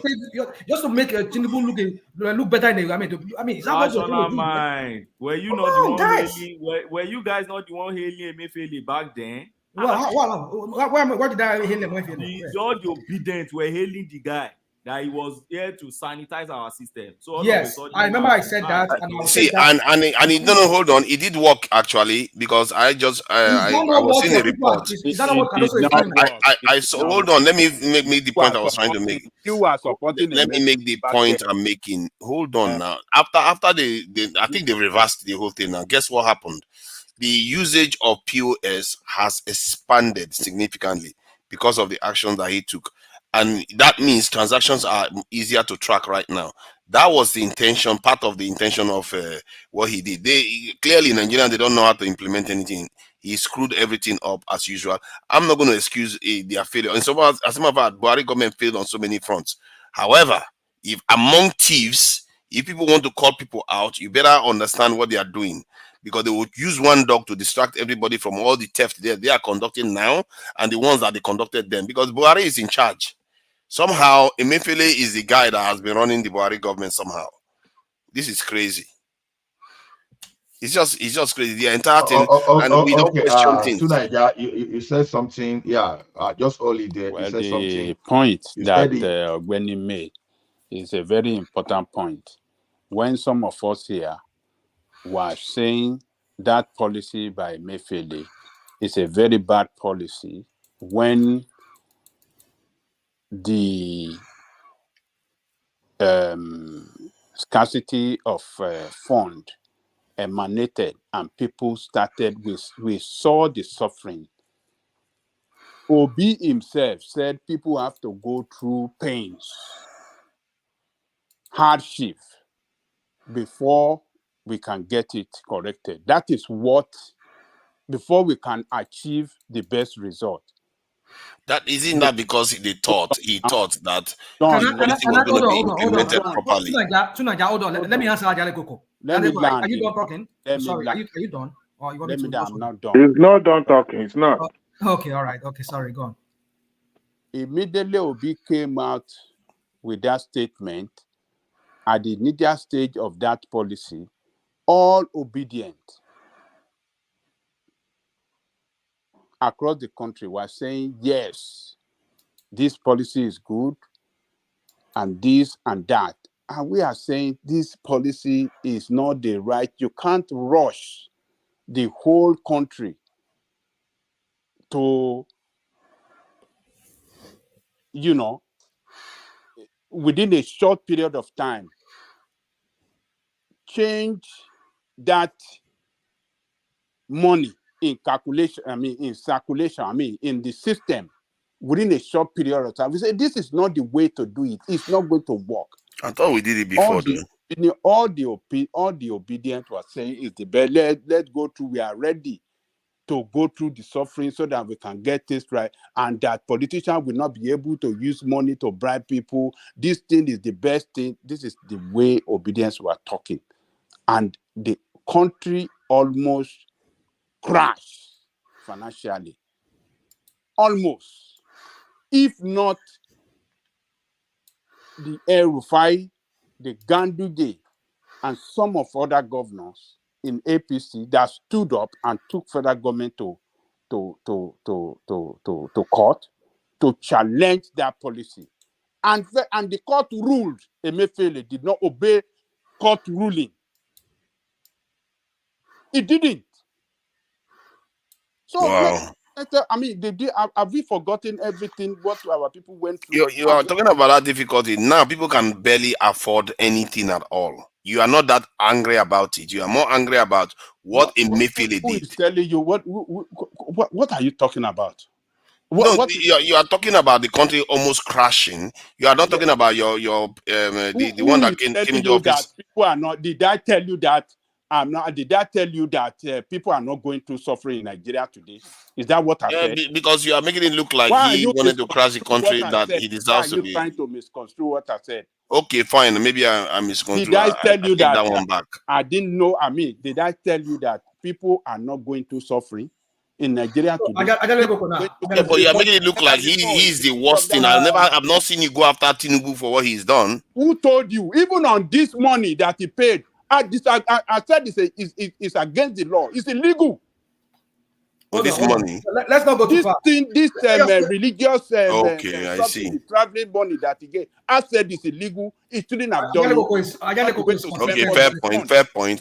Because it's centered around religion.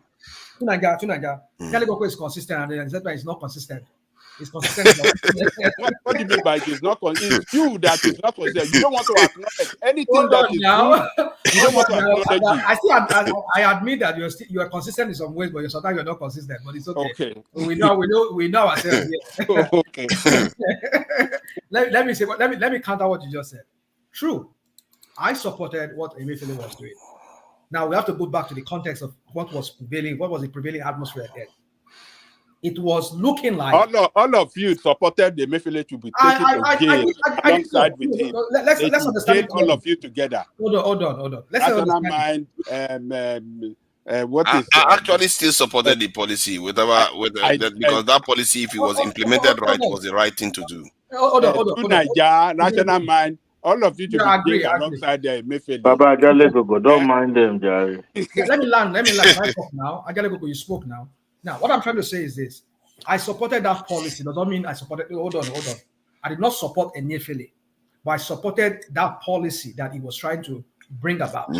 Because the policy, if it was well implemented... Okay, first of all, if it was well-intentioned and implemented the way it's supposed to have been implemented, without no political angle to it, like he was going about it, then it is a good policy. But the way and manner in which he handled that thing was what really I question. You are your co-traveler didn't say all this when that was ongoing. And the reason is this context. Let's go back to the context. We're looking at the election that we know that somebody who has a war chest, who has a whole state, the most viable state in that country called Lagos. He has it under his. He had it in his bedroom. Your assumption. Hold on. My assumption, I know my assumption. That's up to you. We know this is a guy during an election. We saw a bullion van, 3 or 2 billion van was captured entering his compound. We know what this guy is capable of doing. It was his money, not your money. They can land already. Wow, Adewale, Jesus Christ. He really did the whole back. Just hope Tinubu does well. This is a guy with National Mind has come with his lies again. Which bullion ban? The bullion ban, was it during this election? billion bond that The you're telling rational was man go during to this the bank and election. he said there was no money in the bank.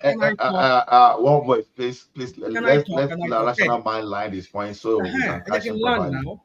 And I mean, people, I mean, But please go ahead. all right, let me. So we saw an election that was looking like APC as just they just I mean wasted 8 years of our lives, and it was looking like why should we even vote APC? People were looking at that. People were looking at what's his name, Obi, and this were looking. People were looking at, and then APC were jittering in some ways that things might go. So we felt that okay, if these people are bringing this policy, and it's going to bar this politicians from having access to money from buying people's vote, very likely, and with the whole noise making of Mahmoud, of the IREV and everything, we felt everything was going to be a transparent election. So be it. Why not? So we can stop this politician from buying people's vote, and people could go to polling units, their polling unit, and vote based on their conscience without being manipulated by any fund, or I mean by any by money or whatever. So that was what we thought. That was why we said it was a good policy.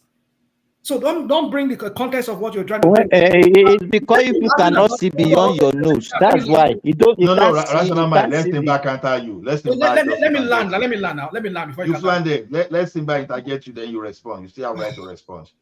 Go on. Simba, don't start talking about your nose.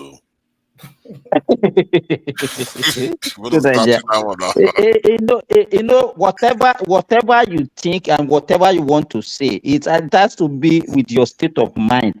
The reason why you see it that way is because of what you wanted to achieve that time. Because you think that it will work for you, and that was why you think that the system will work. I don't have access. I'm one of the admin now. I'll go and dig out.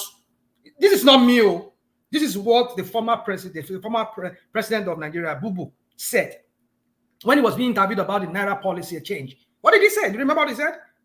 Just to answer your question. That's answer to your question, Simba. You see, when you come here, you people just say things, and somebody call us emergency. What did he say? Tell hold on, I'll go back to it. Let me beat all of you down first. All these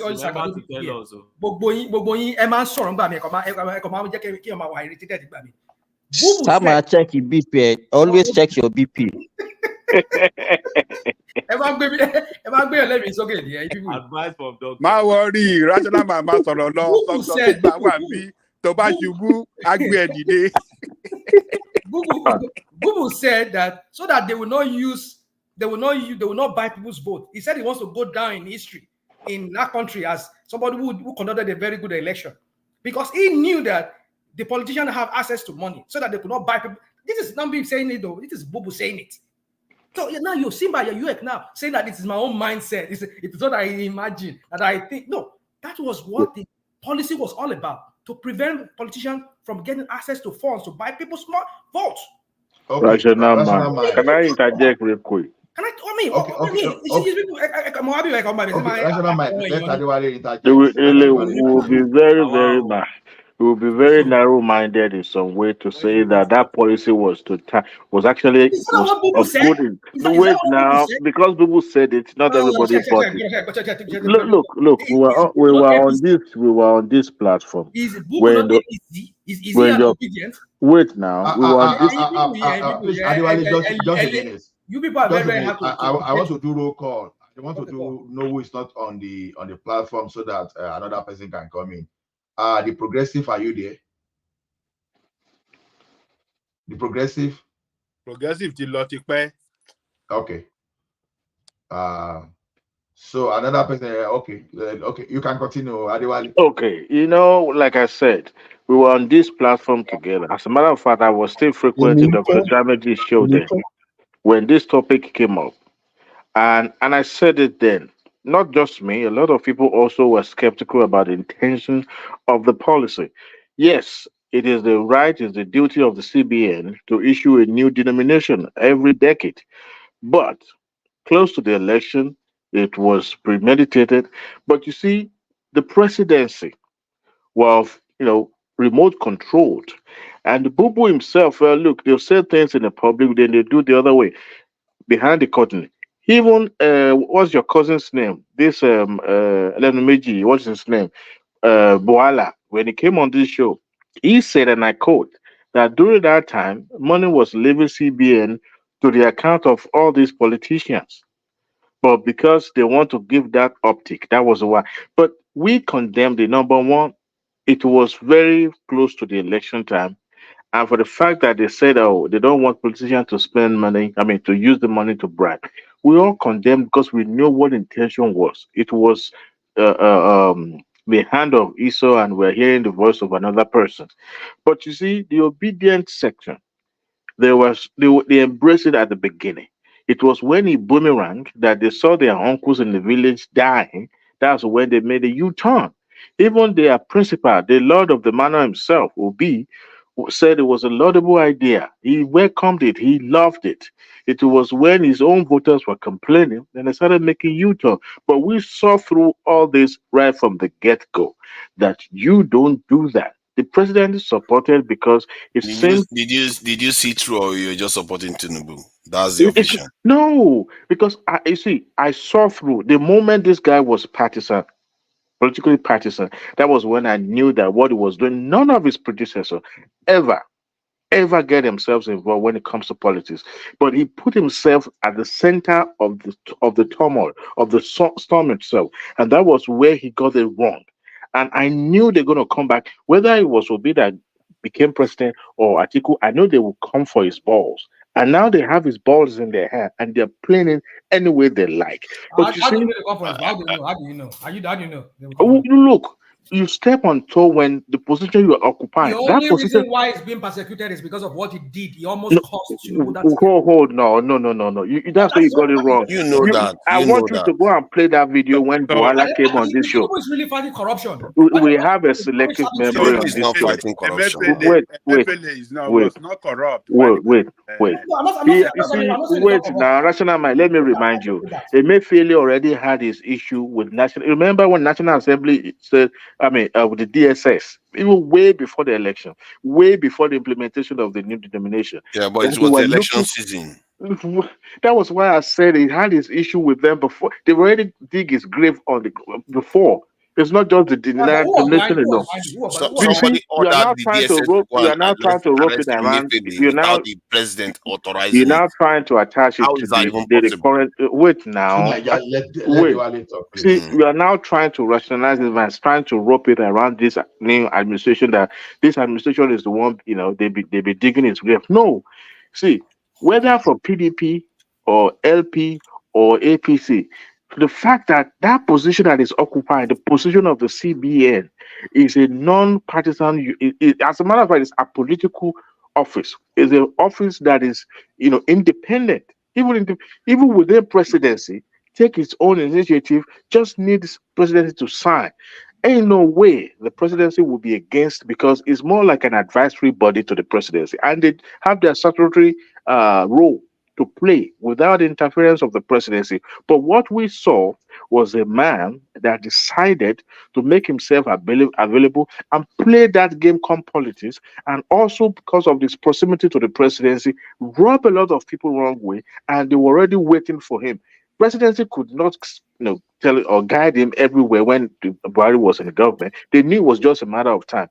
Well, if LP had won this election, I can bet you people are still going to come for his balls because of what he did. How do you know? You keep just saying it. You keep just as making assumption. You see, it's very, very. And I just narrated everything that he did. What you just narrated was just all. You just narrated some half truth, half lies, and then you just mingle. Half lies. Half lies. Hold on. No disrespect to you, my friend. But you're only having a conversation. You only brought half truth and half the rest is. But we live through the scenario now. We live through the scenario. Half truth, half untruth. No, half untruth. Okay, cool. Thank you for that choice of word. Tell us what is not true in what I just said. You see. Tell us what is not true. Is it about the DSS looking for him for terrorism? Let me use the word. You spin your narratives.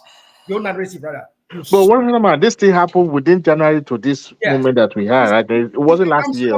I'm so that's what I'm saying. I'm so sometimes I'm baffled how some of us we just have amnesia, like selective amnesia, like that. Somebody was just asking me a question. Oh, this and that. Bobo himself said it. I wasn't the one who said it. It's like Bobo himself said it, that this is the reason why we're doing it.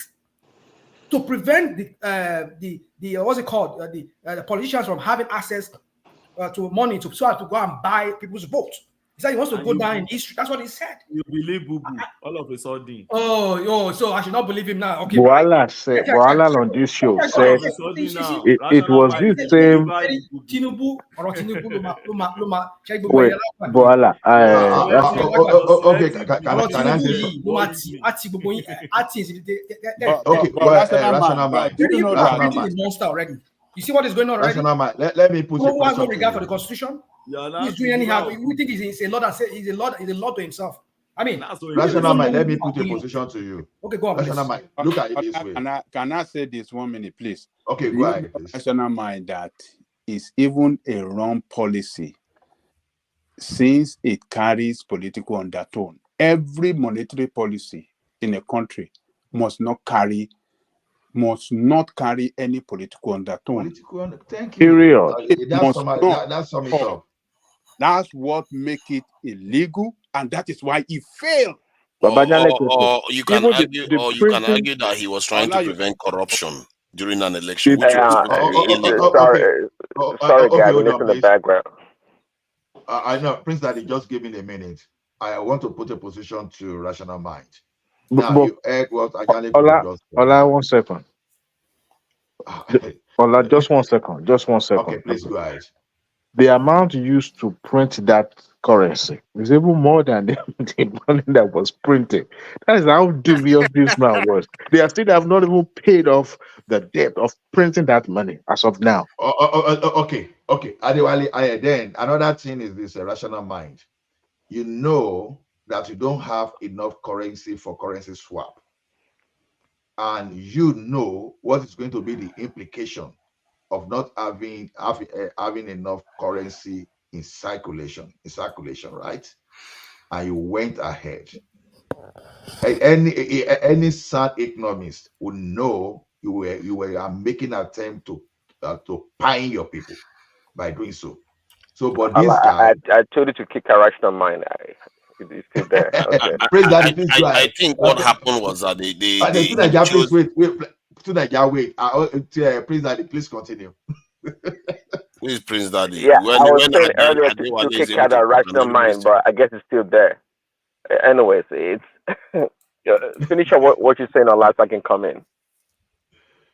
No, please go ahead. I put my position to rational mind for him to ruminate on. Yeah, I was following on the line of what Adewale was saying. I mean, it sounds like rational mind really don't pay attention to what goes on in Nigeria or how things really work. How can you think about, Emefiele is trying to curb corruption, take the naira out of the circulation, and that was supposed to affect Tinubu and the billionaires in Nigeria. What kind of sense does that make? Truly, was that policy really to punish people like Tinubu? How is that possible? Even this guy, we saw this guy on television, El-Rufai. He said, "Look, what are you guys doing? What are you talking about? They can give people cities or safers. They can give them dollars or pounds. What is wrong with that? Like the rich people did not have other options, to bribe the voters. It was a silly, dumb idea from the beginning, and we saw in hindsight that he only punished the common Nigerian people. This baseless argument that you people just come here and do. These are other people. Let me just say something. You have said your piece. See, one, Emefiele made a mistake by choosing a UK company to print the currency, and he didn't make any mistake. I wasn't. Hold on. Let me finish my point, because the reason why we are here right now is because the supply of the new currency was not available.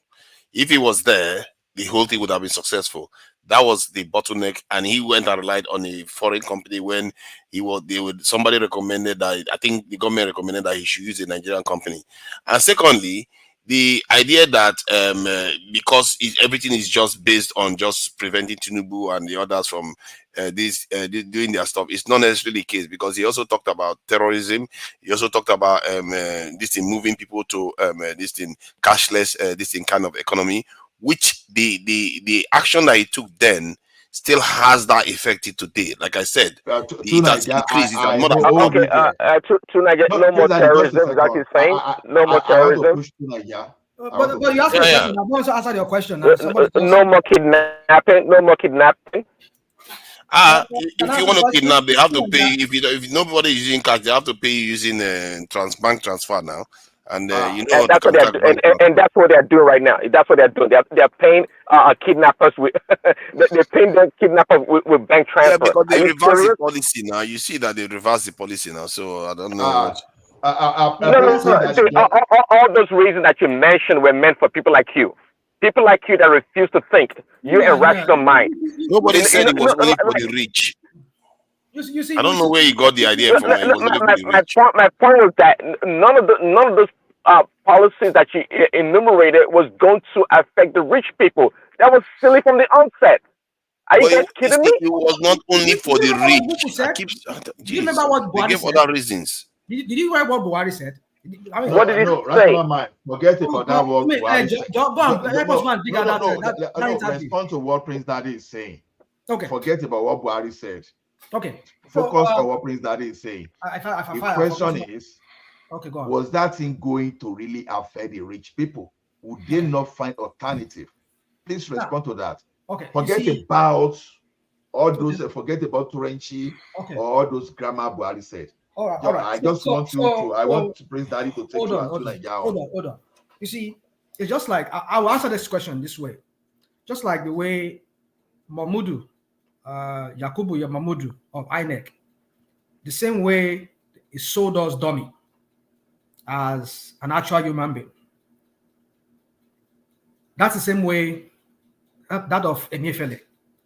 When Mr. Yakubu, the fraudster of INEC, when he said, "Oh, IREF," and he went on many platforms, international platforms, UK, the Chatham House, on different, even when they had this, they are signing, he was saying it, that the IREF will be used in the collation of the results. He said it.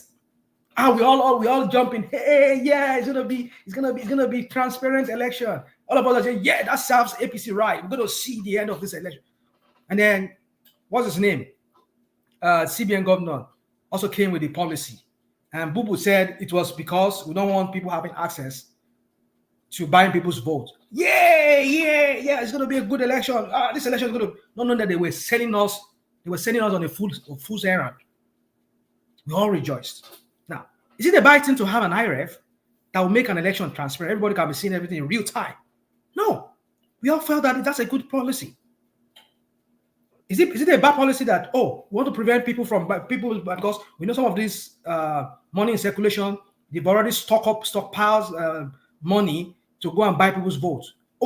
That's going to, even with the IREF, it's not going to work, because even though if the IREF come to play, people are being manipulated by money, they will vote for APC or vote for the wrong people, and then they'll get the wrong people. Another cycle of 8 years or 4 years of just wasted life again.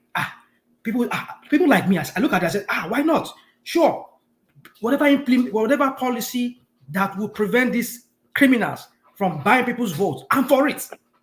Nah, Russia might hit your light. Number one, you were blinded. You were blinded to see. You were blinded to see what was in front of you. You were blinded to see what was in front of you. You said what? So what did you say? What did you say? I said you were blinded to see what the simple thing that was right in front of you. Because Emefiele said it and Buhari said it, could you not think yourself that this policy was not going to work, especially when they didn't have the apparatus or the structure to make the new currency available? They could not make the new currency available. How did you think they were trying to help the common people? Tell me. Dude, just chill. Let me learn. I'm still trying to make my point. Sorry, you make your point. Now. No, of course, I will give you the floor for sure. I'll give you the floor. The thing is this: the correlation between the two analogy. I don't see. Hold on. I will learn. I'm going somewhere with my point. My point is this: is that I'm not INEC, I'm not Mr. Yakubu, I'm not Mr. Emefiele. I trust these people by what they said. I go by what they said, and I was, good, because Emefiele being the central bank governor, I don't know. Am I part of the board of directors of CBN? No, I don't know how many they printed. I don't know if they were not really ready. All I knew was that when they said it, that we are doing this monetary policy so that people who have stockpiles money and criminally do that so that they could really maybe buy election, people vote with it, they'll be stopped from doing that. Yeah, I was thinking they had everything figured out, even with the IRF too. We thought we already have everything figured out. So why would I jubilate? Why would I rejoice for that? Why would I be happy about that? I was happy. And I'll support it. Anything that will bring about transparency, that will bring about law and order, I'm for it. But how do I know that Mahmoud was not prepared with the IRF? How would I know that, what's his name? The CBN governor was not prepared. He doesn't even have enough money printed. I wouldn't know because I felt they were ready. I felt they knew what they were doing. Now, the question, when did you start believing in Nigeria? When did you start believing in Nigeria? Tell us when. Hold on. You will not paint me in a bad light for supporting a policy that I felt that if it's well implemented, with the good intention, the right intention, with the right plan, why would I support it? I would support it. The fuel subsidy removal were also for good intention. Did you support it? Did you not condemn it from the beginning? You supported what Obi stood for. It wasn't because of exactly. That what? What did you say? What did you say? Mudu is going to fail or something like that. You supported where and what Obi stood for. Okay. That was your candidate. Yeah. Yeah. So that was not for Nigeria, not for the interest of Nigeria. Don't pretend. Don't pretend rational mind. What does that have to do with what I just said now? That any election, if that election went transparently and Tinubu won it, IRF did not shut down in the middle of the whole game. Well, no, it's not a game. Election is not a game. Within the whole exercise, it did not shut down, and Tinubu won it. I would accept it. True, I will tell you, I will accept it. I would accept it. But in the middle of the game, only a fool believe that from you. Only a fool on this platform or in the chat will believe that from you. When the chairman of the INEC, of the electoral body of Nigeria, said that, we'll be seeing it in real time. And from there, we'll be able to know who is winning in each state, how the results are coming in. And in the middle of it, they shut it down. So that they could do them. You're telling me that I should not support. Come on, guys. I don't know how you people think. I don't know, maybe I'm from. Let me contribute to, if you don't mind. Like I said the other time. Ogala, beg, let Mr. Midwest in. He's on the backstage. Okay, I will do that. The thing is this, rational mind. When I told you that there's no correlation between the two, right? One is maybe you have to remind me the question again. Maybe I thought maybe I'm answering your question. No, you are using the analogy of IRF, IRF Potter and that of our monitoring policy. The mistake is this: one is purely political, and the other should be purely monetary. But someone dragged our monetary institution into politics. That's where the problem is. I get you, but for me, I don't look from that angle. The angle I look at it from is we are preventing this. Don't look at it from that angle is not. I'm not going to look at it from that. I'm saying in a Senate climb, we should look at that policy as the right policy. In the Senate climb, you don't look at policy without implementation. We gave you an example. How would I know? Am I part of CBN? Am I part of CBN? Wait. How would I know how much you have sprinted? Wait, how would I know how much you have in let me talk to you now, except the moderator cannot speak again. Go on, please, go on. The thing is this: we gave you an example of how that type of policy wrecked them in India, despite having enough time. You know, when you implemented things and you gave enough time, more than enough time, look at it this way. Okay, in 2 years, we are going to phase this thing out. And this thing still created crisis in India. Now, in Nigerian case, you want people to start changing their currency like 3 months before a major election when you've not prepared. See, that is not a policy to help the country. But just because this guy was not having his way and was dancing to the way of his political cohort, he decided to create a problem for us. He knew quite well that. Is that why they suddenly remember that it's a criminal now, right? When it was helping APC people. He knew quite well that he had not prepared for that policy change, that he didn't have enough currency, but just because of his politics that has already created some kind of a shift in his sense of reasoning, he went ahead to implement that. So, so now using IRF is another thing entirely, because nobody told you that The IRF. reason why the reason why I brought IRF is that I'm not Mr. Yakubu to know what is going on in INEC. I thought they were ready. I thought no. The reason why I'm bringing the two of them together is that I'm saying that we thought these people were ready for what they were doing. We never knew there were some political angles. No. Whether IRF or not, whether IRF is just for transparency's sake. I know, but right. You should understand what I'm saying. I'm not really bringing IRF to this so that we have it, but I'm just trying to say that just as Yakubu promised us that this is going to happen, I thought they were ready. I thought the Emefiele was ready. That was why I supported that policy. That was why I was. But we were discussing it here, and so many economists were saying we are not ready, but you guys insisted that. How would they know? How would they know? How would they know they were not ready? Why would they know? Okay, wait. How can like people like is it Remark or how can those reputable economists within our community we not know? How can those people working with World Bank and IMF? So what did Remark say? What did Bismarck say? Bismarck. What did he say during that time? Did they condemn it? You see, not condemning something is different. So you are trying to remember, you are trying to say, who are these economists that are condemning it? Wait, rational mind. Just wait. We discussed the thing here, right? Good policy, but the implementation was bad. We even extended to the point when you were this brilliant, how come you didn't change this to stop banditry and kidnapping in the country? The timing was bad too. Exactly. The timing is what we complain. It's a good policy. There's a way you can bring a good policy with bad intention. You understand? On the surface, it's good, but underneath, you know what you want to achieve. That is exactly what we are talking about. So they can get some people carried away easily, but you know when you are trying to Maradona them too, just like your friend IDD would do. Everything he would do on the surface will look good, but underneath, he knew exactly what he was doing. Yeah, exactly. Rastaman was carried away. Exactly what happened. Yep. Can I say something? So, you were carried away, right? Obeni, let me ask you, Obeni, a question. Now, based on that monetary policy, Obeni, how can we get this guy behind the bars? Who? Emefiele. They will surely get him behind the bars. My problem is, are they sincere about what they are doing? Are they really Where's the coach? To fight? Hello. That's the only thing. Once they are sincere, they will get this man. There are a lot of laws to get this man. Just forget it. He is a gunner. But are they ready?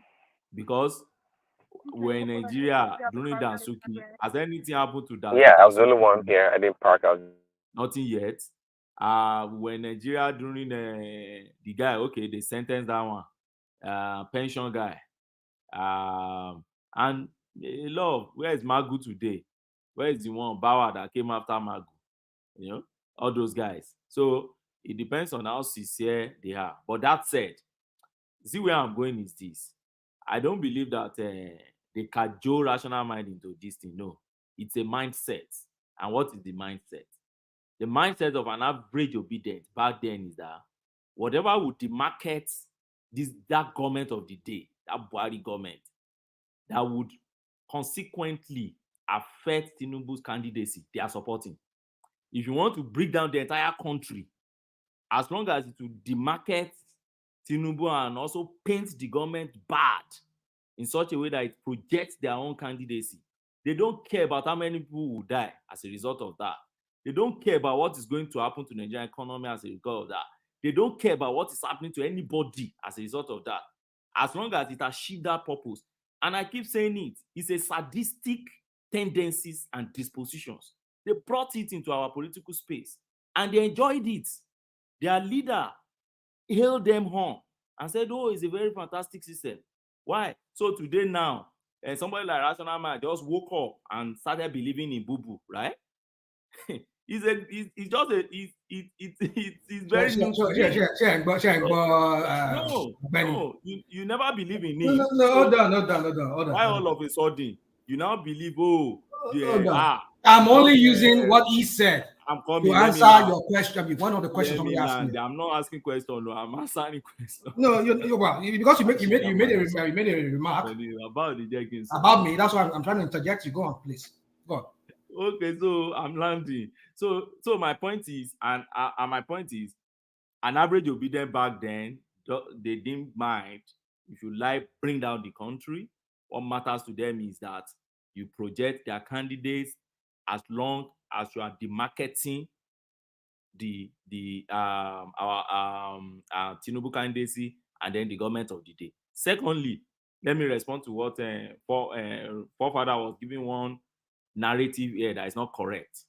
The fact that you are talking about POS, POS is well working now. The numbers of people who have collected POS are increased. I don't know how when last you've been to Nigeria. You see the POS they do in Nigeria, it's so ridiculous. It's not the POS you find there where you approach somebody who want to buy something and they said, okay, pay by POS. That's not what has increased in Nigeria. What has increased in Nigeria is POS they put it in garage, they have their kiosk everywhere. And what do? They practically selling naira. It's not good for our economy. What do? You go to them, I want to withdraw. So instead of you to go to ATM machine or to go to bank to go and withdraw, you tell them you want to withdraw 20,000 naira. They will now tell them, okay, they will give you 20,000 naira cash and they will now use your card and they will now remove maybe 200 naira, sometimes 100 naira, sometimes 150 naira. Yeah, I know it's solving immediate problem. But under which administration is not happening now? I think it started under Buhari. No, but who is there now? Who is having all total control of the whole thing now? Tinubu is there now. So what's the complaint on about? Rational mind. That's monetary policy, is not fiscal. So forget it. It still fall under the CBN. When you can continue. It doesn't matter whether. So my point is that forefather tried to say that Emefiele policy has achieved something good. And for him, he believed that it has increased numbers of POS. Therefore, we have reduced cashless. We've been able to go cashless a bit. And I'm saying, no, the POS they are collecting is not promoting cashless. It's even promoting you to hold cash. Because those people that have POS around, what you do is you go and collect cash from them. They will now charge you for collecting cash because they now act like a middleman to help you to avoid going to bank hall to go and get money. But it's still cash they are giving to you. So they go back to that bank to go and get more cash. They are giving you cash. So what has that helped? I don't know. I'm not an economist, but for me, I don't know what that one has helped. So it's a short-term thing, and so we shouldn't count it as part of the advantage of Emefiele. Emefiele has not brought Emefiele, as far as I'm concerned, is a plague for Nigeria, particularly that is policy. And I don't know why. I don't see any reason why anybody should even hail that policy at this point, whether you were Kajo or because of the sadistic tendencies of the obedient back then, or I don't know. Nobody should comment and be hailing Emefiele again. That's just my point. What party was in government then? Hold on, rational mind. You say, Benny, to your last point. 1 second, to your last point. That's what I was gonna say. In hindsight. Hold on. In hindsight, even rational mind. In hindsight, would you say that policy was a good policy for Nigeria? Would you say that, rational mind? It's a good policy, but badly implemented. Okay. It's a good policy. Praise Daddy. Truly, it's a good policy. Because normally, within some period of time, we should be changing our currency to fight against counterfeiting and so. And Nigeria should have even be earlier in implementing that to make sure that all these bandits that ask for mad money to stop it. So okay, sorry. Of course, anything can be good, but that's not the point here. The point here is that was the policy and its implementation the right policy. So you can't just say the policy is good. Yeah, a lot of policies are good, but can we implement a policy? Is it the right time, or is it the policy that fits our mold is the question? And the answer is no. It was a bad thing to do when he brought it, because application of policy is as good as how good the policy is. Exactly. To that point. So it's not that the monetary policy is bad. No, monetary policies are good. Okay, nobody's going to question that. But that was the only intention, the intentionality, the reason behind it matters more than the policy itself. Your question is, aren't you? My point here is that rational mind, you're a man that would never admit your faults. You think you're right all the time, but you're not right. Okay? So my point, if you see it now in hindsight again, do you think the policy was a good policy or not? You see, come on. I don't know why you keep asking me, repeating yourself like sounding like a broken record. Let me answer the question for you. Let me answer the question if you cannot answer. Please answer the question. Rashman doesn't answer the question anyway.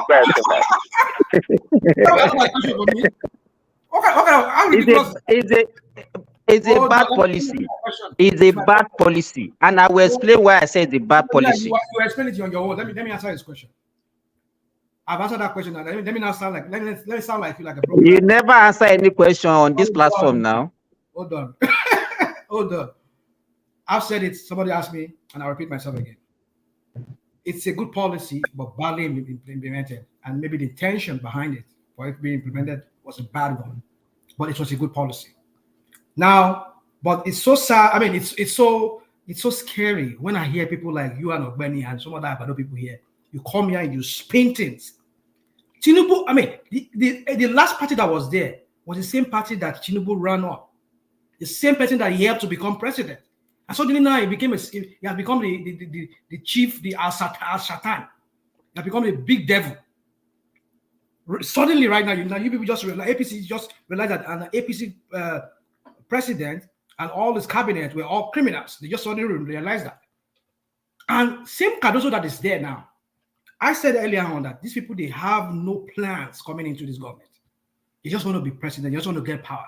Well, they've been there. Yeah, they've had the power now. What are they doing with it? All this fireman approach to everything that they are doing. Like we were talking about earlier on, when they were just implementing some kind of stupid policy that is not, somebody was trying to justify with what they do in his own country, where he lives in Scotland, whereby they do a continuous policy. Not the one they would just do a tokenism, like this guy is known to do in Lagos. The crap, that was how he had Lagos. He had Lagos to this very day. It's not continuous. Hold on. Oh no, it is. No, you see. Sometimes you just want to argue. This for a few months. I don't want to argue. No, this is not. When you talk about subsidy is not something you do once. You want on energy. What is it? What is it? Nigerians are benefiting from that country. Nothing subsidized. National mind, listen to yourself now. What am I listening to? I'm not even done yet. The one on energy was for a few months. But your country has a form of subsidy that everybody benefits. Your INS or whatever you call it. Is it what you call it? You don't belong to the generation your HSC or whatever you call it. Your health something. It's free for everybody. But in Nigeria, who has access to free health? What is in that country that Nigerians? How can you say NHS is free? And you say you are living in America? Is that one free? Is insurance free? Right now. How can you say NHS is free? It's not free now. We pay now. It's not free. It's not for everybody. You say it's free. You say it's free. Don't spin things. How can you say it's free? Don't mislead people. Hold on. But boy, share farabale. That's why he said my boy. Is continuous. Hold on. Not now. It is subsidized. That's what I'm trying to say. When I say it's not subsidized. It's not subsidized. Oh God. It's not. You don't know what they call health insurance. If you don't know, let us school you this morning. Health insurance is not subsidized, neither is it free. Ìwọ ló mọ tó ń sọ náà ó mọ agídí kan náà mo fi explain kan ó lè máa lo agídí tó máa sọ something that is wrong. I want to just it's neither subsidized nor free. Farabale. If you run the UK health system the way it is run Nigeria, whereby you go to hospital, you are a doctor, Simba, and if you treat me and you charge me ₦1 million, I have to pay you ₦1 million, right? I have to pay. Yes, because you pay out of pocket. Out of pocket. But in the UK, Mm. the government subsidizes for them. It's not subsidized. That's what I'm saying. They don't subsidize. Is let us not argue that one. No, it's true. It's true. They subsidize. It's not subsidized. Let me explain health insurance to you. Look like I'm stupid. Health insurance is not subsidized. What subsidy? Who is saying subsidy on NHS? You pay. You pay. How much are you paying? You pay the full amount. Let me tell you how it is paid. Let me tell you how it is paid. I know it's taxpayers. Wait now, rational mind. It's not tax. It's not tax. You cannot argue. You cannot argue that with me. Wait, rational mind. Insurance, you pay. I don't want to believe anymore whether you're even in Scotland. 18% I have people who live in the income UK. tax goes to that. They do not pay the kind of money I pay for my Joma Benujo. They do not pay the kind of money I pay for my health insurance here. They do not pay. I pay co-pay. I pay almost money out of my pocket. And even though if you pay over there, it's not as what we pay here. Even here, it's because the one that you are using in US is different from the one they practice in NHS. No, let me tell you how it works. Let me tell you how you will not. Why can you land? What's on target me? Getting land. Our friend from Canada here. Ola. In Canada there. You have an else. In fact, I have people that live from here. Sometimes from people who have diabetes and certain kind of illness. They go to Canada to go and buy subsidized drugs. It's not subsidized. You are misrepresenting. I don't know how you do it. Hold on. I don't know how you do it over there. But what I'm saying is, I want to explain it to you now. You are not what we have here. Just listen for 10 seconds. Let me explain to you. First of all, the word insurance should tell you something. When they say national health insurance, you understand? That one should tell you something because number one, it's a pool. You take from the rich, you take from the middle people. You have the idea. Spare me all this lecture. You're lecturing me. I see. Wait now. When they call health insurance, what insurance should tell you pay the full amount? You pay the full amount. What is the full amount?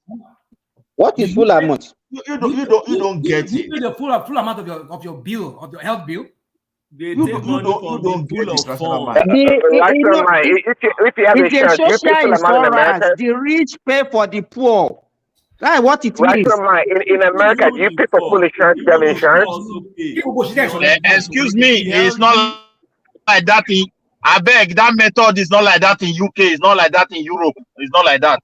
No rich that poor. It's just taxpayers' money. There's a percentage. No. Where are you living? In UK. It's taxpayers' money. It's taxpayers' money. No, wait. Look at just listen to how they're spinning it now. Making it sound like they don't subsidize health for them. The LD pay for the on-LD.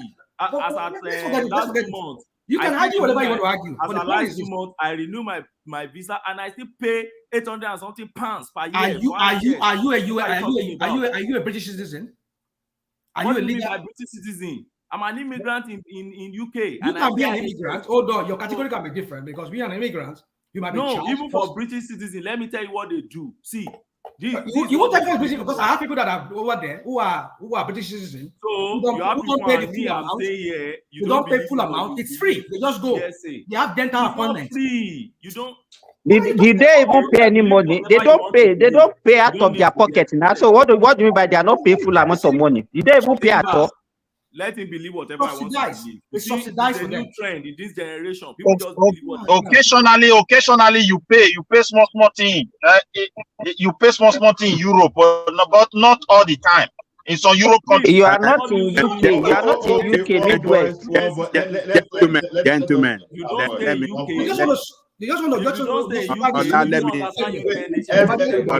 Hold on, everybody. Ajalebu can go on.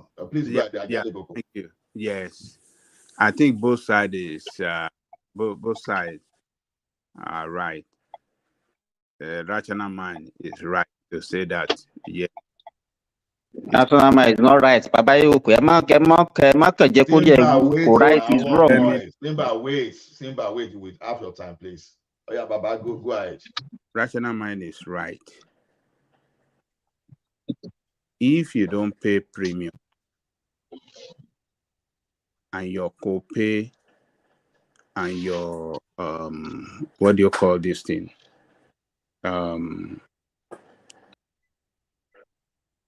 Zero.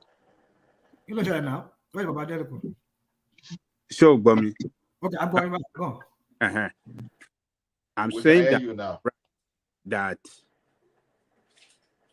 that health insurance is subsidized by the government. If you don't pay premium and your co-pay is zero, deductible is zero, government is paying for it. Government is paying for it. That is what we know in America. Can you explain more, Mr. Jellikoko? Hold on. Sorry. Good morning, everybody. I will come in. I just want to. I've been listening to everybody talking. Yeah. Do you people know that nothing is free in this world? Now, nothing is free. Even Midwest was talking too. It's not free. Sam, I will wait. tell you where the Let money comes Agale from. Poland, there you will speak. Go on, Agale Koko. In America, yeah, we have what is called Medicaid. If you're on Medicaid and you don't pay FADI, you don't pay nothing, government is paying for it. So that health insurance is subsidized heavily. Even when you are paying, some people are paying premium of $3 a month. Who pay for it? And they will give you credit. They will say, okay, we have a national, what do we call this? This insurance, Obamacare. Yeah, this Obamacare.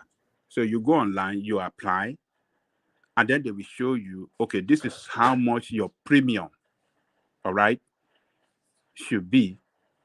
But then due to your income, which is within the bracket of a poor person, then the government will pay credit. We give you credit for that, bringing your premium to zero. That is where the subsidy comes in. So government pay. Government subsidize it heavily. If government does not subsidize it, we will. That is what Obamacare represents. Actually, sorry. When you work and they charge you Medicaid and Medicare on your paycheck, insurance, what do you think is paying for it? Yes, when you make hold on. Yes, that's another dimension. You are taking it to another dimension. That is that one is a mandatory.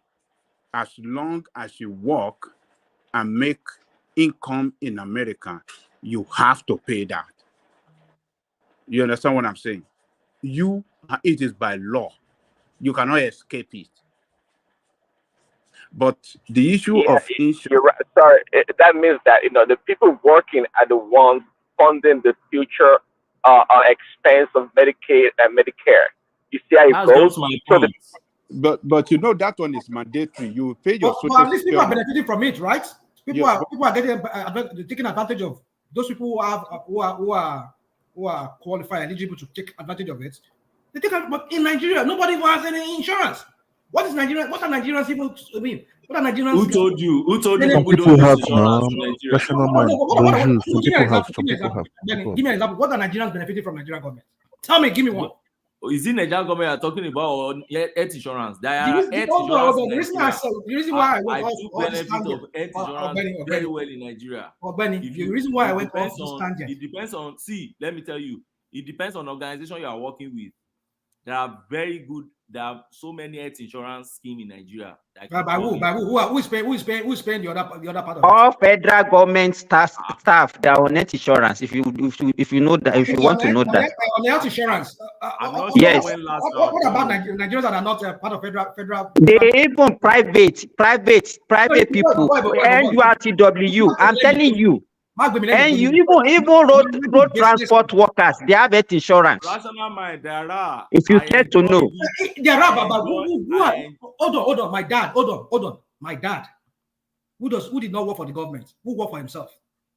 I'm telling you, I said private people. Private, I don't work. I do not work for government in Nigeria. I work in private sector. How it works? And my employer. Hold on. How it works where you and I would live is every citizen that is eligible can have all these things subsidized to them, but Nigerians do not.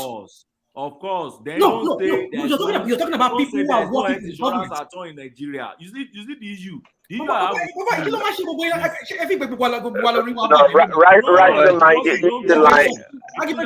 the line.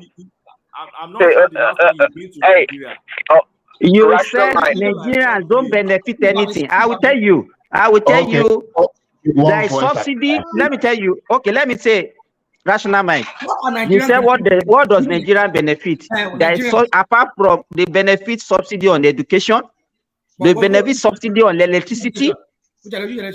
How many people go to private school in Nigeria? How many people are going to government school? How many government schools? You see now. You are spinning it now. The government school in Nigeria is subsidized, and Nigeria benefited from it. You are now asking how many?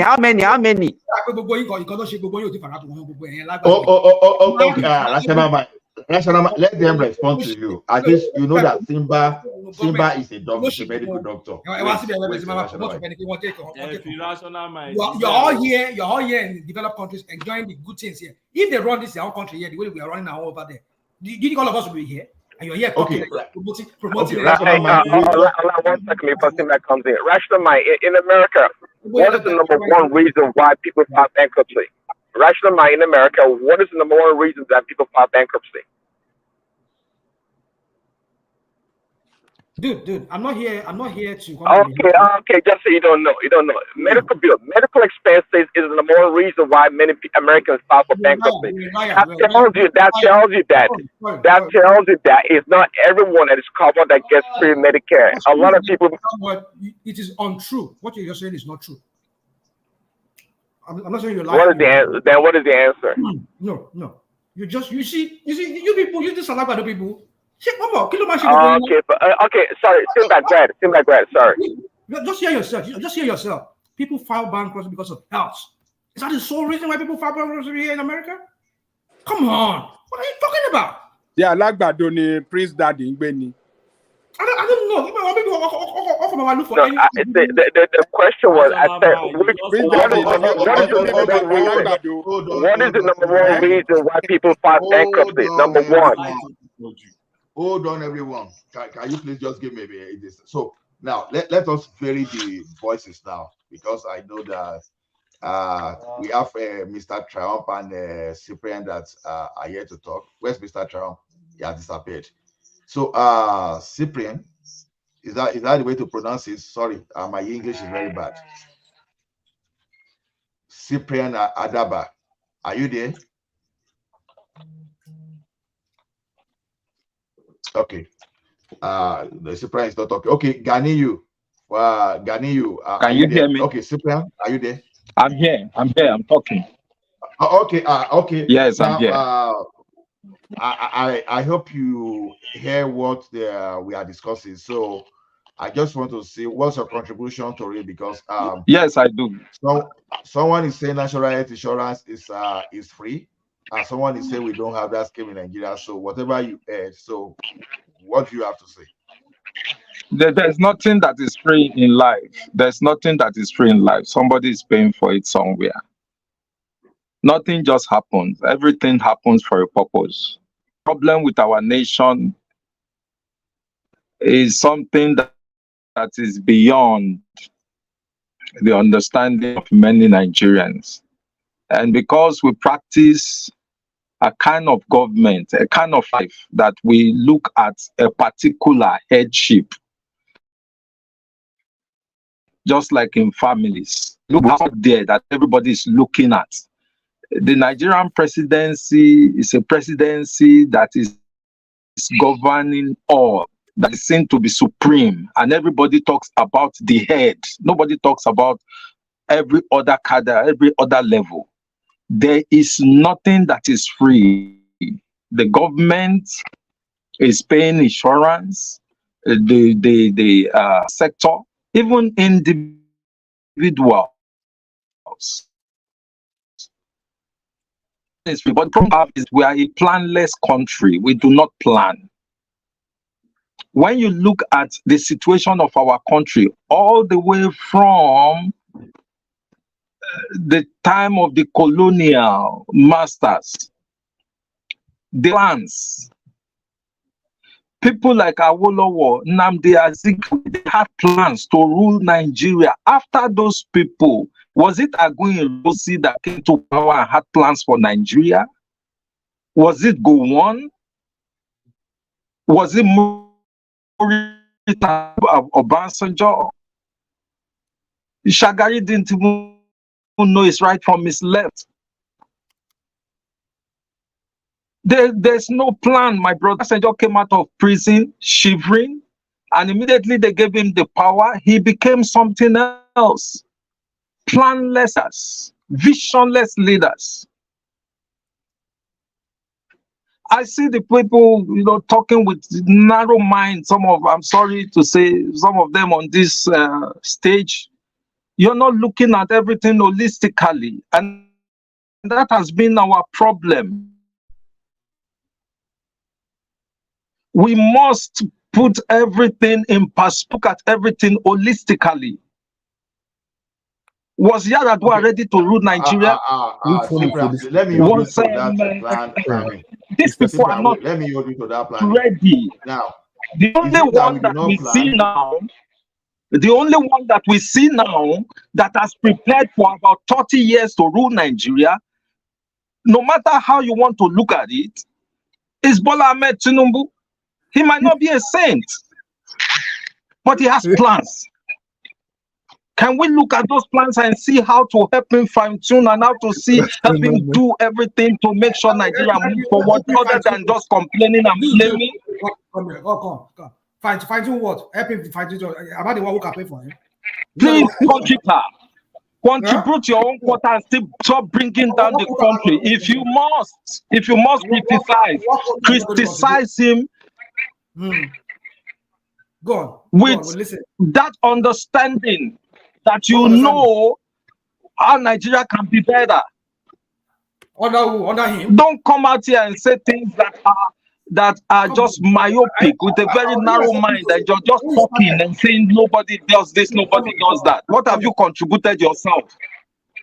What have I contributed myself? Boy, come on. Yes, what have you contributed? What have you contributed? I asked you a direct question. I'm not going to tell you that. I'm not obliged to tell you that. I always listen to you. I always listen to you. You're bringing everything down. You are just talking blah, blah, blah, blah, blah, like a white fire. I need to know what you have contributed to Nigeria, to the success, to the growth. You are over 20, 30 years old or whatever. What have you personally contributed? Okay. I can hear you. Hold on. Some of these people are just coming in to say rubbish. Hold on, please. Hold on. And you did not say rubbish. What did you just say? Wait. I just want you to tone down. It's not a bar. It's like an intellectual exchange. It's not necessarily that we should go for one another's neck, right? Please tone down on this thing. Just push your position as intellectual arguments, and let rational mind counter you. But don't go too personal. We are. Let me just land and round up. Just to get out of your way. We are privileged Nigerians to live outside Nigeria to see some of these things that are happening abroad, and then we try as much as possible to bring this home to better our life and better our lot. And that's about some of us are privileged. Our children are outside of the country with us. They are enjoying what others have not seen before, what the system they've not enjoyed before. But it took years for these people to get to where they are. Some of them had to go back to their places to make it happen. And if we must criticize, let us criticize with a sense of responsibility. If we have to write, let us write. You see what is happening in America. Everybody can go to court. Go to court. Try to go it the right way. When we come on this kind of platform and we keep talking, argument does not change anything. If we have to write, let us write. and say that we make our voice count. A lot of percentage in Nigerians, they don't vote, but everybody will go to the newspaper stand and begin to criticize and talk and talk and talk. And if you ask him if he voted, he will tell you, "Oh, who am I voting for? I don't want to vote." You don't even have a stand to speak on anything if you did not vote. Okay, Mr. Daba, thank you. I think, yeah, thank you. Can I rebut? Can I rebut real quick? Triumph, except you want to say something real quick. I want to talk. Okay, go on. Let Trump talk because he hasn't said anything. Then after Gani will speak.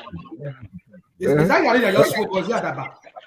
No, Adaba just spoke. So after Mr. Trump, then he spoke. Ajane Koko, please let me also talk. I beg. Hola. Yeah. Mr. Midwest, I never talk sooner. I don't do here more than 3 hours.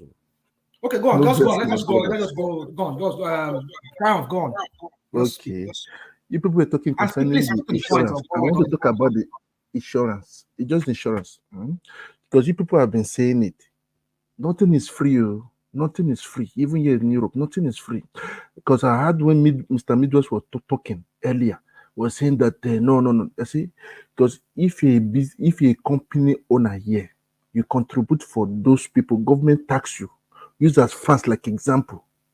Now they send me another bill again to pay January 13th next year for people that are not working, and I have to pay also for my workers too, and I have to pay for myself too. Nothing is free. Nothing is free. You guys are contributing your own salary also. When people get your pay slip, it is written there also your contribution. Even here in France, you contribute and you pay what we call mutual, your personal mutual. I pay for my workers to contribute. You understand? So that's how we do it here in France. And I know many other countries do it. I know many of my friends, even families in UK, they come to France, they return back to France because they are all French. They are all French. They come back, but they live in UK. They come and do like a dental operation. Understand? Because in that place it's not free. Everybody pay. Nothing is free, please. I leave the floor. Thank you. Yeah, so what I was saying, let me respond to other band. Okay, I respond. So after then, Mr. Gani will follow. What I was saying about free is just that maybe I should have used the right word, subsidized. Here in America, we have health subsidized. You can say it's not free because some people are paying for it. I mean, that's how it has always been. Civilization has always been that some people will be taxed. That is why I want let me land, please. If you interject me, I'll lose my train of thought. In any civilization, that's how it's always been. In fact, that's the sole purpose of tax. Taxing is done so as to be able to do social things like roads that everybody will use, to pay for certain social things that people will benefit from. Either you are eligible or not eligible. Some people will benefit from it. But those are systems where the tax they collect works for the people. It does not work for just the people in government. It works for the people. That's my point. Now, Nigeria has been making money in whatever way they make the money, either tax or the sale of crude oil, whatever. How many are? I mean, the only thing that Nigerians have benefited, which is this subsidy of the crude oil, and suddenly they put some criminality around it, and they had reason now to take it off. That's the only thing Nigerians have benefited from that country. Besides that, I don't know. Somebody's talking about education here. Education that Nigerians are now asked to go and be going to one bank, go and collect money to go and go to the bank, to go to higher institution. Something that used to be free in the past, almost free in the past. How many Nigerians are sending their kids to public schools? Public schools that are not well funded, and you're telling me that it's subsidized. I mean, I don't get it. Some of us come here. The other guy that came here, I thought maybe he wanted to even say something that was like, he went like, Awolowo and this and people, they did, Awolowo did great. And maybe Dizik did great. Those founding fathers did great because they were leaders with vision, not the criminals that we have there, that found their way there in a criminal way. And you're expecting them to give, you cannot give what you don't have. I've said it on this platform. If you lack morals, you lack anything, you cannot give it. That tells every one of us here why somebody can be arbitrarily be acting like as if he's the god, telling another governor that was elected like himself, that was elected as a president, telling him that this is my presidential whatever crap we called it. You people are creating, I've said it on this platform, you people are creating a monster. You don't know you're creating a monster. Tinubu that I know, that guy is something else. But let us leave that. My point is this, is that... Stop saying you know him. You say what? You don't know him. Stop saying you know him. Okay. I don't know him, right? I don't know him, right? I don't know him, right? Okay. All right. No problem.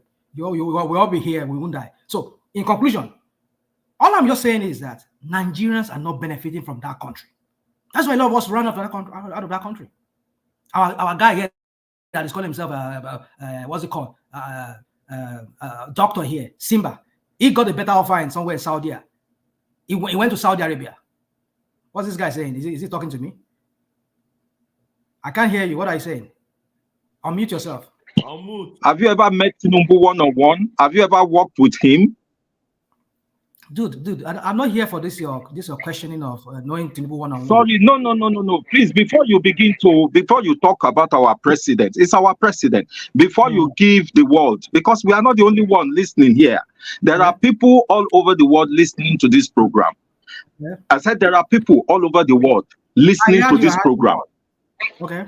Have you ever worked with Tinubu? Have you ever met him? I don't need to work with him. What is he saying? What is he saying? Dude. If I say I know Tinubu, it does not mean I have to work with him. It does not mean that's not what I'm saying. I'm telling you, going by what is antecedent, what I've known, how he plays politics. That's what I'm alluding to. You work far than statistics. No, I'm not going to do it. You won't bug me down with that. But I will tell. But you people are here promoting this guy.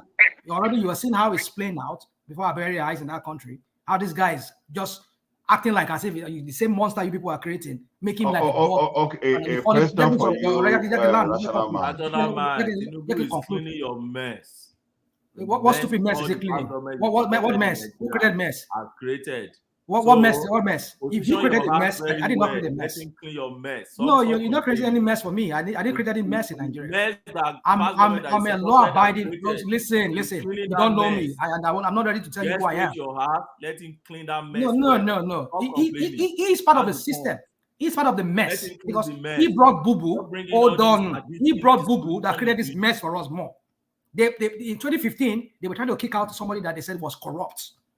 But he brought Boo-Boo that was a saint, Abi, that we all thought that was a saint. I fell for it. I fell for it because I knew Buhari that I knew in 1984 when he became president, when he became head of state. I thought that was the same idiot that was coming back. So have you blamed yourself for taking No, I did not vote for it. Listen. I bought his propaganda, Tinubu's propaganda in Lagos, saying that when you need when he was talking about, was comparing what's it called, Boo-Boo to Shadow Go. I mean, come on. We know how these people they operate. Their propaganda, how they sell their propaganda. I fell for it. I never voted for it. Let's be clear with that. Let's be clear. Don't tell me that it was that. I did not vote for him. You. I did not. Listen, dude. You like strong man's argument. I did not vote for him. No, you will not pin me to a corner because that's what you're trying to do. You're trying to tag me. Was that Tinubu's speech that swayed you? No, that's not what I'm saying. 2015, hold on, or Farabale. 20, hold on. You say it's Tinubu that you see, Farabale, Magboro. No, now because you keep if I speak the way I speak, I know I don't have much time. I can't be telling you everything. No, you have much time. I said 20. I said 20. Hold on. I said 2015. We were allowed to talk. Okay, throughout the day. Okay, my Sorrow. Gone. That's the point now. So my point is simple. My point is, as an adult who has a rational mind, you made your own decision in 2015. Don't heap the blame on Tinubu. Tinubu supported who he wanted to support. You supported the person you want to support too. As an adult, you're an adult. So when you supported Boo-Boo, that wicked guy that came and destroyed the system, have you apologized? Have you blamed yourself? You should apologize. No. That's what I'm saying. You're not. Are you done asking me a question, or you just want to go on and just make your? You're just pin me the way you want to pin me. Are you done? Have you apologized, rational mind? That was the question. Let me answer your question. If I voted for Boo-Boo then you can fault me. Then I'll have to apologize to whoever I need to apologize. But I never voted for Bubu. I have my PVC, but I did not vote. That is not the point. You supported him. You supported him. That's the point here. Now. You told us before that you voted for him in 2015. Actually, you did. I think you did, yeah. And so many things I could joke with. It's like you're becoming sounding like ridiculous with this your way you always go about this and what about me. I've never said it here on this platform that I voted. All I've said on this platform, I have my PVC. I've never once voted in Nigeria. But you supported him. You supported him. I'm registered to vote here in the United States as a citizen. I can vote in Nigeria. I have my PVC. I had my PVC long before 1999. I've had my PVC. I've been voting. I mean, I said I have my. Before 99, you have to PVC before 99. To your love, rational mind. Hold on, let me put myself right. Only 3 PVC. That's what you are using. I've always have. Listen, I've never said it on this platform that I voted for Bubu. I said I supported him because of the way they were packaging to us. But let's leave that. My point is this: to some of you people are saying that. Rashford, it sounds like you buy anything, and with you anything goes. You know. Now I'm wise now. I'm wise now because when I look at it, oh yeah, I am wise now because when I look at. But you were not wise how to Emefiele shenanigans with Bubu that you're calling. Listen. Emefiele matter. You see, this is what about. Do we expect you, Rajanama? Should we expect you in future to come and tell us that you regret supporting Obi? Supporting Obi as how will I regret supporting Obi? Well, we don't know because you regretted that supporting. It's true. No. You see, Bubu. Let's not make this thing about me. You people are making this about me. You people are making this whole thing about me. Like you just want to discredit me, discredit my opinion, and I know that's what you're trying to get. I supported Bubu. Number one, I've said it on this platform because I knew the Bubu that I know in 1984, whom I, as a teenager back then, I served in the Nigerian war against indiscipline then. I served as a man of war then. I served as a Boy Scout then. I was patriotic. Patriotism was instilled in us then, and I was ready to. But rational mind, don't say that I'm cutting you. Was there any that I knew? But sad enough, I come to realize that it was not Bubu, it was Idiagbo. But let's just leave that. So my point is this: is that Tinubu brought this idiot for us, and suddenly they realized that he destroyed the country. I didn't mean it's PDP now that he won it. Some guys, okay, they criticize PDP. The same APC that he helped to form, the same guy that he brought. Tinubu, I mean, Bubu specifically, he congratulated Tinubu on the day of his acceptance. Say, Asiwaju was the one who made it possible for him to become what he is today. He said it. I've been looking for that clip I watched it live. I was in Lagos that very day. So my point is, let's just leave all of these things. My point is this: man argument. We do not want a country. Wait, let me counter you. We were all in Nigeria. Well, you can be. I don't know where you what I watch. I was in Nigeria. Wait, okay, so we knew who brought Bubu. Don't pin it on a single man. There were money, but he specifically congratulated. Let me. Tinubu. Do you know that? You want me to go and dig that video for you? How to go and dig it out for you? There was a primaries they conducted in APC. It's not. He wasn't a consensus candidate. Okay, Buhari was not a contestant. He contested, right, against Atiku, Rochas Okorosha, Konkoso, and others, and even Bukola Saraki. There were 6 governors that left PDP, and they had massive support. They called them NPDP. They left and joined this trade. Atiku bought his own people and joined this trade. Konkoso bought his own people and joins this trade. Orusa Okorosha, my governor, bought his own people and joined it. Tinubu also bought his own and collapses into the system. But today now, you now single out one man out of so many men that came together and brought this APC on us. So that man now should be blamed for making a candidate to emerge. A man whose his own vote will be won and also only have his own structure also within Southwest alone. Was the only Southwest that brought Tinubu Buhari to government. So when you people bring out all these narratives, you should understand that this platform is a platform that you have intellectuals who are not people that just jump into political analysis one day. Emergency. Say that thing again. How do you say it? Emergency. Why did Buhari single out Tinubu in his speech? In his speech, Papa, he didn't single out only Tinubu. You see. People, no. Hold on. That's which of the speech now? Which of the speech? Hold on. Oh, boy, this is what you do, people. You want me to go and dig that? You want me to go and dig it out for you? There are so many lies flying around. Which one? It's not lie. I had it. And that is what was responsible for Tinubu's speech in Abeokuta. Tinubu boasted. I said it too. Hold on now. Well, I mean, the answer to that question is very easy, guys. You know that because Tinubu delivered the Southwest to Buhari, and Buhari already had his 12 million votes in his pocket already. So it was obvious that he had to recognize Tinubu. Where is the structure outside Southwest in 2015? So exactly. If the Southwest hold on now. Simply acknowledge. No, so that you don't mislead people. That's the point. You see, who is misleading people? You just said now that I never. I mean, so that you don't mislead Buhari. Hold on. You said Buhari never said. But Tinubu himself confirmed it in Abeokuta. We pay to Bashomu. Hold on. Tinubu Buhari the president.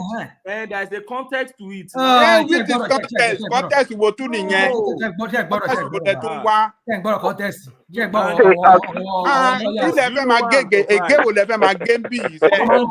Ola, make I see say my own for here, abeg. When I see give me space. Okay. Hold on.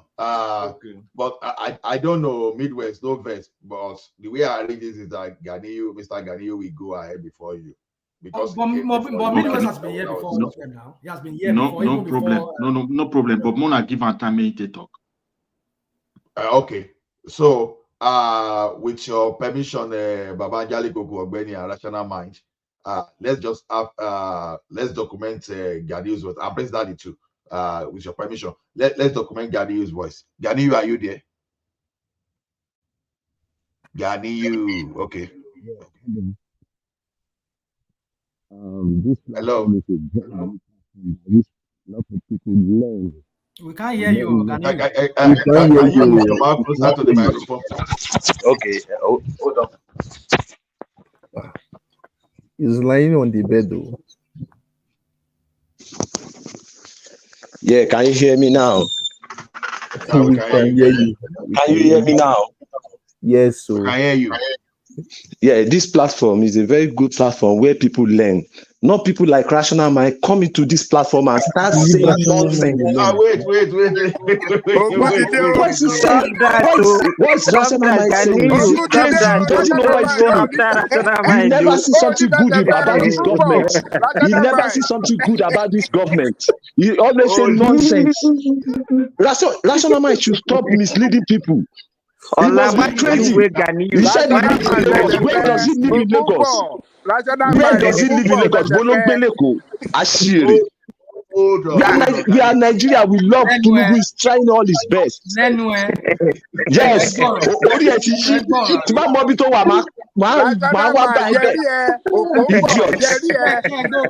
Eight ló máa pa ẹ́. Eight is going to kill you. We know. The IPOP member knows you. No need to contest, man. No need to contest like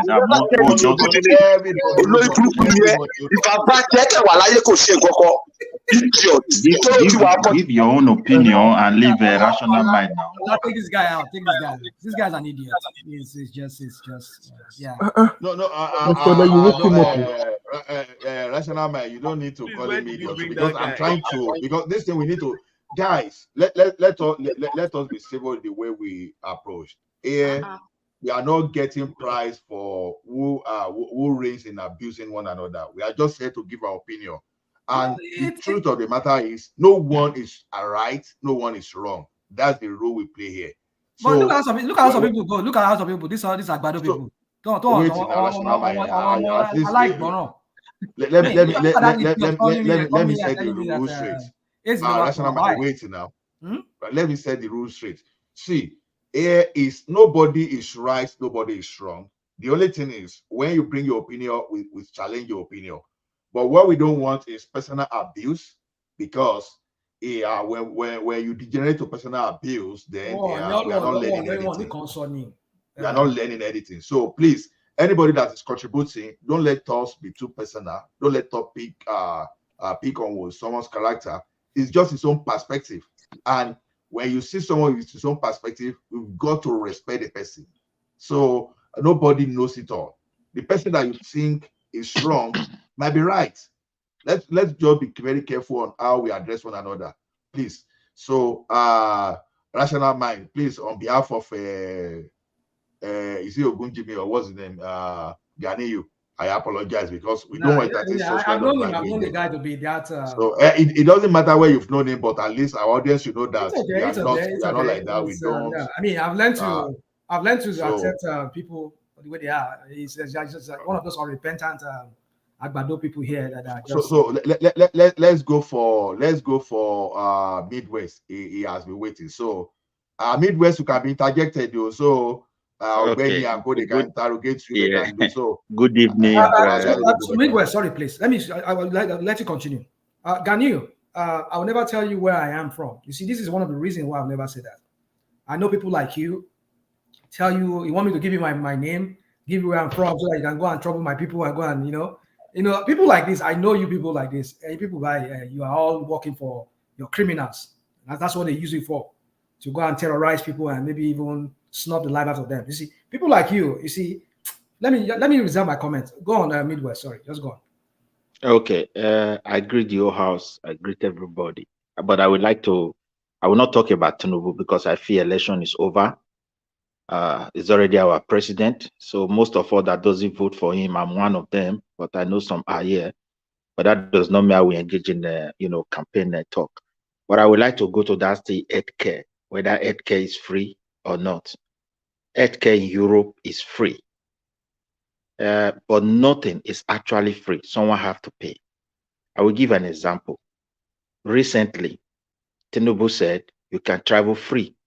We have subsidized. That means people who are receiving that service are receiving it for free. Why? Tinubu figure out a way to pay for it. Like the healthcare here in Europe. I have witnessed 3 country healthcare in Europe. I happen not to be having a legal residence in one of them, that is Germany, and I did an operation. They operated me, appendix exploded in my stomach, so they operated me, and it was very complex.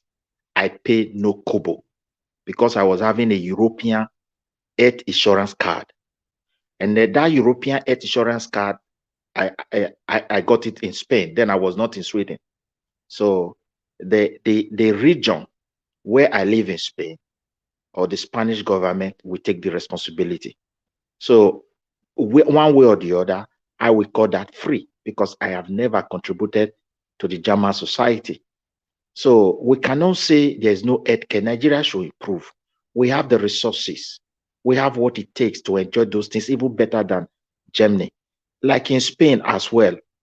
Everybody in Spain, or everybody in 26, all the whole European countries insured. And when you are working, once you are insured, it doesn't mean whether you are contributed or not. It's not like you must pay. No, it doesn't work that way. For example, if you are working, you pay. Take, for example, someone who is in a Aduro house, is already insured. You understand me, the way it works. You don't have a legal right, but once you are sick, they will treat you free. The government itself will pay for that. Now, when you work, everybody, when you start working, you start paying the tax, but it differs. In Germany, you pay to private company, they privatize it in Germany. So health insurance is privatized. So when you work, every month you go and pay to they call it crank or something. But in Spain, they take it direct from your salary. In Sweden, they take it direct from your salary. So if you are not working, you are jobless, you still enjoy your free health care. If you are a student, you enjoy it. If you are a baby in the womb, you enjoy it. So we call that free. Can but I someone has interject? to record it. I will Yeah. talk after him. I will talk, please. I will talk after him. That is like here, like in Spain as well. You can pay for some certain drug. There are medicine that is that some cheap medicine. The doctor, if they prescribe those kind of category of medicine for you, I don't know why the thing is returning. What's happening? I think somebody has something unmuted. Please, somebody should. Yeah. I don't know. So if it is some medicine you pay, but those expensive treatments you will pay. I will give you an example for you to understand why I call it free. In Swedish law, a Swedish citizen who is a male, for example, he traveled to an America and he found that he lived in America, I think some period of time, that more than 1 year or 2 years. Now, no, when you leave out of the country, you have declared that you are no longer here because you need to report yourself to the embassy there. And you start living in America and you got an American woman. Now, suddenly the woman, maybe along the line, she's pregnant and you took her to Sweden to come and give birth. You will pay that cost 100%. I witnessed where they gave somebody close to about 25,000, if he convert 25,000 of euro, just because he brought a Philippine wife to come and give birth here, and he's a Swedish citizen. He left this country but for the female, if you are pregnant, even when you leave this country, even though if it's 10 years, 20 years, you want to come and give birth, you pay nothing. Now, when you look at what that man pay, and you look at whatever you may pay when you give birth here, if they even charge you, you will understand that indeed everything has been subsidized. I think I rest my own there because everybody pay for it through tax and everyone is insured. Whether you are working or you are not working. So anytime you receive the healthcare, it's more or less like free to you. And like the other one I wanted to talk about is about Emefiele. Nobody should support Emefiele. The thing is that I hate my government. They should try their best to be serious about this. We are fighting corruption because they are even making the corruption to look like play the game with the master. Nobody will touch you. When Buhari was there, we know what happened to this woman, Deseni, and some other people.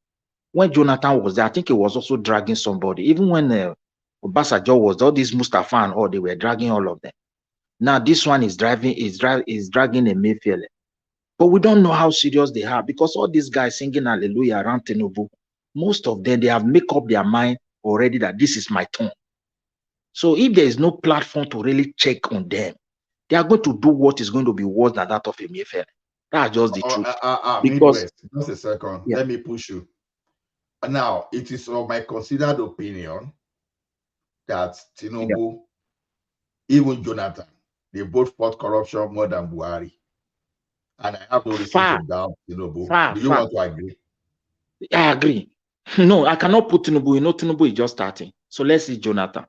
No, even in the past, Tinubu fought corruption more than what Buhari will ever. Well, maybe are you talking about Lagos state level? That should be state level.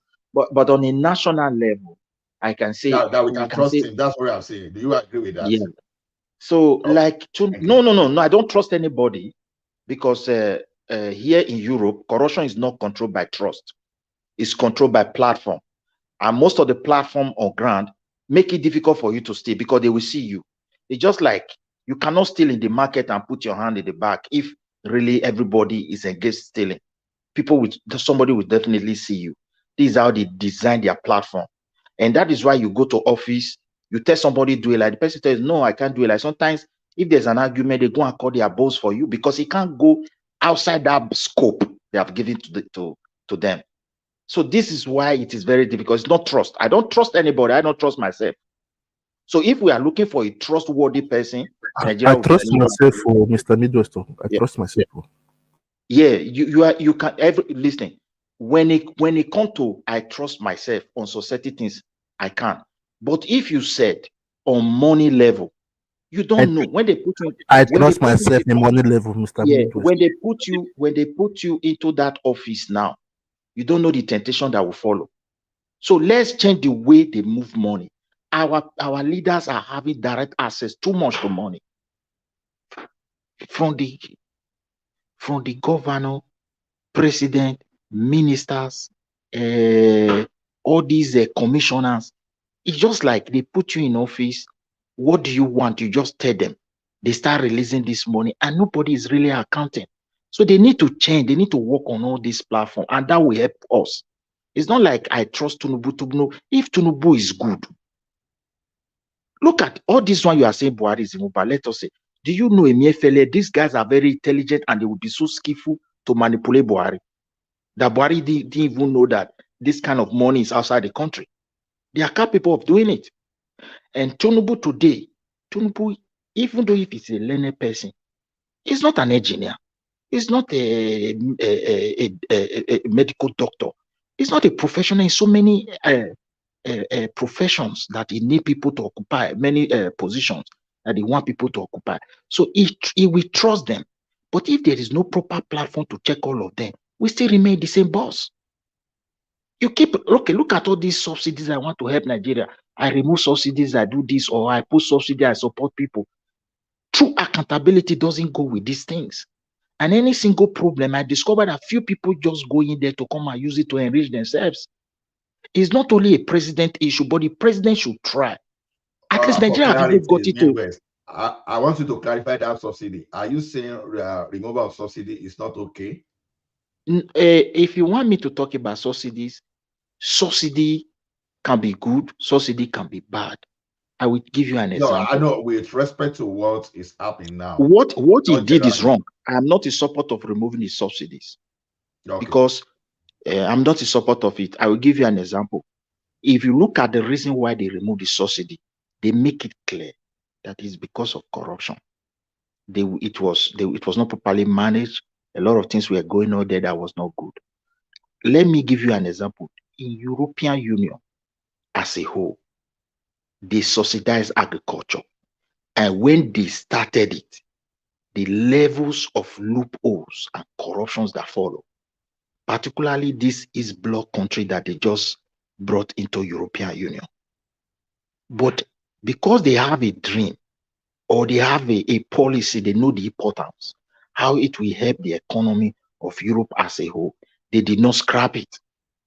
They have to change the platform so that they can be able to monitor this money, and which they did. So like in our own case, the subsidy, because it did not work, we can say it's bad. You have to remove it. But the subsidy is not a bad thing. So, but I'm not in support of him removing it. Because if they really want Nigerians to have subsidies, they should look for a proper platform to manage it. Somebody fill a fuel tanker in Lagos, you take it to Chad. You load your tanker, you take it to Ghana. Because of the way they structure everything, that is why it's possible. So if they know the importance that this thing is going to boost the economy, they're not supposed to remove. But although he has removed it, maybe the thing for me, I think anybody can push me well, please, because I'm not. Let me ask questions. Let me ask questions. Yeah, I would ask question on the topic you're talking about presently. Then I will go to that health insurance. So now, removal of subsidy. Are you aware that the only reason why they removed subsidy was not because there were loopholes in the system? Are you aware that it is not sustainable for us to continue with that subsidy? Are you aware of that? Wait, my brother. I agree. I am aware. They said it's no longer sustainable. There are reasons why you cannot sustain something. Wait, when the resources to sustain it has been looted, the benefit you're supposed to get from the subsidies, you are not getting it. When they subsidize something, it doesn't mean they will not get the money back. Because here in Europe, the government don't release any money without creating a platform to get it back. I've noticed that. This is what I'm saying. Yeah. The amount as at January this year, Nigeria is so poor, right? That if we continue with that subsidy, you crash Nigerian economy. Are you aware of that? That's the point I'm trying to make. The amount we're using to subsidize, as at even January this year, we have to go and borrow to use to that. It's true. I agree. But okay, let's look at it from this way. But hold on, Midwest. They're not saving any money from this subsidy. Wait, let me put this one. Okay, let me put this one before you. You know, I mean, 7 months is gone now. 7 months is gone. Now we are now saving. But, when did you start saving? But I think, wait to my brother. I think if Mr. President, I don't get it. 7 months. If, you just saving. Wait, What happened to the first 7 months? Rational mind. Let him answer that question. What happened for the 7 months? Hold on. Before you answer that question, mind you, when you took it off, there's still 1 month left that they must have earmarked money to pay the subsidy. So what happened to all that money? Which money is that? I mean, it came in May, and subsidy was supposed to end on June. Yes. And he said subsidy is gone by May. No. That's not what you see the issue. Are you one of his presidents in the president? We working in presidency now to tell us what happened. But Mr. Rational Mind, let us also look at public accountability. Rational Mind, let's look at it from another angle like this. What I want to say is this: if Mr. President decide to go after the guys who have been managing these stuffs, I tell you, what those guys have done is 100 times bigger than that of Emefiele. I'm telling you the fact. Because the way they design our country is so complex. You see all these NAPC and their things. There's a kind of autonomy they have been able to create for themselves. Can I ask you a question, please, on that? Yeah. Since you guys you digress from the area, I've been asking questions, although you agree with me that it's no longer sustainable. So if it's no longer sustainable because the money is not there now. Yes. So if it's no longer sustainable, nobody should say, "Oh, you shouldn't have removed it." That's my brother. Wait, the money that can sustain it is in Nigeria. It's in the hand of people. Okay, few people have that money. But it's not in the hand of government now. That is not an argument. See, no, there is no. Those people have looted it. They are now in possession of it. Midwest, forget about that. We are talking about the money available to government. We are not willing to move forward. So let Midwest, Mr. President. What you are saying is this: Do you know how far it takes to investigate and prosecute? So what you are saying is that immediately he's getting to the office, he should continue to that subsidy, then he should start prosecuting and be recovering those money and be using it for subsidy. Do you think the system can work like that? Well, it also depends on the manner the Mr. President to remove it. You know, in a country, what I've observed is this: country is not for one person, and it's not for only president alone.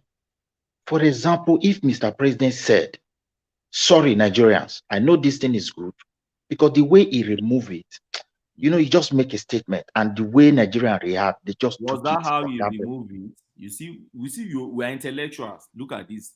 Was that how you remove it? Was affirmation of the position of things. The already you have what you call your appropriation bill or your appropriation hat already, which mark that into hand by June, right? And a man is entering 29th of May, right? That's more like fortnight of that June, and it's affirming what your position is. So that you get to the office, you start influencing. Okay, I have also agreed with you. I have agreed. Let me ask you a question. Which one are you I wanted to ask you a question. Yeah. But can you also agree with me that the removal is having direct negative effect upon the economy of the common man? Let us be sincere. My answer is this: no matter how you will remove it, no matter the manner, no matter how fine you want to present it, it will still cause hardship. Let me tell you the way it is. It's just like it's just like you have wound in your leg, and that wound has not been treated well. People have been patching it, and somebody now come, a medical doctor now comes and say, "Look, you have to remove everything in this wound, clear it open before you now start treating it." And you are saying, "Oh, because they didn't present it, that this is how we just remove it. Therefore, that's why it's causing pain." The answer is no. It's causing pain because that is the natural consequence that must follow.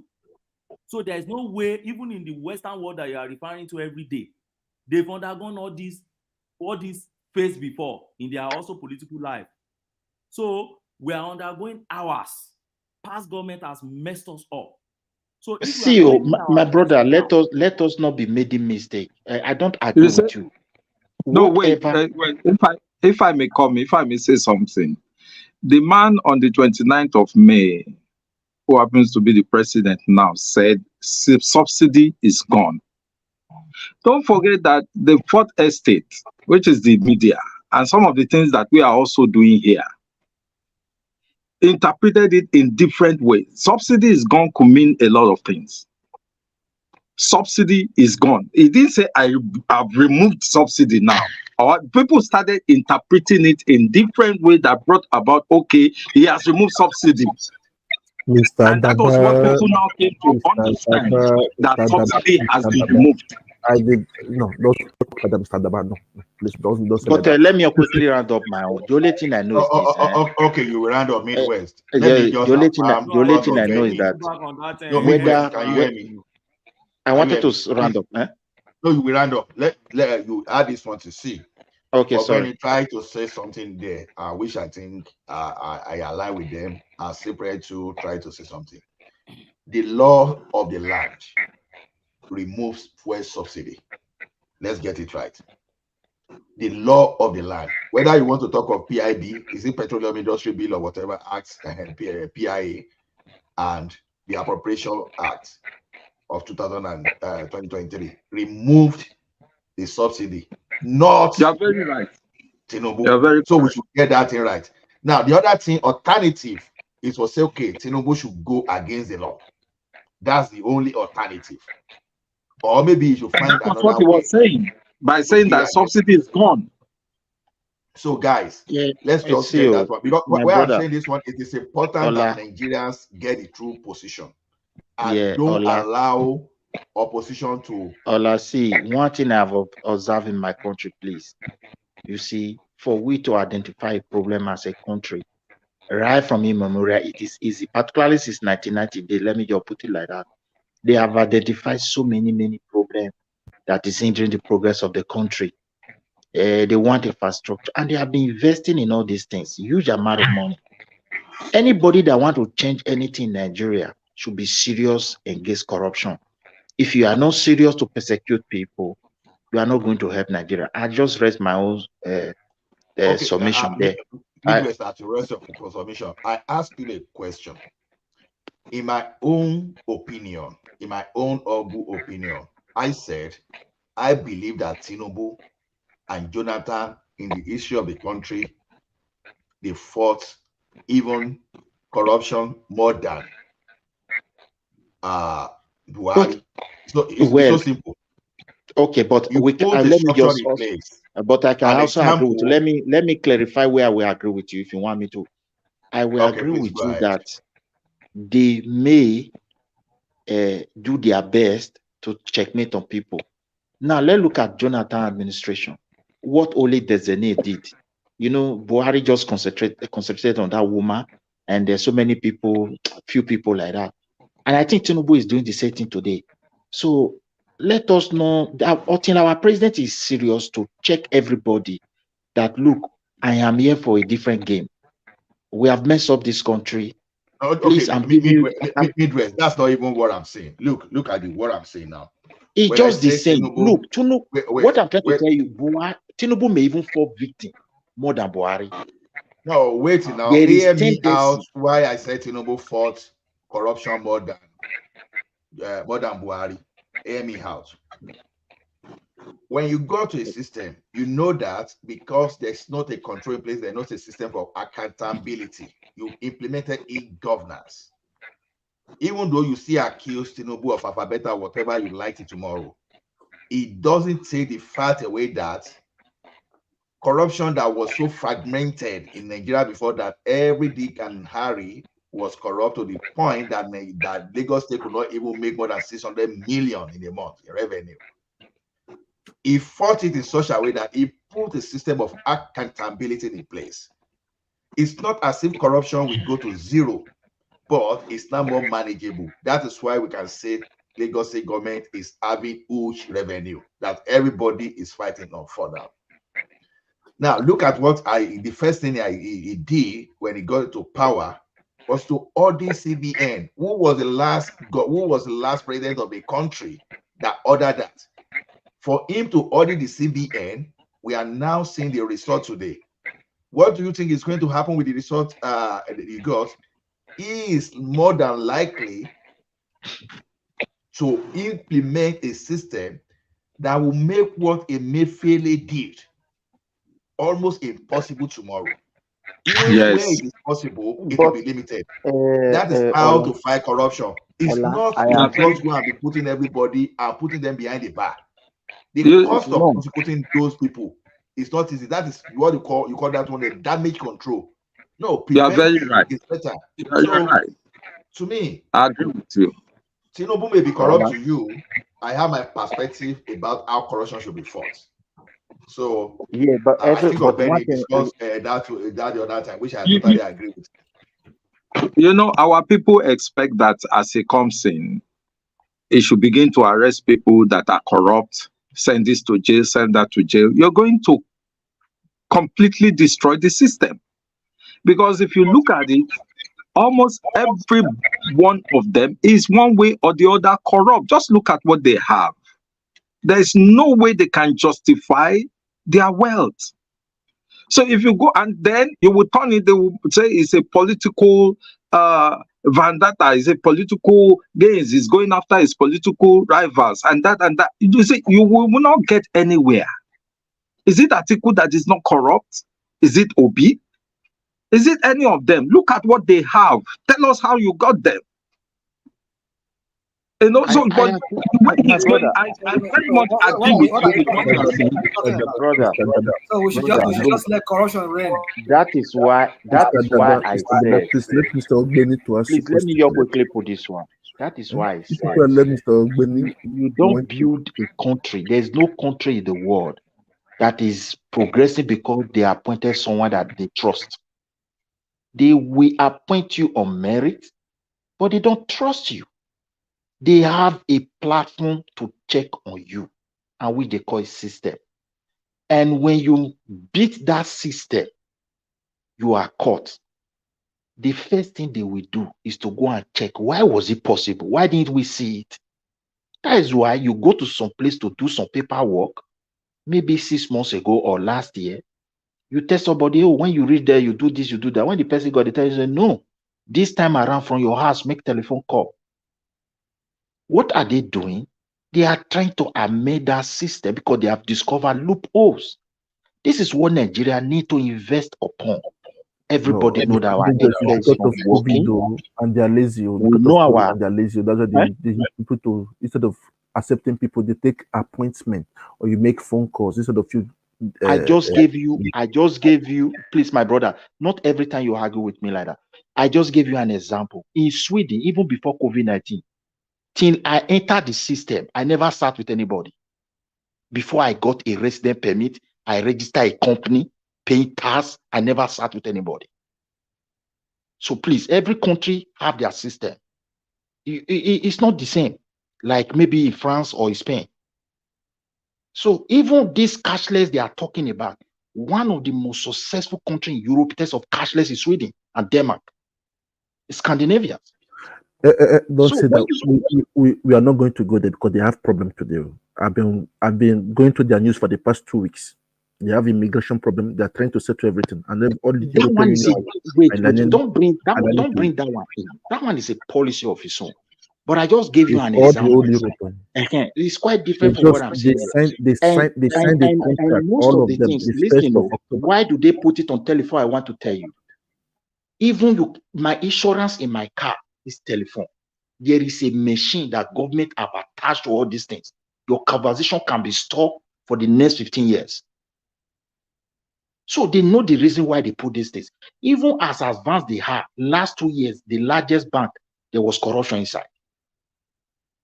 So not that they are aged. That's why I told you they trust nobody. How come does it happen is what they question. How can Emefiele do all this? If Tinubu don't put different measure on ground, how do you show that the next CBN governor appointed by Tinubu will not do the same? So this is what my own recommendation. We are on Nigeria. That's why I said I don't trust myself. I will trust the system that will check on me. Than I agree with you, Midwest. Yeah. Even when Mr. So this let's also. I keep saying, let us support Tinubu and look for a way to say, Mr. President, do this for us. I point to the governor. We cannot argue. Everybody is satisfied, irrespective of where you are from in Nigeria. You have a governor. What are these people doing with our money? Buhari was so generous to these people, and today we are saying it's one of the worst. Do you know how much he gave to Delta State, Edo State, River State, Bayelsa? Is only to this wicked that they are saying is bad, that was in opposition party, that make the rest people to know that, look, this man is so generous, so he's so good. Though. The money we have been dragging, even when we're having a Niger Delta president, he did not pay. This man has paid all. Everybody shout, huh? Today, that Delta State did not even have one road. Edo State, we don't have one road. Can we continue like this? So if we want to be insulting president and be campaigning, we are just wasting our time. A tree cannot make a forest. These guys are also confused. They are not be opportune to even be in the system the way we are into. Let's start with the governor. Let's there be an accountability in the part of the governor. If we from the succeed local there, maybe government, from the council. We don't even have local government yet. When we start with the governor, with the power of governor, will be the governor will now say, "Oh, Mr. President, you must also account," because they all have power. It will take time. Country is not built overnight. If we like, let us be campaigning for an angel. Who is angel in Nigeria? Did you listen to Agbakoba the other day? I think that was this week or last week. No. Oh, you should just go look for, I think it was about the Senate president's birthday. Go and listen to his speech. I remember when he pointed everything to Mr. President. Yeah, I remember. Yeah. That in front of them, the Senate president was there. I think the speaker was there. The Mr. President was there, pointing out issues. These are people that have over time looked at the nation and they have seen the things that are going wrong. There are laws that needs to be put in place. Just like what you're saying, I so much support you and thank you for what you are submitting to us today that the world is hearing. The system must work. Why are we running abroad? Because the system works there. If they say yes, it is yes. If they say no, it is no. But in Nigeria, you have somebody that will sit down somewhere, the powers that be, that can do anything and nobody will question them. All of them have cases with EFCC. Everybody is crying the other day. Subsidies have been removed. We know it's bad. With the pressure, they release money. Now we are too suffering. They release money for transport. All these things will end up in other people's pocket, not president pocket. And all these people suggesting this thing to Mr. President, some of them are hardened criminals. This is what Buhari suffered. We must look for a way to start from. But if we remain as an opposition, he's not going to listen to us. That's just the truth. You are very right, my brother. You know, we must continue. That's what I was saying earlier. We must continue to push. If we have to write in, let us write in. If we have to write books, let us write books. That is how it is done everywhere. And where we are, where we are. Unite. Let's form a single union. Let's put tribe aside. Our aim should be, let's target the governor. I have a governor, you have this one I have. So there's nothing like, okay, we want to go and fight a Yoruba man, or want to go and fight an Igbo man or Hausa man here. No. Let's exclude him because we can't reach those people. The most dangerous people in Nigeria is the governor. They are the real vampire to progress. Just look at the federal government tested them. It tested them with power. Okay, you go and conduct local government chairman election. My brother, all of them that they have conducted is only for their party. Midwest, hold on, Midwest. I'm still here. Okay, I'm happy that you can agree with Midwest and Cyprian. That's why I'm just. Not everything you said that I agree with. Not everything you said. Because I'm not seeing you pushing back. That's why I'm just surprised. Yeah, this guy you ban, Abdulmuni is back again. That idiot. I mean, I don't know what that guy is talking about. Yeah. Anyway, you see, Midwest for me. I agree with you on some things you said. I think it was you that said that thing at the beginning. You said a country that is lawless, how do you expect people to bring in their money? You're going about every world capital, asking them to bring investors for you, and you have a system that thrives on corruption. Right now you're prosecuting a CBN governor who is supposed to be in charge of the treasury of that country, somebody has their something, and I'm getting feedback here. somebody wants to mute. That's Cyprian. Cyprian, are you there? Sorry. Sorry. Thank you. So you have a CBN governor that is corrupt. At least that's what they tell us. We are yet to hear from his own side of the story. And we see so many corruptions. So how do you expect people to come and bring in and you see our judges are corrupt? I mean, I don't know if you guys heard about a certain judge that was giving verdict to some criminals to go and defraud a bank. So when we have a system like this, how do you expect people to, was it you or somebody said it at the beginning that those countries that are developing is because they have rule of law, they have law and order. So how do you expect a system like ours to work when our institutions are all compromised? That is why Bubu could be able to say, oh, I did not approve of those Naira change, it was Sabitu or whatever they call the guy name, Sabiu, Rabiu or whatever they call him. It was him that was forging. I mean, how can somebody be forging your signature or be giving directive without you knowing? If we have check and balances, we have a system, institutions that really work, that kind of thing will never happen, that Emefiele will just go and change and die our currency like that without really Bubu approving it or whatever they said happens. Or the other directors in the CBN did not approve of it. You know what I had also shocking. Let me quickly add this one, rational mind. Let me hold on. Yeah, you want to say something, Ola? Yeah, I want to push something to you, rational mind. You know what we'll be saying is this: when it is purely human and there's no accounting system that can help them. Look at the U.S. police now, for example. Look at the atrocity many of them committed until they started using body camera. That too, yeah. Even despite that, they are trying to still strike the system to still, they are supposed to be police. It's telling you that corruption is global thing. It's global. No, you can't trust human being. That's what he's saying. But wait, Midwest. So you have to put a system in place to give evidence that you cannot dispute. That's what we are saying. That if you want to fight corruption based on word of mouth, is difficult, right? Rational mind, that's it. What do you think? You're like, you see, Ola and everybody. I've said it. That's why so many people hate me here on this platform.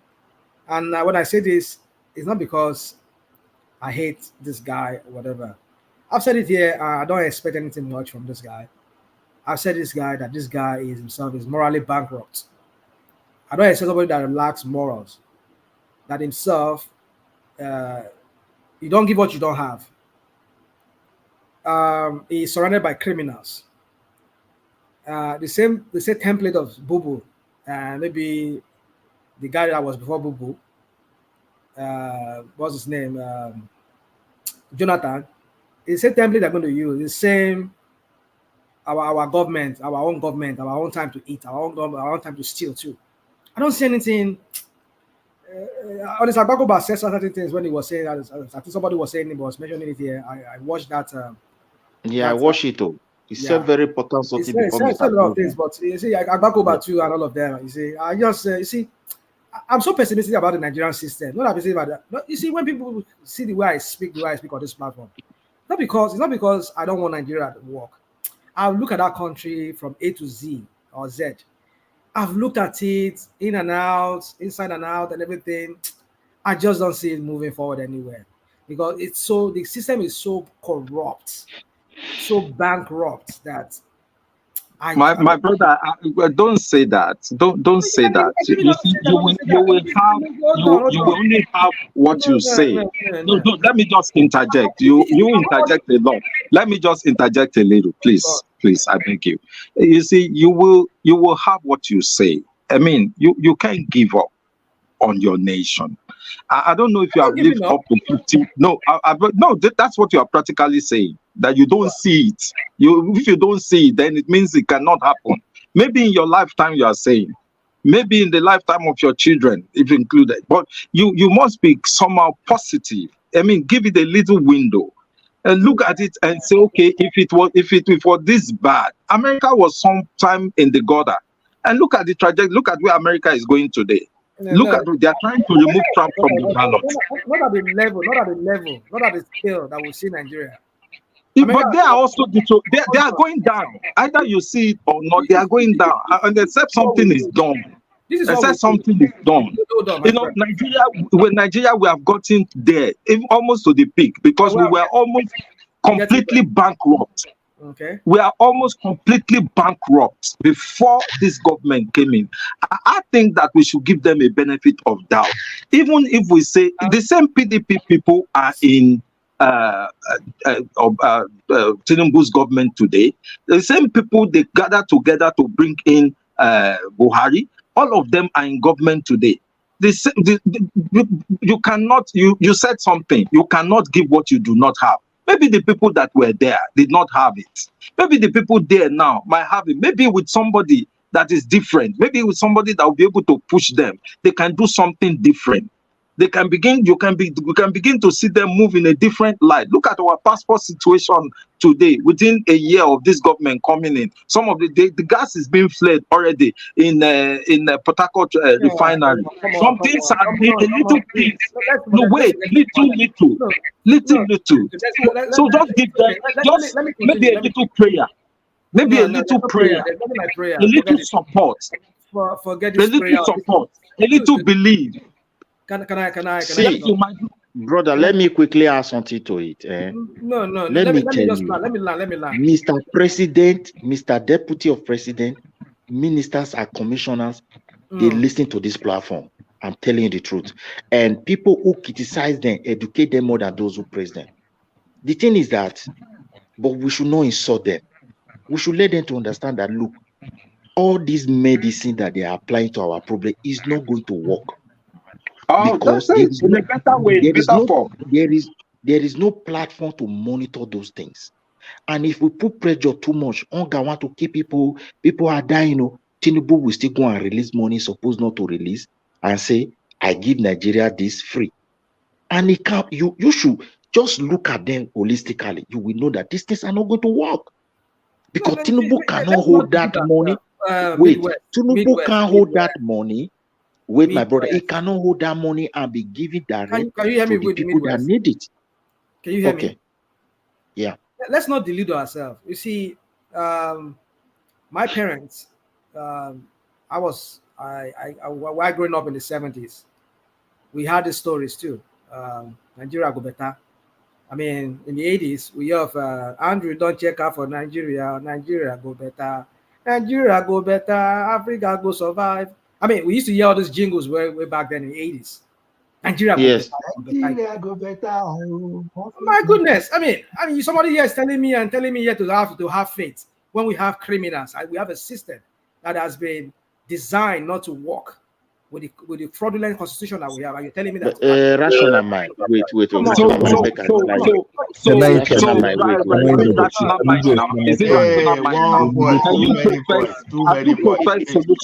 you say they are criminals, what do you think can be done? Too many points. Everybody hold on. Everybody hold on. Okay. Rational mind, are you done? No, I'm not done. I just want him to just say that. But just give me time to ask rational mind the question. Hold on. Let's hear Adaba. Please, okay. You said they are all criminals. We've heard it from the 70s. Nigeria go better, blah blah, and it's not better. I'm looking at it from a different perspective. I believe that things can get better.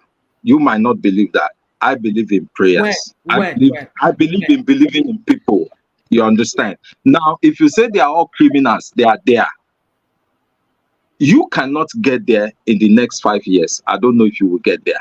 I'm not getting there. I'm not even going anywhere. Okay, now, so how do we make it better? How do we get the right people there? That's the right question. What can we do to now get the right person there or the right people there? Hold on, my friend. If I provide my solution to you, it will sound as meaningless to you because if it is reasonable, why not? We'll push it. Because to some people it's not be reasonable, and I don't expect it to be reasonable to you. Hold on. No. It's better you push this solution that we are being insulted or writing them off, because some of them as old as our fathers. Yeah, this is Some of them are old enough to be your own father. You won't use that for me. I'm not that kind of a person. I'm well exposed, well traveled.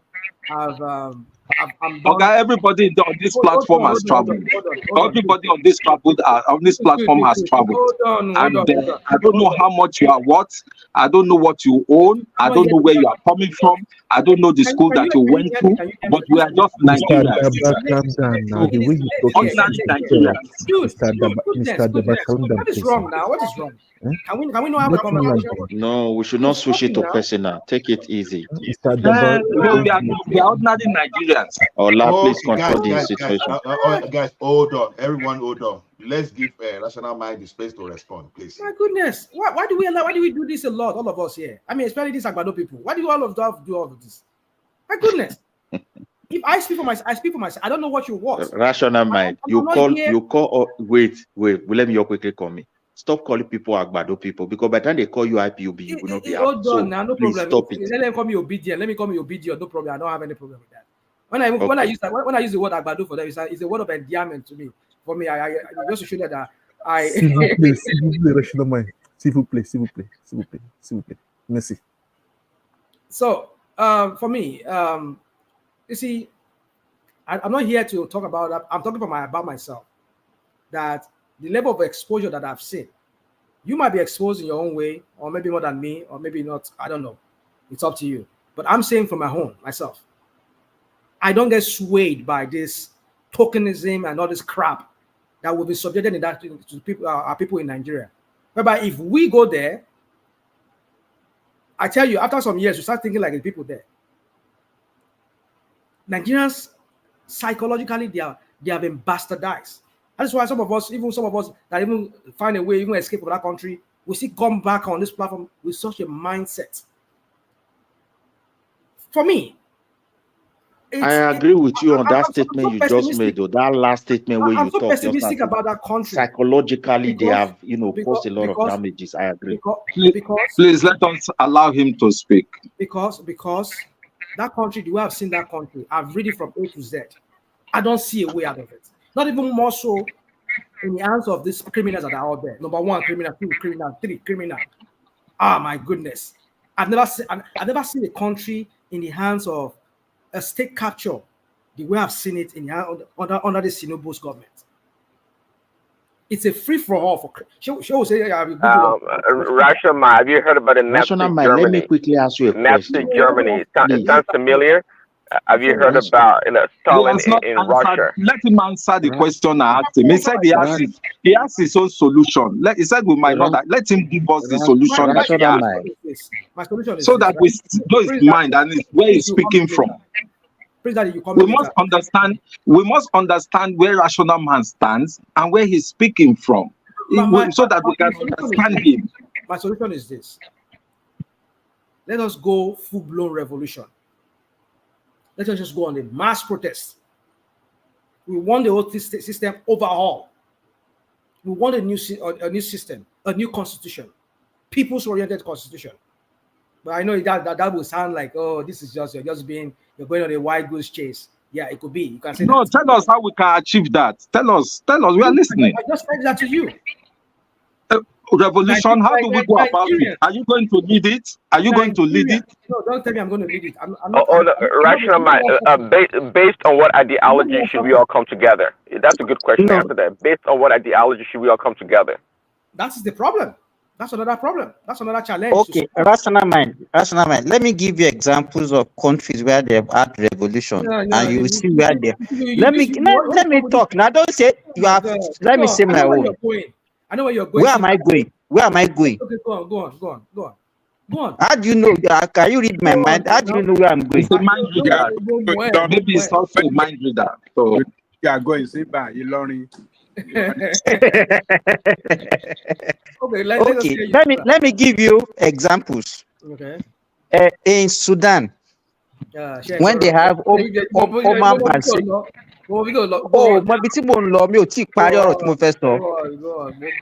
The guy was ruling them the same thing that we are doing in Nigeria, and that was the same way the Sudanese were behaving. They had a revolution. The guy was removed. They have a transitional government. But where is Sudan today? The same thing happened in Egypt. The same Egypt that we used to compare with Nigeria. They had the revolution in 2011, and they fall in the hands of military again. The guy that is there now has changed their constitution. The guy has been there since 2013. This is 2023. And it's not doing well for them. It's easier to say that, okay, we wanted this. The question they push to you now, you said you wanted revolution. So based on which ideology? Where is Libya today? Where is Libya today? Yeah, you see, alone. you people like to do this. What about? No problem. We can continue. Wait, Adaba, please please, Ola, let me come in here. I want to put something before rational mind, if I permitted. Okay, quickly put it to rational mind. Rational mind. Rational mind time The word revolution, cancel it from Nigeria. It cannot work. Just the way I also tell you on this platform that all these investors will not come. Likewise, that revolution. Because the homework that we need to do to attract those investors, our government for years, they just play with them. And now everything has piled up to a point where even layman can see it. Now, that revolution, I will tell you why it will never work. This Tinubu is a president of Nigeria, but he have a tribe where he is from. When a Northerner is ruling, he is in Nigeria, but he have a place where he's from. Me, I'm from Edo. If you want to insult Tinubu, you are free. But if you say remove him and come and replace, I will not support you. I'm just telling you, I'm not even a Yoruba person. So please, we should understand the country we live on. We should look for a way whereby we can build trust and push that power. It is power that is killing Nigeria. Power that is invested upon Mr. President and Governor is too much. Now, if we can be able to penetrate that president to use that his veto power because of the situation on ground to hold these governors accountable by forcing law on them, Tinubu can declare a state of emergency or corruption and start with governor. He has that power. With the way we find out. We all know where rational mind is coming from. Can I say something quickly? You see, when rational mind is talking about Adaba, wait. Okay. Let us give Simba quickly run your statement up, and let's give rational mind time to respond. They are not even giving him time. The question I want to pose to rational mind is this. It might sound sarcastic again, no. Rational mind, this is your notion that you hold presently about Nigeria. If Peter Obi had won this election, will you still maintain this stand? Well, that's a good question you ask, and I will not. I'll be very sincere with you. For me, I've said it on this platform. Obi is not a messiah, but what I see is we need a little bit of shift away from these criminals. Do I think Obi is a saint? I've said it. Obi is not a saint. Himself said he's not a saint. I know it's a Pandora issue, which is for me, it's not even a big issue because he's only every businessman does that. I will take advantage of whatever tax loophole here in America to be able to save myself more money for my business or for myself. So I think, well, let me not just go, let me not bore you with all those stories. So my point is that, yeah, if Obi is messing up like I'm seeing with Tinubu right now, I will be one of those people that will come here on this. You see, one thing you don't know about me is this: I don't attach importance to personality. I'm not a personality worshiper. I don't worship person. I mean, that's what somebody was telling me here. Why is that there were elders? What elders or Shiwonie? Elders, what they say, elders that are cornering people's life. I mean, our unborn children, they are heaping debt on them. They will never move forward because of this debt that they have to pay. The stupid elders that are not really thinking about the futures of other people. And you want me to pray for them? You want me to respect that kind of elders? That's what I don't BS. I don't mess around. I don't play with people's life. Life, 1 year, 1 day of my life is important to me. That is why you see me the way I speak here on this platform. I speak with the passion, not because I am more patriotic than you, I don't know how patriotic you are, but for me, I believe I'm patriotic. I love my people because if everybody's okay in that country, I'll be here sleeping. Maybe I won't even come on this platform and debate with you guys. I'll be sleeping here, playing with my kids and my grandkids. But I come here because as I'm talking to you, I know a lot of people here does. It may sound like maybe I'm trying to brag. A lot of people here does. Maybe you're already people have been here getting phone calls from your people from home, from Nigeria, even friends. My children have not been able to buy Christmas clothes. We're not even go travel. Everybody wants you to send money to them because our people are not doing well. Somebody wasted 8 years of our people's life, and he's in Daura sitting, and he's putting a chewing stick in his mouth, and he's I did my best in when I was in Asher Rock, and then another person is coming, another Methuselah is there again too, and then she won't fish from what we should always having leaders that are not all well there in the head, and you want me to speak better of these people. You see, for me, I will not. Rational man, you are talking nonsense. Nonsense, no so. You are mad. Can you put this guy down? This Baba does this show. Who be this? This guy is something else. I think it's becoming ridiculous. Ola, why did you brought him back? I don't know. I don't just know. The guy is just I don't get it. What's wrong with this guy? Rational mind. You to say this guy. Rational mind.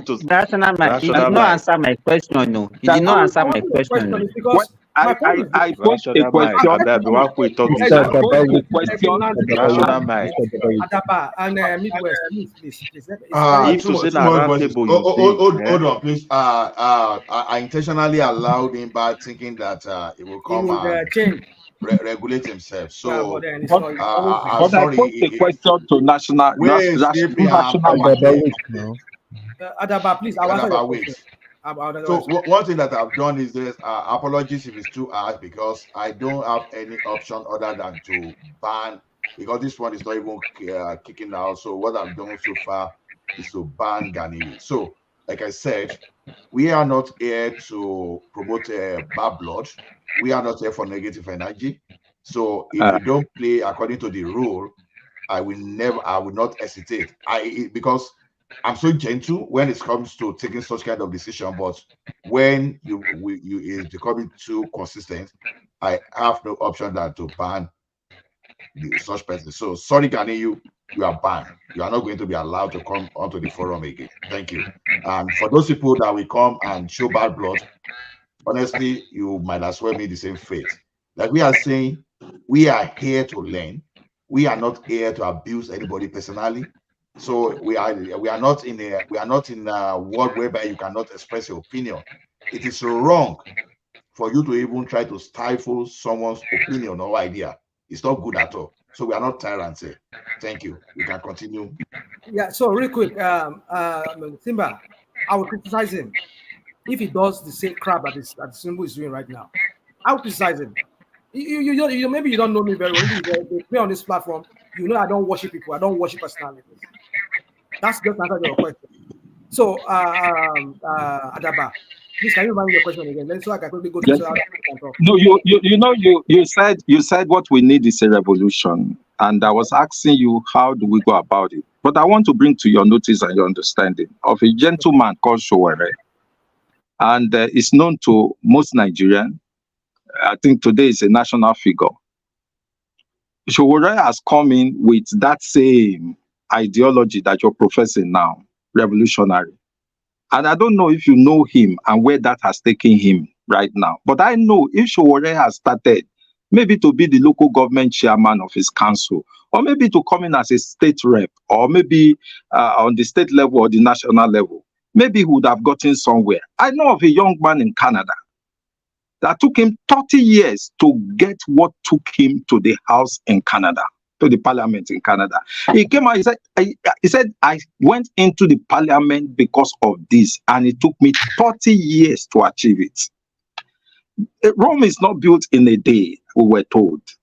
And the way you are talking and say is when you talk revolution, ordinary election that we have, people die. Who pays for their debts? And it is the common people that you are saying you are fighting and standing for. So when you say revolution, is it Tinubu's children that will come out for revolution? Is it not the downtrodden? who is going to be hungry? Who can fly his family abroad? Is it not the same people? We are saying that if you are saying revolution, you okay, I don't know how old you are. And that was why I'm sorry I asked you the other time, what have you contributed? I mean, I want to know the trajectory. It's not to stand somewhere and begin to point finger and point this finger and point this finger. We are privileged, we are abroad. Yes, we are privileged. But are you in the same, you are not wearing their shoes. And if you say go and revolutionize, who is going, I asked you if you were going to lead. If you will give up everything like Moshood Abiola did, give up everything to lead. Will you, like Donald Trump, give up your wealth and say, I just want to lead these people. I don't know what is going to happen. If I lose all, I lose all. Oh God, no revolution in Nigeria. It can never happen. So that's why I'm asking you. If you are talking about that, the solution that you have is revolution, how do we go about it? A direct recipe to very big crisis or even civil war. Maybe that. What are you saying? One thing we are what we're all afraid of in that country is change. Not the change of the APCO, the change they brought to us, all this kind of crap. Of course, they brought their crazy change. It's all over the world. Change is something every man does not like. So don't equate it to Nigeria alone. Every man is afraid of change. Every man don't want to change. Every man wants to keep the status. Rational, may I tell you why no go day? I see. Hold on. Now, may I answer that question now? Okay. So that other people can continue the discussion. So my point is this, Adaba, is that you see, it's easy for us to. You say what? So for me, it's very easy for us to use all this narrative, like, oh, it can never work, this and that. See what happened in Egypt and Tunisia. Look at everything in Arab Spring, all this kind of crap, and all this it doesn't end well, blah blah blah. Yeah, it's true that we've had histories that have shown that most revolution or change that people clamor for, it turned out to be the other way. Yeah, but the alternative will be we'll continue the status quo, right? And then we'll continue the status quo. We'll continue this snail race that we've been doing for how many years now? Over 60 something years that country has existed. We're going round in circle and circle and circle. When we propose this one, if I say, okay, let's not go through revolution. Let us sit all these our rep members and tell them that we want a new constitution. No, it's never going to be possible. And this and that, they are elected people. You people will always look for one excuse for us just to maintain this status quo. My brother, I'm not the one who's suffering. My kids are here with me. I'm okay here. I'm living my life. I know some of you here also are doing the same thing. But for me to go and lead that, I mean, you're asking me why is it that Shewere could not even become a rep?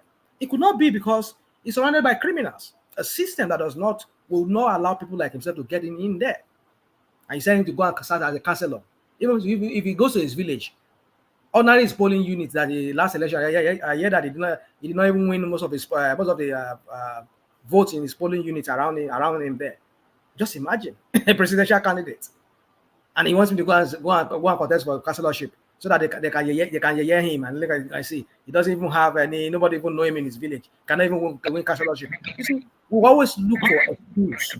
I'm sorry, but a little girl, I think about 23 years old or so, won a state seat in Kwara State. Well, I don't know. She's not known by anybody. In Asa local government, she won. I mean, she didn't. Nobody knew her. So what you cannot. I'm trying to tell you, sir. I'm not arguing with you, sir. I'm just trying for you also to see the picture in a very larger way. I get it. Look, when you are talking about this, it is the same people. The same people. You see, when you look at the Emefiele that you are talking about, how much this guy gathered and kept away under our own nose. You are. How do you feel? How do you feel that somebody in your own country, in your home country, can go away with so much amount of money? It's right under your nose. You went to school in that country. You are supposed to be one of the leading boys in that country today, because I don't know what your age is. Is it that it is a pass mark for you speaking that this man was in right? I know some of your mates are in government. Adaba, you just give an example of Shewere. Shewere has more clout than me. It's been there in the system. But if you could not do it, it tells you what you need to know. Like yes, sir. Go ahead. People Go like ahead. myself can never make it there because it's a system that is run. It's a corrupt system that is run by criminals. It's either you join them or you don't. You just don't. You remain an outcast. Shura is an outcast, and he will continue remaining an outcast as long as that system is in place. So for you to be, that's why I said, that's why I suggested that revolution. If it's going to be, I mean, I'm not promoting violence. Don't get me wrong, but it is a sin. It has been seen that most revolutions that have happened in history of mankind has always been violent. Don't get me wrong. I'm not advocating violence, but I'm saying that might be the only possible route for us to, like people say, some people say it's a kingdom of God suffered violence, and violence is what people. But rational mind, look at it from the point I'm trying to make a conclusion is this. Rational mind, wait, my brother. Now, a Yoruba man is ruling. And Yoruba man, before the Yoruba, wait now, before the Yoruba man, I'm not for this Yoruba thing. Wait, a northerner man was ruling. No. Wait, let me put my point before you. There was a time, wait, just look at when Jonathan was ruling. Somebody will now say we need revolution to change Jonathan. The entire South people will resist it. Have that one in your mind. I agree. Likewise, when the Northerners are ruling, so we are already in a very difficult. It's the question we should be asking you, Rational Mind. Who's going to lead the revolution? Who's going to lead it? Who is going to lead the revolution? Everybody has it in the mind. You are somewhere outside of Nigeria. Okay, saying that one of the solutions that you will profess is revolution. So, okay, if everybody is outside now, who is going to lead this revolution?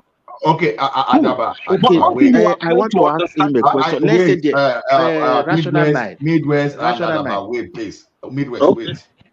Let's allow rational mind. What type of revolution is talking about? Because it seems like you guys are looking at Rollins type of revolution, but we've not given rational mind that opportunity to define what it means by revolution. Rational mind. There are different types of revolution. If I suggest the one of violence, it's going to take a lot of people. It might even cost the life of maybe possibly the president, whoever is the president, either Yoruba man, Hausa man, or even his Obi. It could take his life. It could be even, all the whole political elites. They might have to go for it, that would be a very, very deep way of sanitizing the system, perhaps. And all the judges too that are corrupt, they have to go. But then, if I had to suggest that, okay, let us go and form a political party and support the political party. We've seen how it plays out, how they sent Moles into Shuare's party. They denied that guy his party, and almost a few days to election, they suddenly realized that they can give him back his politics. That's politics. And then you want me to go and join that kind of politics? Can I interject? Hold on.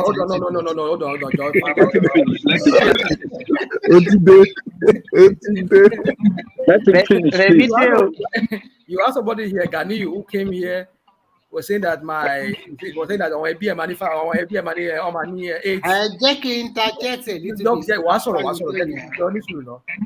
was telling me that I should give him my address so I can go and you can go and terrorize my people back home. Right? You want me to go back to Nigeria and people like that can you, and you see me at the airport or whatever. You see, these are what we're talking about. Don't worry, national mind, they won't recognize you. No, forget it. So what my point is this. The system is so corrupt that the only way out of it is we have to sanitize that system first. Either way, either we get rid of these people, we just lock them up in one guard room, lock them up forever, or whatever it is, maybe some kind of violent way that they will just get rid of, like maybe a rolling style. So okay, if we don't do that, we're not going anywhere. But there are people that wanted to comment before you. Well, Ola, let me just. Now, they say I should say. Okay. Okay, go on. First and foremost, good morning from here, and I've been listening to your discussion. What Emefiele has done is terrible, and I think he must face the music. And rational mind calling for revolution, I think it's already outdated. You shouldn't be saying something like that. considering your level of education, your level of exposure, and so many other stuff. You know that a revolution, anything that involves human being, is about interest. So if you call for a revolution, I put in a comment section, are you going to lead it? And if it's successful, you also want to become president of Nigeria, changing from uniform, then you change to civilian agbada later. Nigeria, we are far, far way above revolution now. We've seen those countries that they went the way of revolution. Today, the Sisi in Egypt is going for his third term. Has it changed? No, he has won now. He won 3 days ago. Has it changed the trajectory of Egypt or Egyptian? What has it done? Has it improved their lifestyle? I think what I see is going on in Nigeria is that we have seen from 1999, we have seen some incremental development in infrastructure in Nigeria. Is it enough? No, capitally not enough, especially when you look at the whole country. Nigeria is facing a phase now. It might be terrible, but I always believe that when we are low, then we always find solution to our problem. And luckily for us, if all these refineries are working, I think, I'm not saying the price of petrol will go down, so at least there will be some reduction in the price. And if the government continue to work hard, things will take shape. Even here we live in Europe and America, we are also suffering inflation. Things are not the same price we used to buy it 1 or 2 years ago because of disruption in supply chain and also because of the economic downturn. As we are talking today, Germany, a very vibrant economy, is in recession already. A lot of Eastern European countries, they are in trouble.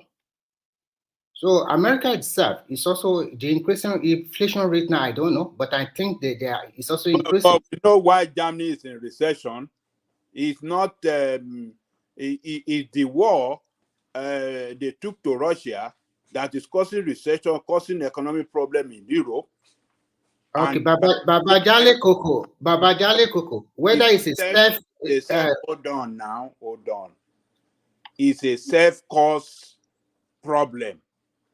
They are the one that caused that problem on themselves. It is not a problem that. Let me finish. When we talk about inflation, it can be self-induced all the time. Baba Jale Koko, it can be.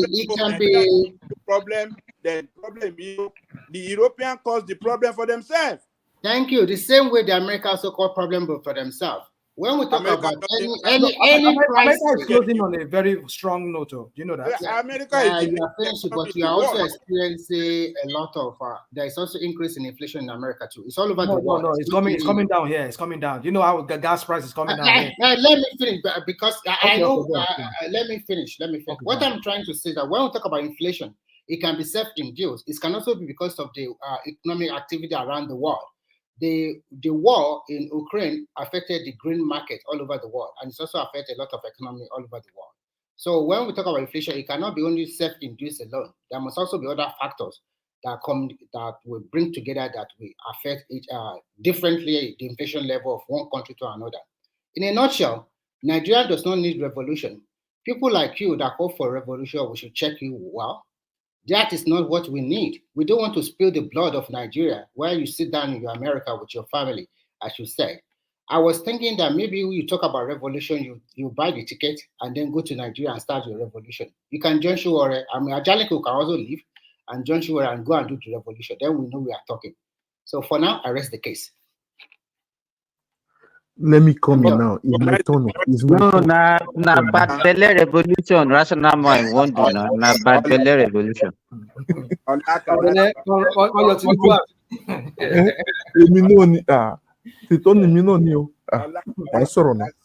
I say something? Mr. Jelokoko, I've been trying. They have been putting me aside since. Okay, you want to talk? Talk now. See, I just want to come because the person I wanted to answer this question has gone, Mr. Midwest. I know you are listening. The problem is not the system. We have systems everywhere in Nigeria too. It is the people behind the system are the problems of Nigeria. Even here in Europe, some systems are working. because of the people behind it. Even where you live in Sweden, is the people. Even here, you can get an insurance through by phone, or it depends. Like everybody has different kinds of platform. Is it by phone, by mail, or physically? So it depends on what you want to do. So it is done everywhere. It is done even in Nigeria too. It is done today. Even they want to open a company today, you can do it online without being there. So it is done just to make life easy too. So the problem in Nigeria, it is not the system. The systems are working, but we have moral and integrity problem. So that is it. So for me, I've said my own opinion. So I leave the floor. Thank you. So Ajay Koko, you want to say something? Yeah, Ola. I'm even surprised that Rational Mind is calling for revolution when he saw Showore there during the election. He didn't support Showore. He went to support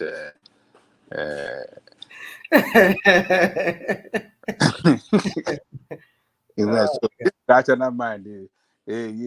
Every time he will run into a wrong decision, and he will come back later to say, "Oh, I regretted that I did this." I believe very in the future you will come here and tell us that you regretted supporting Obi. So the way you just Why told would I us, regret supporting Obi? It's not told us the election now.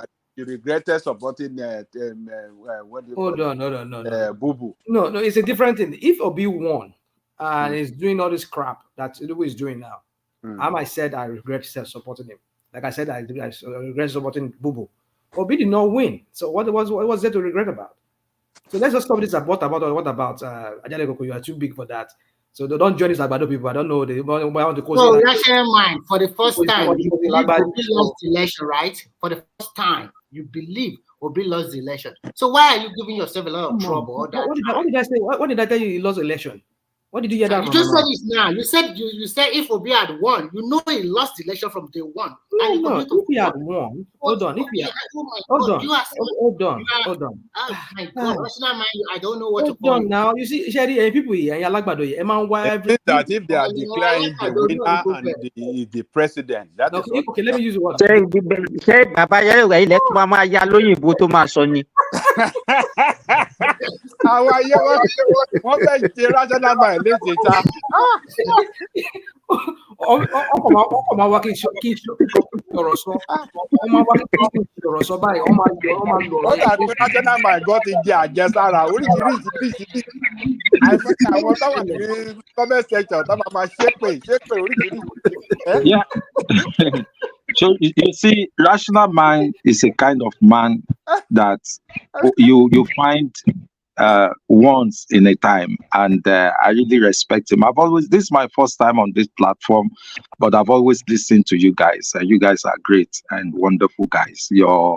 Your submission, your education, enlightening every Nigerian and those that are not Nigerians. That is why, I always pray that you guys be more objective and more enlightening and because coming on, you are going to give to the world something. People will take away things away from this platform at any time they listen. So we must be sure of what we are chiming out there, because people listen here. I must tell you, people listen here, and they believe that the people that are on this platform are down to earth people. I respect National Man. I hear all the submission all the time. I don't agree with him, and we don't have to agree, but I mean, there are things that people can take away, and we need people like him around all the time. And I pray that God will continue to bless you and support you and bless your family. Even for you to have the time to come on to give this time is something. But I just want all of us to be very objective, because people are listening all over the world. I'm telling you, the time here now is about 4 p.m. in the evening. So we are 8 hours ahead of Nigeria. And for us to even do anything with Nigeria, we have to stay awake. And some of the part of America is like that. And I'm in the Pacific right now. But maybe by January, I'm going to. I think you live in Australia. Australia, New Zealand, yeah. Explain your mind. No, by January, I'll be in the US, for another section of time and other things like that, But I really love you guys, and I thank you for what you are doing. Thank you. So, Thank you for the Okay, appreciation. Allah, can I speak Allah? Because Allah, you've made the show all about rational mind. I mean, since the start of the show, the rational mind has been at the center of everything.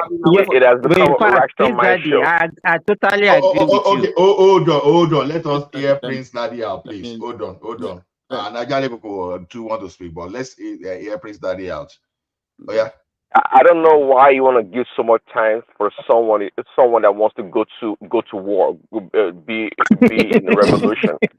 I don't know why. It's dangerous. Allah, don't do that. He should not be giving me yet time. No, he should not be giving me yet time.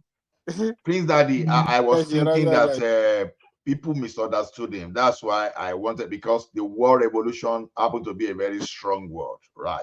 Yeah. So of course, I was thinking that maybe he was going towards, okay, when you say revolution, not necessarily the type of Gary Rawlings. That's what I said.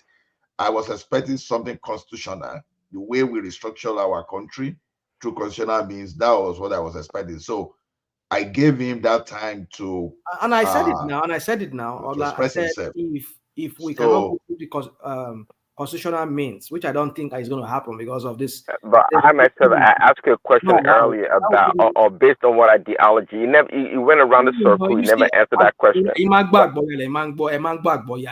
Okay, but interestingly, let me say something also. Come back. You don't hear. No, not true. And I think somebody got to agree with me that in Nigeria, right, every 4 years we have a revolution. There's always a revolution every 4 years. Criminal. Do you think your Tinubu won that election? The reason why I say that is because, look. Come on, forget that thing. Beggy, forget that thing. The reason why I said that because you guys talk about other revolutions in the past, from Sudan to Egypt and other places. But in America, for example, they had a revolution also that led to war, right? And it became successful. We can say that confidently, right? But this is what I realized, that if you're gonna have a revolution, if it's a revolution whereby we have two opposing sides with leadership, eventually one leadership or one side is gonna come up ahead or win. And in so doing, that side implements its own ideology, policy, and whatnot, and move the nation forward, right? And it does happen, believe it or not, because every 4 years, people die. We spend a lot of money. There's always up and down argument, and people. I mean, this past election was a good example of a revolution, no doubt. I mean, this past election was the most, acrimonious election, that people lost friends, family members, loved ones. It is true. I mean, yes, we didn't come out on the street, shooting one another or whatever, trying to pie one another on the streets. I mean, it did happen in some places, no doubt about it. See, and the reason why it happened was because we had leadership on both sides. One was ahead or won the revolution, and everything kind of goes back to normal. Yeah, we have some people like still making noise in the background, but that's what happens. We do have revolution every 4 years in Nigeria, not to the scale that we want, that is continuous, right? That we have a clear winner and the nation is moved forward to a different direction that benefits everyone. So that's the problem. That's the problem we have in Nigeria, in that country. We do have revolution. We absolutely do all the time, but it's only every 4 years. It's not sustainable because it's all based on greed and selfishness. Now, if you guys think Peter B, that had the vehicle, on the other side, was there for the people, like rational mind thinks, is only deceiving himself. Peter B is a selfish politician, just like maybe Tinubu and everybody else. It's no different. And that's why, in the American Revolution, it was based on ideology. Absolutely was based on ideology. So anything that's based on real substance tends to yield fruit. You know, it tends to do that, but not so much in Nigeria. Our ideology revolution is based on selfishness, greed. That's what it's all based on. You know, tribalism and religion. That's what we do. So, but the kind of revolution Rashomon is probably talking about is not. I mean, and by the way, I heard Remy earlier said Rashomon may be living in the past when it comes to the kind of revolution is talking about, and I would say no. It's, you know, even in America right now, as advanced and other parts of the world as advanced as they are, there can be a revolution. Revolution can organically start from anywhere. Do not discount. It's just a matter of time that somebody comes about in Nigeria and garner the people, and the people believe in him. Just like I said before, if it's based on ideology and we strip ourselves of tribalism and religion, and we actually believe in something, a vehicle that we think is going to move the country forward for everybody to benefit, I think we're going to have a revolution, a real revolution, not to quiet people, but it will shake the foundation of the country, that even the leaders, the corrupt people, we begin to like think, you know what? I think the time has come that we got to give it up and do something else. I believe in that, and I think that can happen eventually. So, Prince Daddy, quickly, a quick question for you. Even at what you are trying to say, if such a thing happened, don't you think at the end of the day, people always use people, and at the end of the day, you also produce another leader that's going to repeat the same thing that you are trying to curb. Now we are in development stages in Nigeria. The 4 years is good. We have new set of leaders. Let us give them a chance. Let's support them. If you are thinking the way that our revolution will happen in Nigeria is about 250 ethnic group with like about 3 or 4 major tribes. What are we talking about here? Why don't you call for revolution when Buhari is there or when Jonathan is there, and now this guy is there? You are calling for a revolution. Nigeria is not a country that you could. Remy, they call for revolution. So what I'm trying to say in a nutshell is very simple. Because of our tribe or ethnicity, it's going to be a kind of, okay, my people is there now, and you people are coming together to do a revolution against him. How do you want them to sit with majority of the Southwestern people? Do you think they will support such an idea? I don't think so. I think the best thing we can do now is that we should criticize subjectively. We should come together. We should hold our governors accountable. We should hold all the leaders accountable. Push. Let us continue to push for infrastructure development, good governance. That's what we're supposed to do. You are in America. Is everything okay in America? Is everything okay here where I stay here in Finland? No. But the people continue to push for reform. Change the constitution, not the kind of revolution you have to put I try to tell people to go outside in the street or whatever and then protest or what. No. The world has gone beyond that now. We should also leverage what we have. Let's use technology. Let's use our mental, our intellectual to solve our problem. Don't let us go back to the old age. No revolution comes peacefully, my friend. Whether you are on the street. Oh yeah, I totally agree with that. Of course. So would you like some of your relatives or extended family to die in Nigeria while you continue to enjoy yourself in America and continue to like push for revolution from where you sit down in your living room with your coffee? Prince Daddy, you will still come by. So let's Ajale could talk to, then you can respond after. Yes. It looks like everybody is not people that are against rational mind on his call for a revolution. It seems that they don't want to understand the perspective at which rational mind is calling for revolution. It didn't say that, yes, let's go on a violence and destroy the country. That is not what rational man said. He was even calling for, a constitutional I mean, it's calling for us to rewrite the constitution in such a way that it will represent the interests of Nigerian people. As of today, the constitution you have does not represent your interest. It protects some people while in power, give them immunity to continue to steal, loot your resources as much as they can. And then after leaving the office, they will use what they have looted to find an escape route for themselves legally using the corrupt system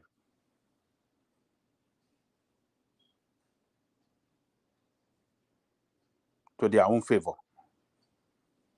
So what Rational Mind is saying that revolution that is calling for, that I can understand, is for us as people to stand up and do away with all these politicians.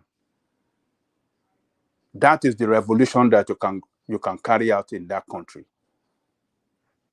The more we want to say, okay, let's continue to manage it like this, you are managing criminals and your country can never get better.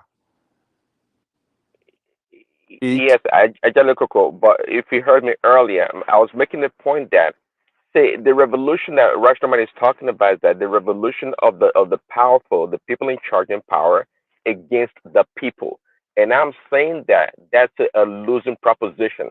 I'm saying that if we have a revolution whereby we have two factions and have two strong leaders, and they go at it, leading the people on the opposite sides, and one wins, hopefully the one that's going to bring about change, then that's when we're going to really see a true revolution and implementation of ideas that's going to move the country forward.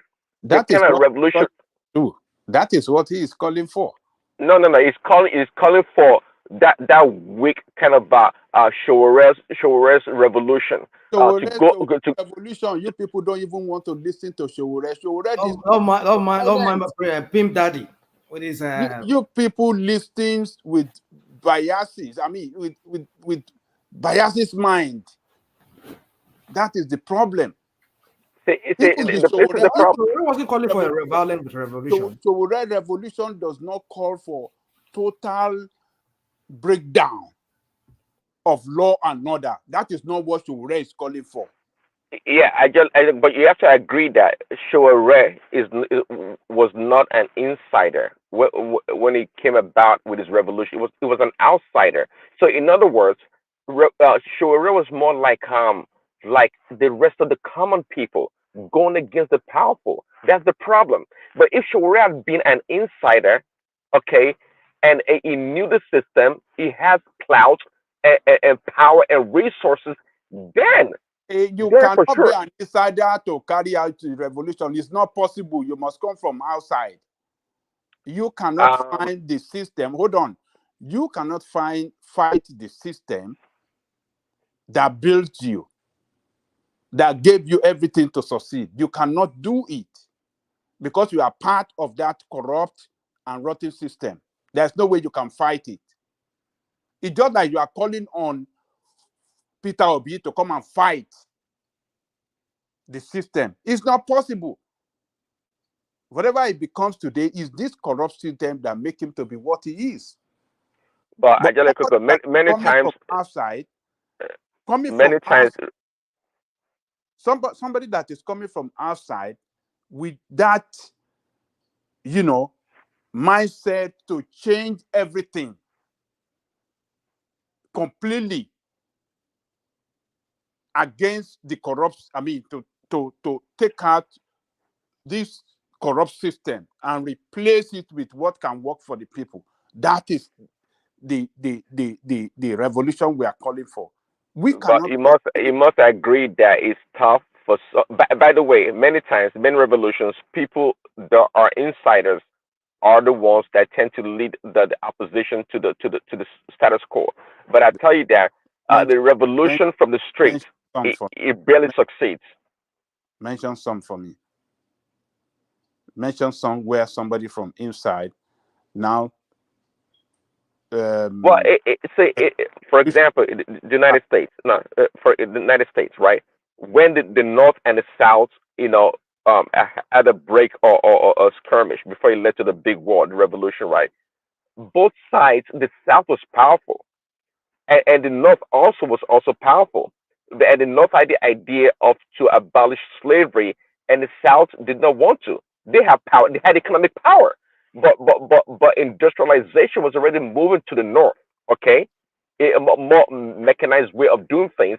It was moving to the North, and Prince Daddy, sorry to interject. When Adenle Koko talk about Shore, I asked myself, even if revolution successful, is it not the same democracy? Is it not going to pass through the National Assembly? Or is this not the idea or whatever the bill or whatever they draft? Is it not going to pass through the constitutional authority? Is it the only party that is going to be ruling in Nigeria?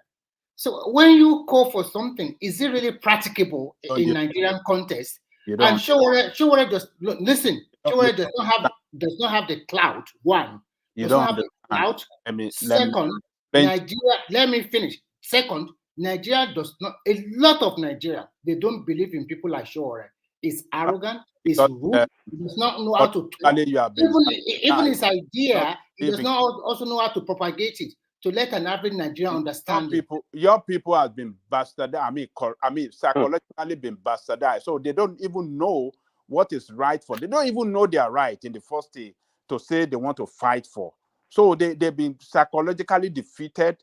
They've been, poverty been weaponized in their life. So they don't know what to do. But it's not people like Showore that Hold on. It's not like sometimes when I listen to some of us, it kind of sounds to me like we've been through school, but we are not educated. People have been through school, but are not educated at all. That's the way we act. A lot of us that live in this country where we are, outside the country, we see how things work. We see how people stand up for their right. We see how the effects change in their society. But we don't want to recommend the same for our people to do so. We don't even want to make effort to enlighten our people. You say, oh, manage it. Let's continue to manage this thing. Oh, when we continue, all that you have managed since the 1999 to date, what has it given to the people? Majority of your people are living in multi-dimensional poverty. The school system is like it's decayed already. The health system is collapsing. The road is unmotorable. Electricity, non in existence. Yeah, right. It was off. Just like Remy said, that's why security-wise, it was off. Economic-wise, it was off. Oh, let's continue. Let's just continue. Oh, let's. To the point. That's why Showore was picked up like a common criminal person. You see why? He had no clout. He had no clout. He had no power. He had no resources. Look, that is what people that are fighting for the interests of the people, that is the challenges that they go through. They will be in prison. I understand. Hold on. But if he had been, I understand. I'll let you talk. If Showore had been somebody with clout, and they had picked him up, of clout. Look, people would have made it hard. Hold on, no, it's not. Look, you have a country being run by criminal that uses the security personnel that should have protect you, to intimidate you, to molest you, and sometimes to kill some of you when you are fighting for your right, when you ask for your right that, oh, this is what we deserve in the country, instead that they go after you, they maim you, and they kill some people. That is a country that is run by criminal that does that to the citizen. So we have to really understand the fundamental of this problem that we are going through as a country. Your country is being run by criminals across the board, at every level of the country, of governance. I mean, of government, rather. Every level of government, be it the federal, the state, the local government, and decent people. You can't see them coming out to say, I want to, because you must have to say you want to contest for elective office, you must have thugs, you must have criminals around you. You don't have that, you cannot get to anywhere. You cannot get to, and you must be ready to bribe people. You must be ready to kill people before you attain political power in that country. Is that the way we have to continue? Angelico, hold on. Would you agree that in 2015, that Buhari could have caused a revolution if he hadn't won the election? If he had not won the election, would it have caused revolution? Yeah, it could have. What's your question? You said, do I believe that Buhari will have caused revolution if he did not win the election? Yes, that's my point. See, Buhari had a lot of clout. Hold on. That Buhari will have unleashed mayhem on the country. But it was not in power. I'm talking about 2015, his first time around. It was not his first time around. My point there is, look. 2015, I'm talking about. Yes. 2015, yeah. Okay. So if Buhari had, if he didn't win that election, right? It would have caused mayhem in that country. Yes. See, that's my point. My point is that, look, that would have been a form. That is not the kind of revolution that Sowore is calling for. No. Okay, I understand, but because Buhari had clout, he had power, he had support, he had infrastructure. For that reason alone, if it was a revolution to change the trajectory of Nigeria, he would have had that ability to do so. Unlike Sowore, that's the point. That's the point I was making. So you need a strong leader, somebody that, listen. Do you think the military or Jonathan, for example, would have just gone and picked up Buhari and put him in jail like they did Abiola and all these things? No. It wouldn't have happened. See, Abiola, on the other hand, was not really an insider. He knew the politician or the military people and whatnot, but he was just an outsider, and that's why they were able to pick him up and dump him in jail and did whatever they wanted to do to him. But they would never have done that to Buhari. No way. Make us can prove me wrong.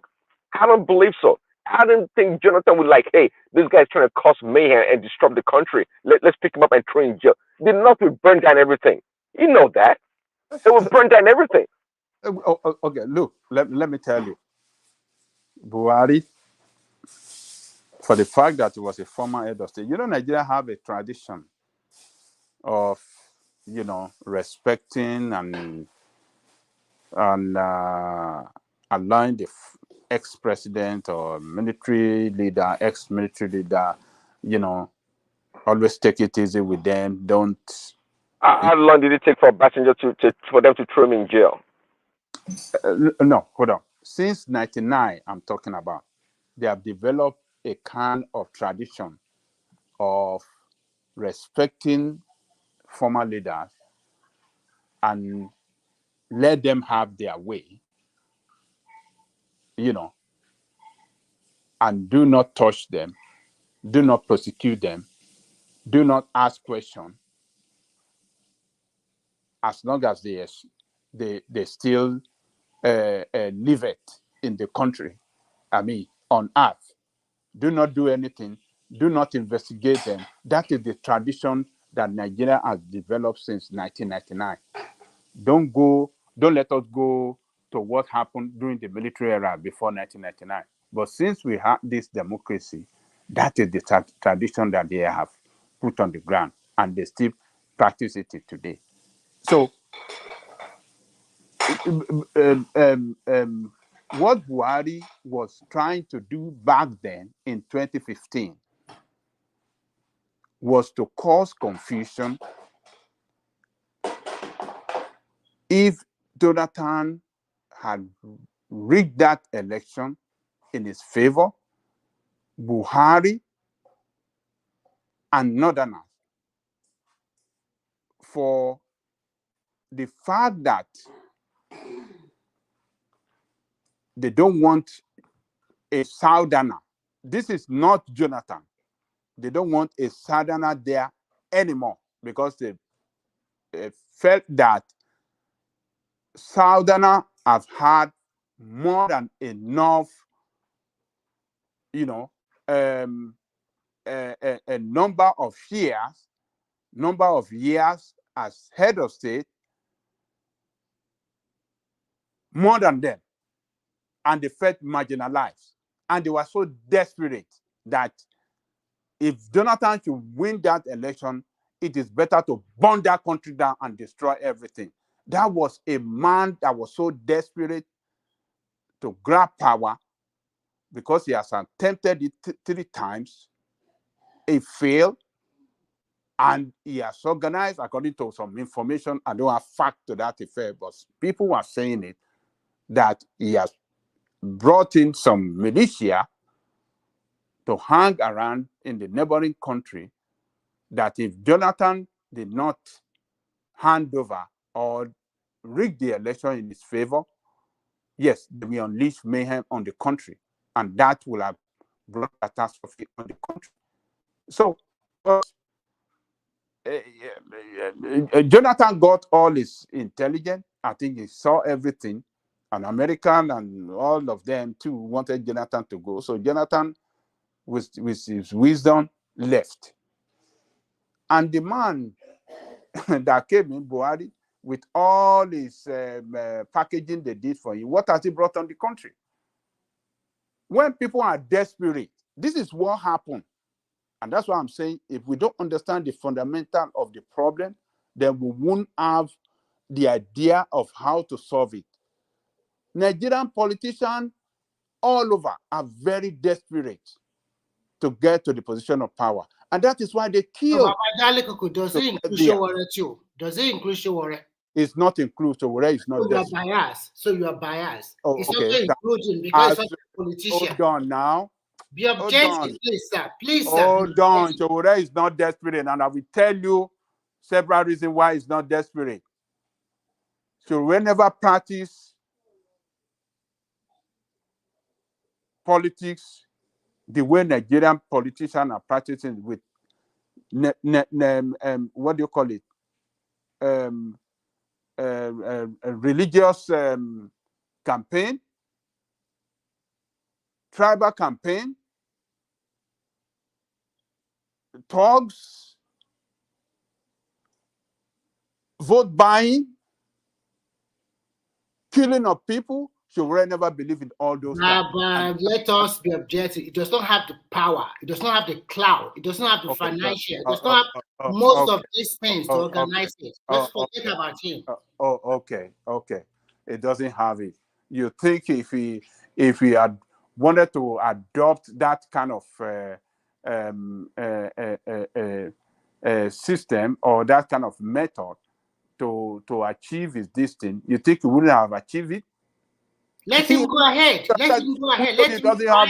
Who told you he doesn't have the money? Do you know how much? So he has the money, right? Who told you he doesn't have the money? If I wanted to practice the politics, can you tell us why he make his money? If you say he has the money, where does he get the money from? Because apart from Sahara Reporter that he floated, I do not know any business he has been doing for the last 15 years. At least by the grace of God, we know that this is what he does. So what is the big deal? You must have to. So from that Sahara reporter, he has millions of that. That means it's extortion is using as a blackmail against a lot of people to get money from them. Oh, okay. Has anybody came out to say, "Oh, there are some people have already accused him of that, and his own party member AAC. They said money donated to the party. They also siphon it. So please, when you come here, come with a clean hand. He's not a clean guy. You are one of those people that are so that his heart is so hardened. Who continue to support this? Hold on, your heart is so hardened to continue to support this system that does not work. No, it does not mean. Hold on. What you like, I might not like it. It does not necessarily mean I should follow your code. And you will never, at this time, go and live in Nigeria. You want to remain where you live in diaspora. But still, you will say that country is working. But you run away from that country. More than you. You run away from that country. You don't want to go and live there. And who told yet, you? You want to promote that I want to live there. I want to live country there. work. In future, you might also hear my No, you need to go now. Don't go in the future. Go now and say Nigeria is that a good country for you? And did you know that Nigeria can work? That you are preaching that is working. Go and live there where it works. I think you are changing it, Baba. No, you can't go and live there, but you are saying that it works. We are talking about your man, sure. Don't change it. We know that. No, I'm putting it to you. No, let me ask you if Nigeria is working as you are talking now. After all, Sowore left. How many? Hold on. Sowore left his business in the United States to go and fight for Nigerian people. Who is more patriotic? Hold on, Angelico. Say from the horse's mouth. Hold on, again, from the horse's mouth. Sowore himself declared his asset. He brought out 2 used BlackBerry phones as part of his assets.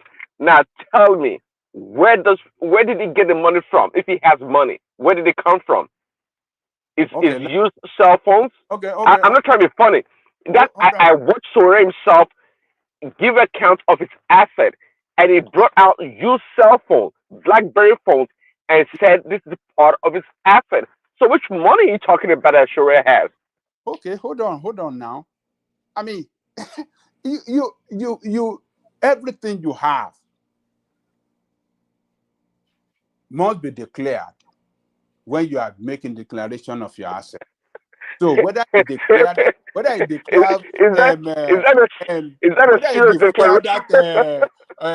Obazee shoe that Obazee said he was wearing shoe for 2 years, he never changed his one shoe he's wearing. Whether I declare that shoe or he declare they were mocking the system. You know that. They were mocking the system. Oh, he declared this thing.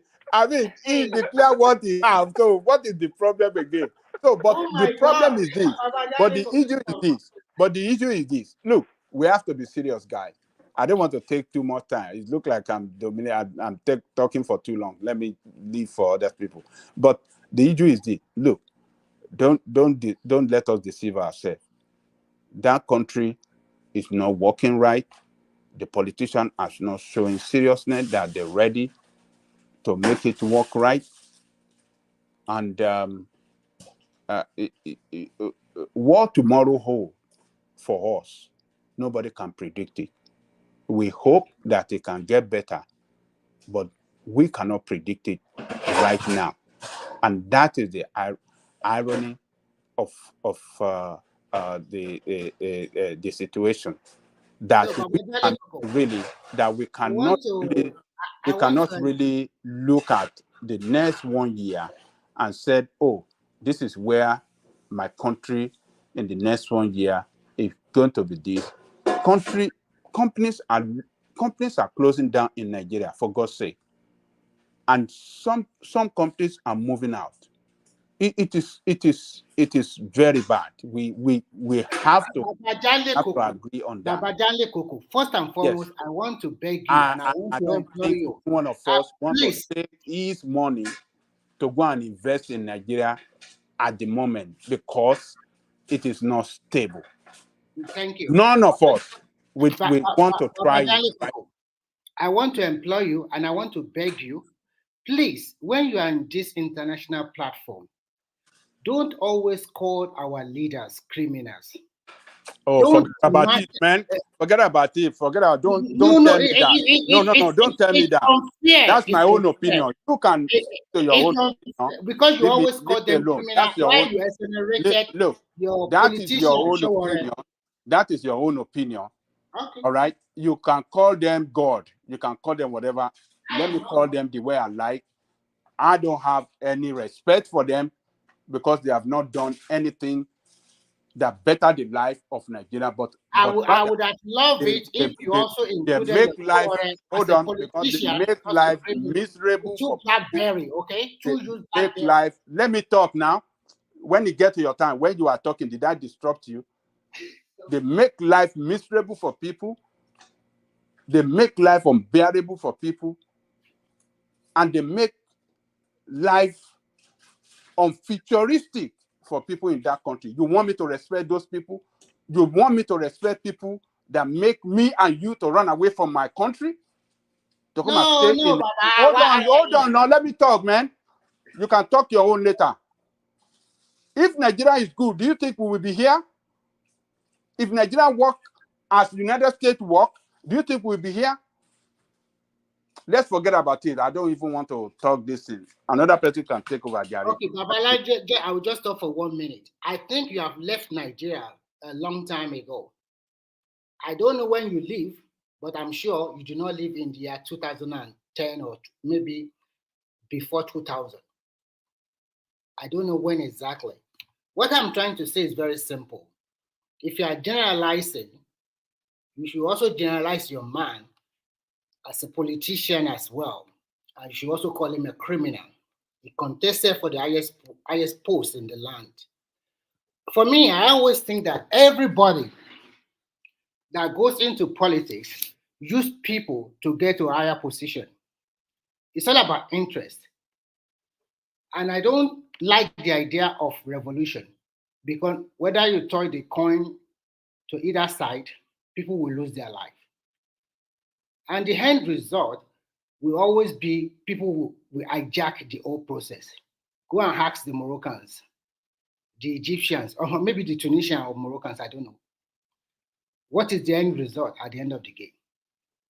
The same set of people they are preventing to become their leader is now their leader. Because when you go for something like a revolution, you don't know what the outcome will be. If there's a coup, then the military will come back again. They will do the same thing. They will change from khaki to agbada. Now we have stable democracy since 1999. Is it good enough? Not. Are we improving? Absolutely yes. Is improvement is what all Nigerians want? Absolutely no. Is there a room for improvement in future? Absolutely yes. With everybody coming together to ask questions, to ask for good governance. As we are asking now, Nigeria are more politically aware.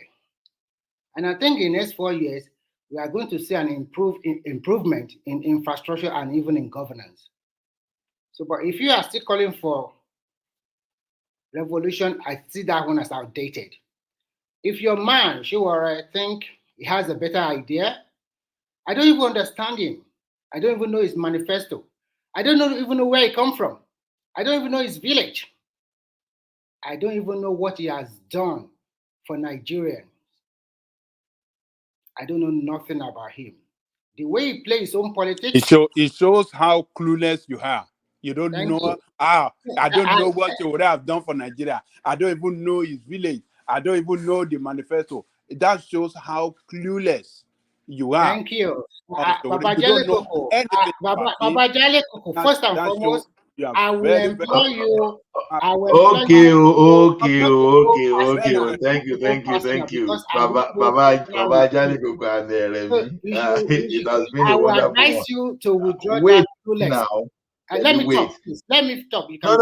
can I just want to see. I'm going to shut down in the next 3 minutes. So quickly round up. And if Prince Daddy need to say anything before we round up too, we can do Okay. it. If you are going to round up, you can round up. But Baba Jalikuk, I'm a little bit disappointed calling me clueless. Why disappointment? Okay.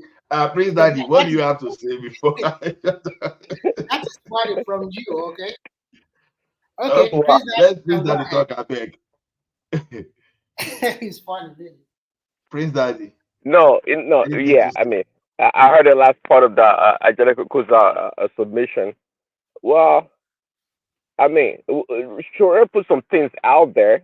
I mean, we barely really know where it came from. Yeah, I've heard it came from Ondo. Sarah Porter. I mean, what is pedigree really in the Nigerian political space? Nothing. It came with its arrogancy, talking about trying to dethrone the leaders, like he had no clue how the system works. Yeah, we saw his video. We were watching during the Abiola's time, protesting and leading the student union or whatever. We saw all that, but Shure just had this. He had an idea, but he himself was clueless on how to go about it. If truly he understood the Nigerian space, it would not have come out the way it did. Okay. Thank you. So I just want to give everyone like 2 minutes just to cap it for the day. So we start from we can start from Remy, move to Prince Daddy, to Niger, then Simba, Rational Mind, then Ajale Koko. So Remy, so yeah, I will still give you time to wind up. That's what I'm saying, because I want to shut that. So, but I want. I did not hear my name now. Eh? I did not hear my name. You call everybody without me. Sorry, I'm not your... stupid. Okay. Let's hear your parting word for the day. Let everybody speak first before I talk. Okay, quickly, I will say something. Baba Janle Koko, when we talk about politicians or talk about people who are vying for your parting word today, I'm not saying you should talk about. Okay, I'm not answering.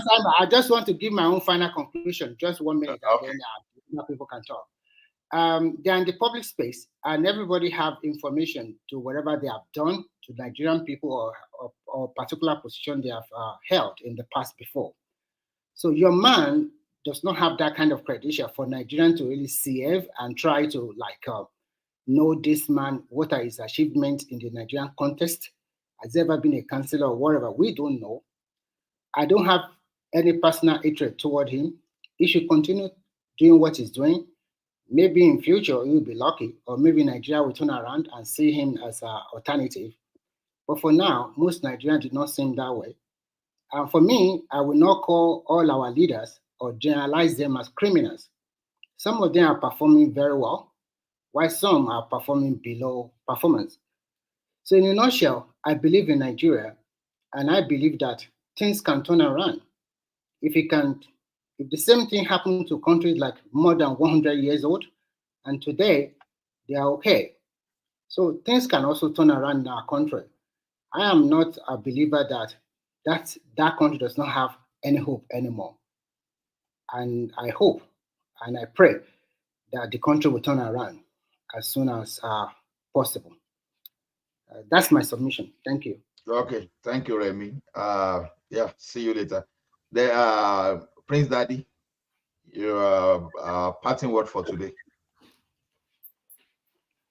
Oh yeah, thanks a lot. Well, we all have passion. I mean, when we talk about Nigeria, right? I mean, of course, there are different ways to perhaps get into where we want to get to, but I mean, revolution is great on paper, but when we talk about revolution, we have to be careful on how we talk about it. A revolution based on ideology that brings about all the different ethnic groups, region that we all can buy into it would be ideal to change the course or the direction of Nigeria. Other than that, any form of revolution that is not inclusive, literally inclusive of everyone, would be a failure.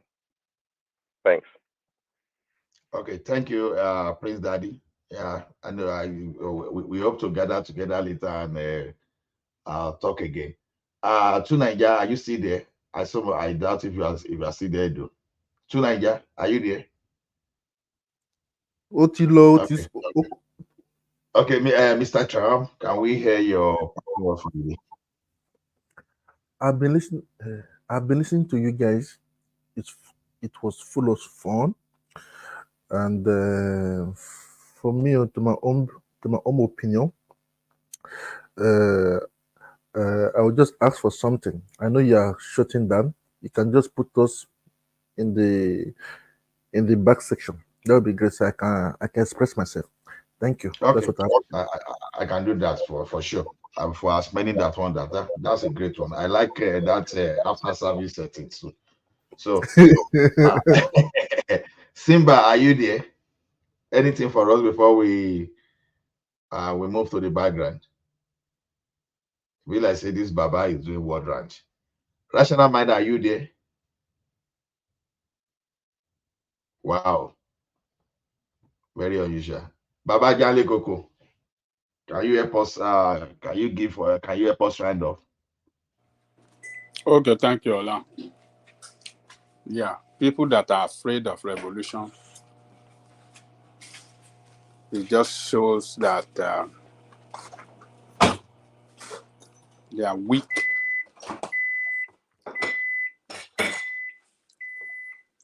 weak-minded people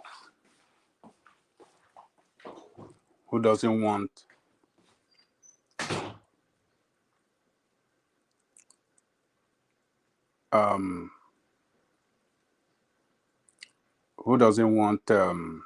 to see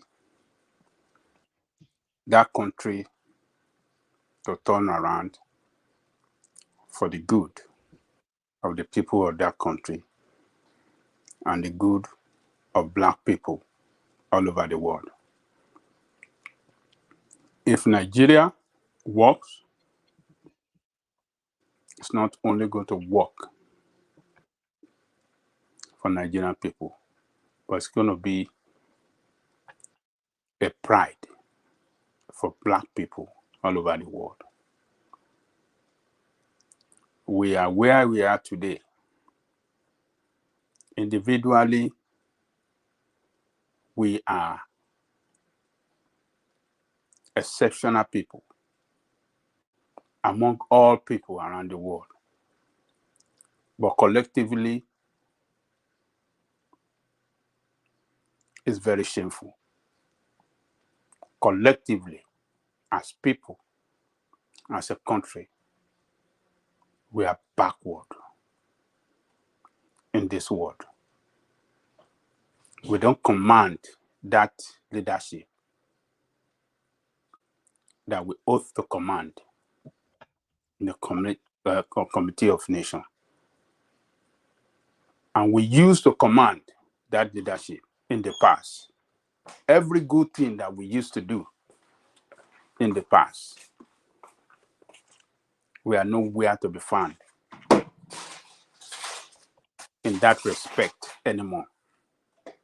In this world that is so competitive, technologically, scientifically, militarily, financially, we are nowhere to be found as a country. We turn to a beggar, a country that is begging around the world for investment, for money, everything. Name that international organization, financial organization that Nigeria did not borrow money from. It's very shameful. What is the future of that country That is what should worry everybody. What does the future hold for that country and the coming generation after us? If we don't do away with these people, a time will come when I don't pray it happen. We have seen some country that is no-go area, no-go country for their people today. We don't want it to happen in that country. But these politicians are driving us towards becoming a country that will be a no-go country. We've seen the security at an alarming rate. People cannot travel to places they used to go in the night. There used to be night traveling in Nigeria.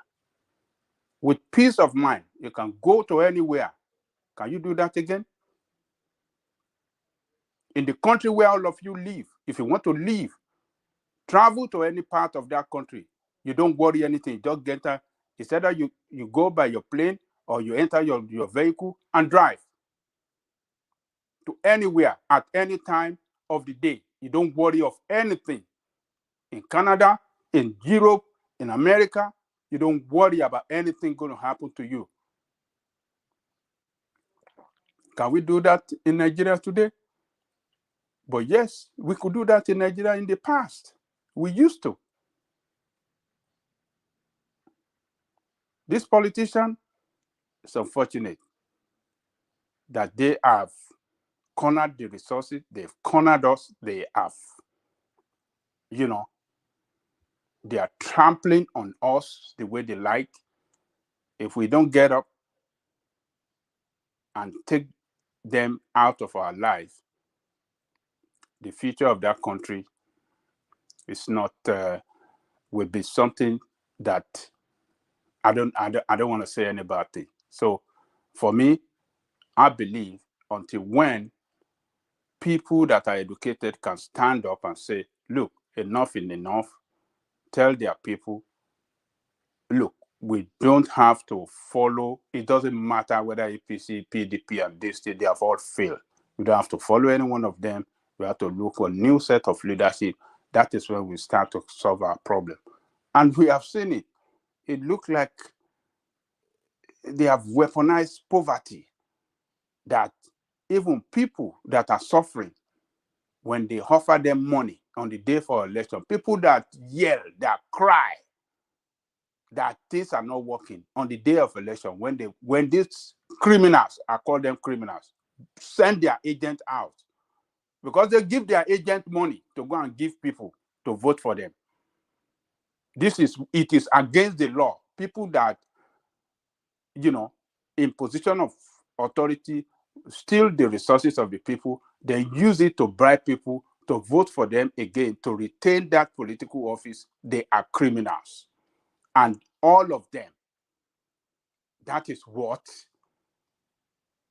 at every election cycle, they will take money out to go and bribe people to vote for them. So they are criminals. I repeat it. So it's unfortunate. People even doesn't know but we that knows, we should be able to enlighten our people, help them, let them know the truth, let them know why they mustn't vote. But the revolution will come, whether we like it or not. People, you can